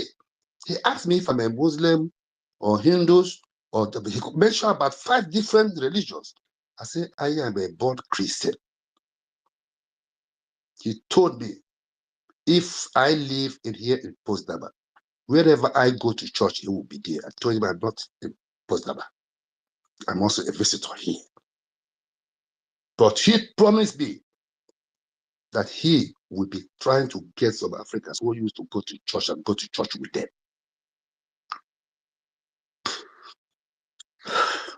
That was the testimony of a Fulani man whom his brothers in Nigeria brought by Nigerians from Sahel to come until Lamai to kill Biafrans in order to take over their lands. Nigeria government is a terrorist government. And I thank God Almighty that we have made international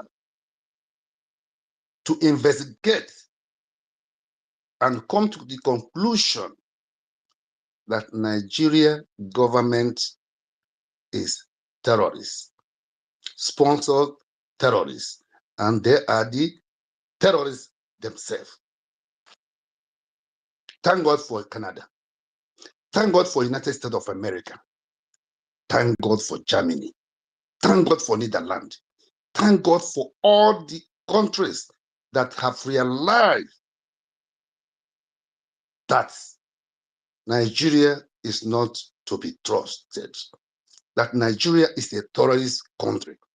And the only hope of Biafrans to live, only hope of Biafrans is Biafra Defense Forces.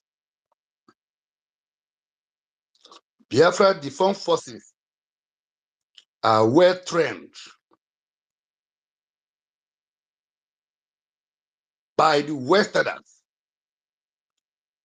They are very tolerant, disciplined, honest.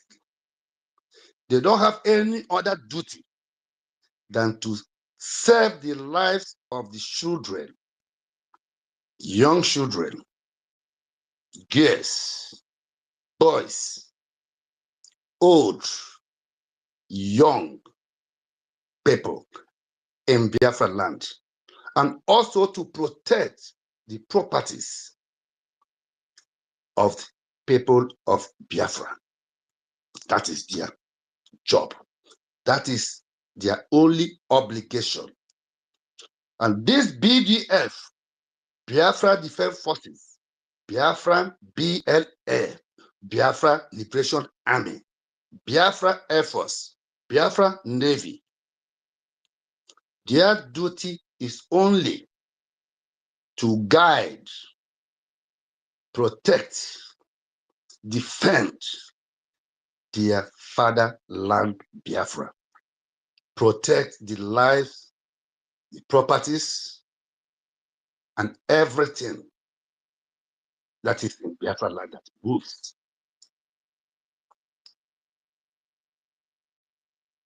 Nobody can compare them, Biafra Liberation Army, Biafra Defense Forces, with the terrorist Nigeria. Biafra Defense Forces have nothing to do with Nigeria to compare them. Biafra Defense Forces, we can call them the Holy Angels. That is what we call them, the Holy Angels.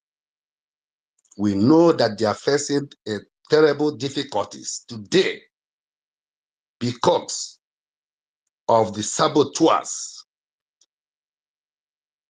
of the Nigeria terrorist Islamic country in Biafra land. But we, the Biafrans, 99% of Biafrans, we know the truth. We know that our BDF, the Biafra Defense Forces, Biafra BLA, which is Biafra Liberation Army, without them, Funalis, the Islamic terrorist Nigeria could have overrun us, could have taken our land. And when they succeeded taking this land, then the Western world will be in a soup, in a hot soup, a real hot soup. Even Afghanistan will be a child play. Osama bin Laden and co will be a child play to compare with the Islamic Nigeria, Boko Haram and ISIS. They are more dangerous than the dangerous Al-Qaeda And what they are trying to get is that they don't get their hand in that Biafra land that have all the resources that the whole world needed. Then there we have the resource of getting money to fight the Western wars, especially America and Europe, and some of powerhouse of economy in Asia.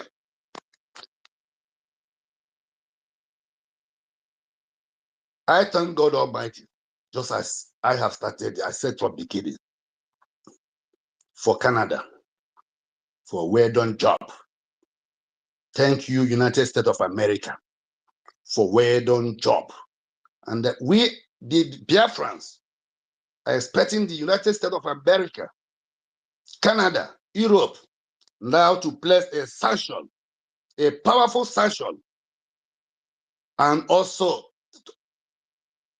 condemn this Islamic terrorist country called Nigeria and their government terrorists openly, and also endorse and support and recognize the United States of Biafra. We have everything it takes to be a country of itself. We have already made our election. We have already made our own election. Over 50 million of Biafrans have voted for the independent state of Biafra. And this is in the record. So my fellow sons and daughters of Biafrans, my mothers, my fathers of Biafrans, my brothers and sisters of Biafrans, there is nothing to compare or to share as different between the terrorist Nigeria government with the Holy Land of Biafra, BDF, the BDF, Biafra Defense Forces of Biafra Land, is a God-sent angels, trained internationally by the Western worlds. We all come from all over the world to Biafra land as Biafrans to liberate our people from the hands of the terrorist Nigeria government led by Tinubu and the leader of Islamic terrorist Boko Haram and ISIS called Shetima. Do not forget, whenever you mention this terrorist country, Nigeria, do not forget to attach Dangote, Dan Tata. They have been using them for a long time to achieve their goal. But Almighty God Elohim said, no way. As long as Biafra stands firm in his name, no bad body for Uban can conquer Biafra land. Even if the whole world join hands together, nobody will conquer Biafra land. But at the end, the whole world will definitely support Biafra. And it has already started. Thank you, my people. Thank you, Biafrans. Genu Biafrans. Thank you, APM. His Excellency, Honorable Chief Ishie Ogechukwu Nkere. Thank you, Abarawa Soli. Ishie, one of Biafra, the Information Minister of Biafra. Thank you, COS, Mr. Slow. Thank you, Anthony, the European rep. Thank you so much. Thank you, our Prime Minister, His Excellency Simon Ekpa Joko, the only and the best Prime Minister of the world. Thank you, Badis Dadikalo, our leader. I cannot never forget to thank our internal leader, Dim Odmogu Ejuku, and our last president, Philip F. Young. I thank you all, wherever you are. May God bless you. And our Prime Minister will be with us very soon. Our leader, Mazin Nandikano, will be with us very soon. Finland, whether you like it or not, this time, Almighty Elohim will open your hand and collect our Prime Minister, Simon Eman Joko. With support, whether you like it or not. You, Finland, I said it today. I don't want to mention your name again, this president or whatever, Prime Minister of Finland. But I'm saying to the Finland people that whether you like it or not, your deal with Nigeria have already dropped. It will never progress. And definitely you must release our Prime Minister Simon Ekpa. And you will give him every support he needs. You will give him go ahead. And even do more, give him more support if he needs to save the lives of innocent Biafrans, both children and old and young. They have killed us enough. And we say enough is enough. Finland, you must release Simon Ekpa, the Prime Minister of the Biafra government in exile, Brgie, and de facto government in homeland. He is an innocent man who God has provided for Biafrans to help them, to save their lives. And since this man put him, whatever you put him, thousands of Biafrans have been murdered by the terrorist Nigerian army and police and so-called securities. Release Simon Ekpa to save lives of Biafrans. He is the only one who the Nigeria can understand his language. Finland, don't let God Almighty to hand you back over to Russia. Release Simon Ekpa Joko. He is the man of his people, the savior of his people. Stop playing games. Stop playing games with the lives of Biafra. Because whatever Nigerian terrorist government have promised you, Finland, believe me, you will lose. Even Nigeria will suck your money and you will never get a cent back. And still, our Prime Minister Simon Ekpa will be free and Biafra will come. Then, Finland, we will pay you as Biafrans, we will pay you back with whatever you use to pay our Prime Minister Simon Ekpa Joko. This is all I have to say. And I say, God bless the United States of America. God bless Canada. God bless all the European countries that have come to know and to understand what is going on in that terrorist country called Nigeria. God bless all of them that have come to know that the Biafra Liberation Army is nothing but the angels sent by God Almighty to save the lives of the innocent Biafrans. Thank you very much, and may God bless every one of you.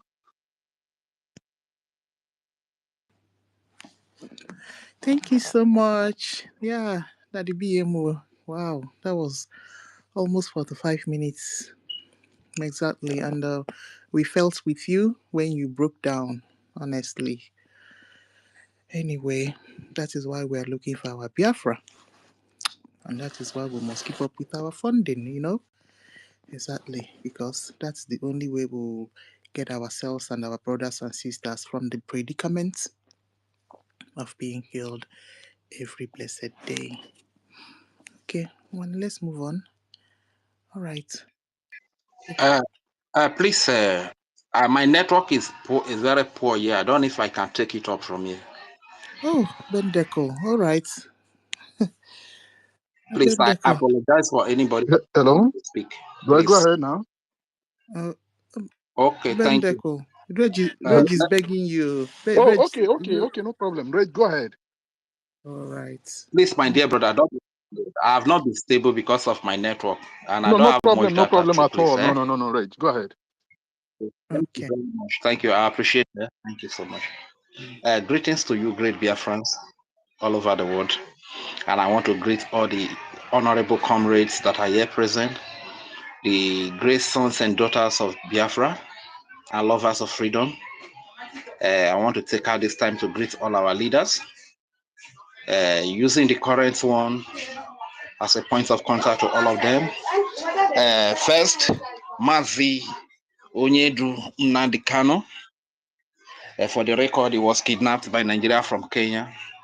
That is an international crime committed by the terrorists, by the APC and the PDP, terrorists recognized by Canada. This terrorist group are terrorizing everybody in that place they call Nigeria. They have different type of militias, ranging from the military, the ones they call military police, and other terrorist groups created in the name of security, by the name Agune Chamber, some go by the name Ebubago, some go by the name Special Forces Asawana, and different group of terrorists.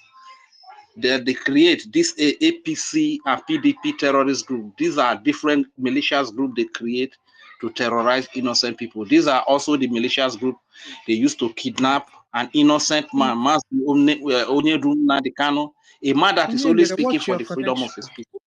Yeah. Onyendere, watch your connection. Rage, sorry. Okay. No problem. Rage. Okay. Okay, thank you. A man that is only speaking for the freedom of his people. A man that is only speaking for the defense and the protection of the Biafran babies, women, and children, old fathers and mothers, youth, that this their militia, the militia group created by the APC and PDP terrorist group are abducting and harvesting their organs in the land of Biafra. That is the only thing the man did. Speaking for their protection, speaking for their freedom. That is the only crime they said the man committed. And this Onyedu Nnamdi Kanu was kidnapped from Kenya for over 5 years now. The man was renditioned to Nigeria. And they took him to their court. And the appeal court of Nigeria said, this man should be discharged because Nigeria committed international crime of kidnapping against him. And as such, Nigeria has no legal ground to try him. And up to today, Nigeria is still subjecting him to unfair trial. Only you kidnap somebody, only you are trying the person. This is what a terrorist country does. You understand? So we are calling on the international community to intervene in our case. These are the things that we, the Biafrans, have been suffering under Nigeria. This is why we want to be free. So I give my maximal greeting to our leader from the Robo-Isoko state of Biafra. We greet you, our leader, Mazi Onyedu Nnamdi Kanu. You are the hope of Biafra. Special greetings to our Prime Minister, His Excellency, Simon Ekpa. This is another one, again, another great son of Biafra.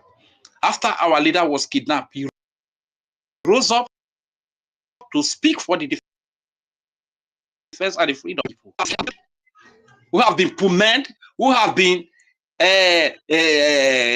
dehumanized, whose genocide have been carried out against, who have been massacred by the same militias created by this APC and PDP terrorist group. The only thing this son of Africa, this great son of Biafra, Simon Ekpa did is to speak up for the defense of the helpless babies and children and women and civilians of Biafra. And Nigeria connived with Finland again, with European Union, and they locked up this great man who has not committed any crime in the nation, in the land of Finland. Ever since he has been living there, he has not committed any crime against Finland. Rather, he has contributed positively to Finland. He is a renowned politician in Finland, contributed in their transportation system. I also learned that he's a reservist in the Finnish army. I also learned that he's a barrister, a lawyer, that he has a legal firm,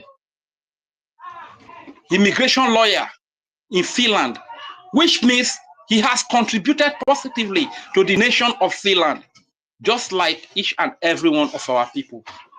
Anywhere we go, we don't commit crimes.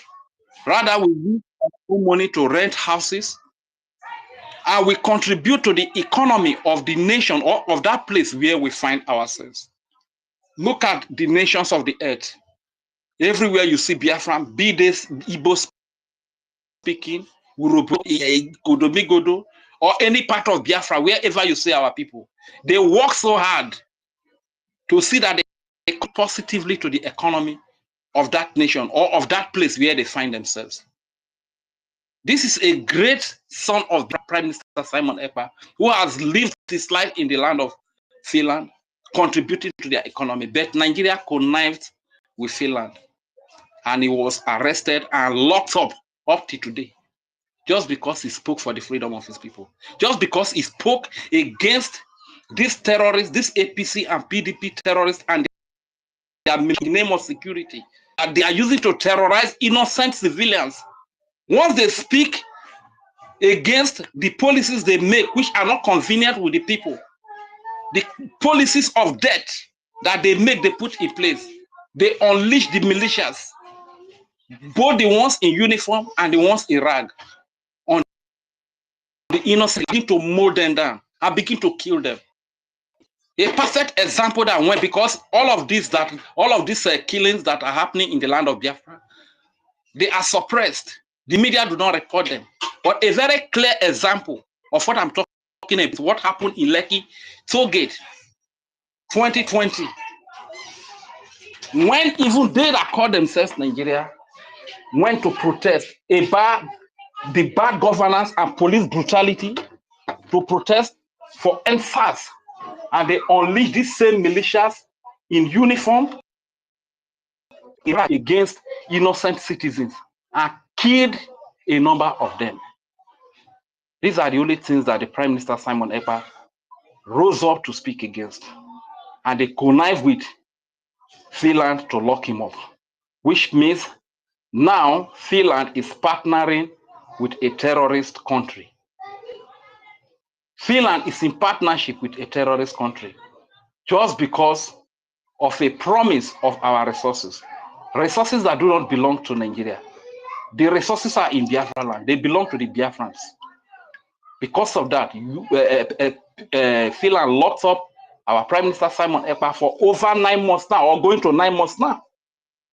So these are the ill treatment and the bad treatment we are suffering under Nigeria. And due to such reasons, we said we can no longer under Nigeria, because for over 100 years we have been under Nigeria. We have not benefited anything. The only thing we have gotten from Nigeria is death. They kill us. The only thing we have gotten from Nigeria is suffering, hunger, hardship, backwardness, underdevelopment, no health care system, bad road, accidents. These are the only things we have benefited from Nigeria. Due to these reasons, we said we are tired of being under Nigeria. I want to have our freedom. Hence, before I digress, I really want to say a very big thank you to our Prime Minister, a man that has everything to live a very comfortable life, but he puts all of that behind him and is suffering for the Biafran people. He's suffering for the likes of me that don't have voice to speak for myself. Thank you very much, Prime Minister Simon Ekpa. From the Robo-Isoko state of Biafra, we love you so much. And greetings to our acting Prime Minister, His Excellency Ogechukwu Kere. This is another great man. If he decides to pack all his family from the terrorist country called Nigeria to America, he can even decide to pack his entire village to America to live all their lives there. He can afford it, but yet he chose to fight for poor people like me. He chose to take insult for people like me. And today, people that cannot even feed once in a day, like the likes of Mandan Raphael Ajaire, even those that are in asylum camp, those that the government of their countries are helping, they insult him, they call him all manner of unprintable names just because of us.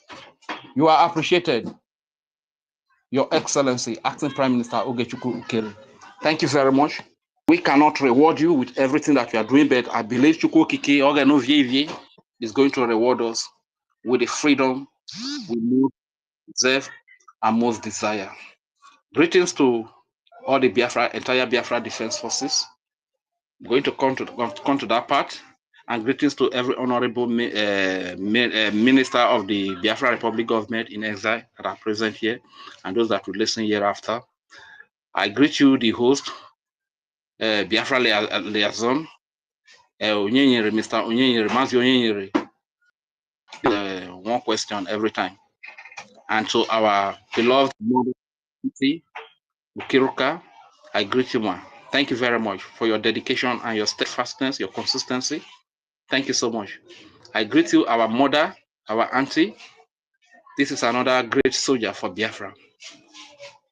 Madam Eunice, thank you for the great work that you are doing for the Biafran people. You are appreciated. I greet you, Mazi Onyeka, Ben the Seed. Thank you very much for giving me your time to speak. Brian Williams, aside you, sir, greetings to you, to our beloved mommy, Ada Betty Ford. Thank you for the sacrifices you are paying for the Biafran people. Thank you to our veteran dragon.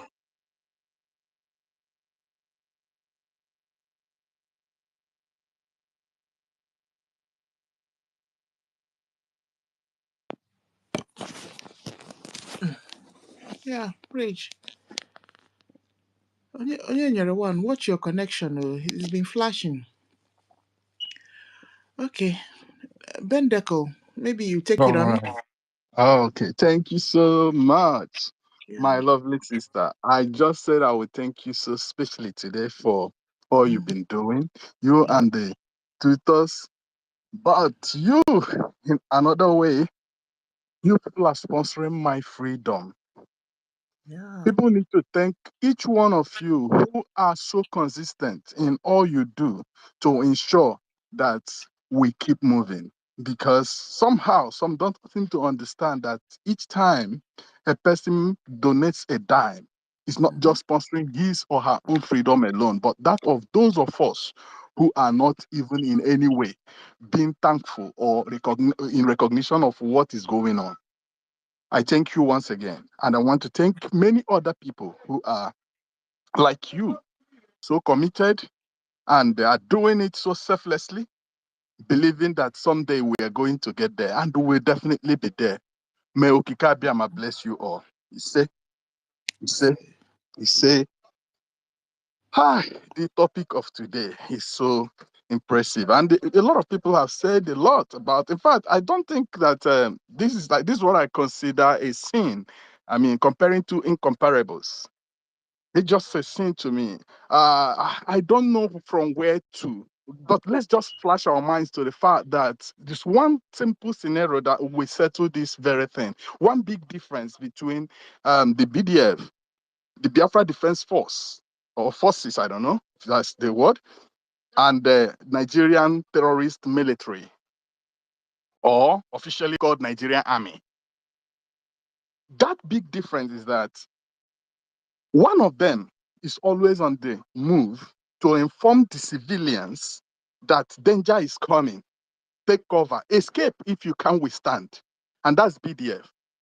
Why is it that the one that calls itself an army of Nigeria will be the danger that is always being announced to the civilians to escape from? It's because Nigeria Army is a terrorist organization. In every locality in Nigeria, in every tribe, in everywhere you can think about within Nigerian space, people are afraid of the army. The only people that are not afraid of the terrorists are the terrorists themselves. Biafra Army has proven that they are not terrorists many times by coming to the social media, even shouting to the hearing of the world about the impending danger that is to be, unleashed by Nigerian Army, telling the citizens, for example, at Okigwe, most of the times, to escape because their intel tells that the terrorists will be visiting. And each time they did visit, it was nothing but very tragic. And this shows that Biafra Army has been there not only to defend our land, but to protect the lives of innocent people. Bear in mind that, for example, in Okigwe, it's not only the Okigwe indigenes that occupy Okigwe. So when they are shouting for people to take cover, they are also actually overseen to the safety, for the first safety of the of visitors, and all others alike. And that's what you see when you are actually dealing with the correct army of a nation. That's aside. Biafra army is just a remnant of what Nigeria left. Think about it. During the first, genocide they call Nigerian Biafran War, the people you see today are the children of those that survived the battle then. And even up to today, some of them that actually killed our forefathers, killed our brothers, our parents in that very battle, have come today to testify that Nigeria was wrong. So indeed, the terrorism of Nigeria didn't start today. And you cannot be calling the victims terrorists. Again, let me let you know too that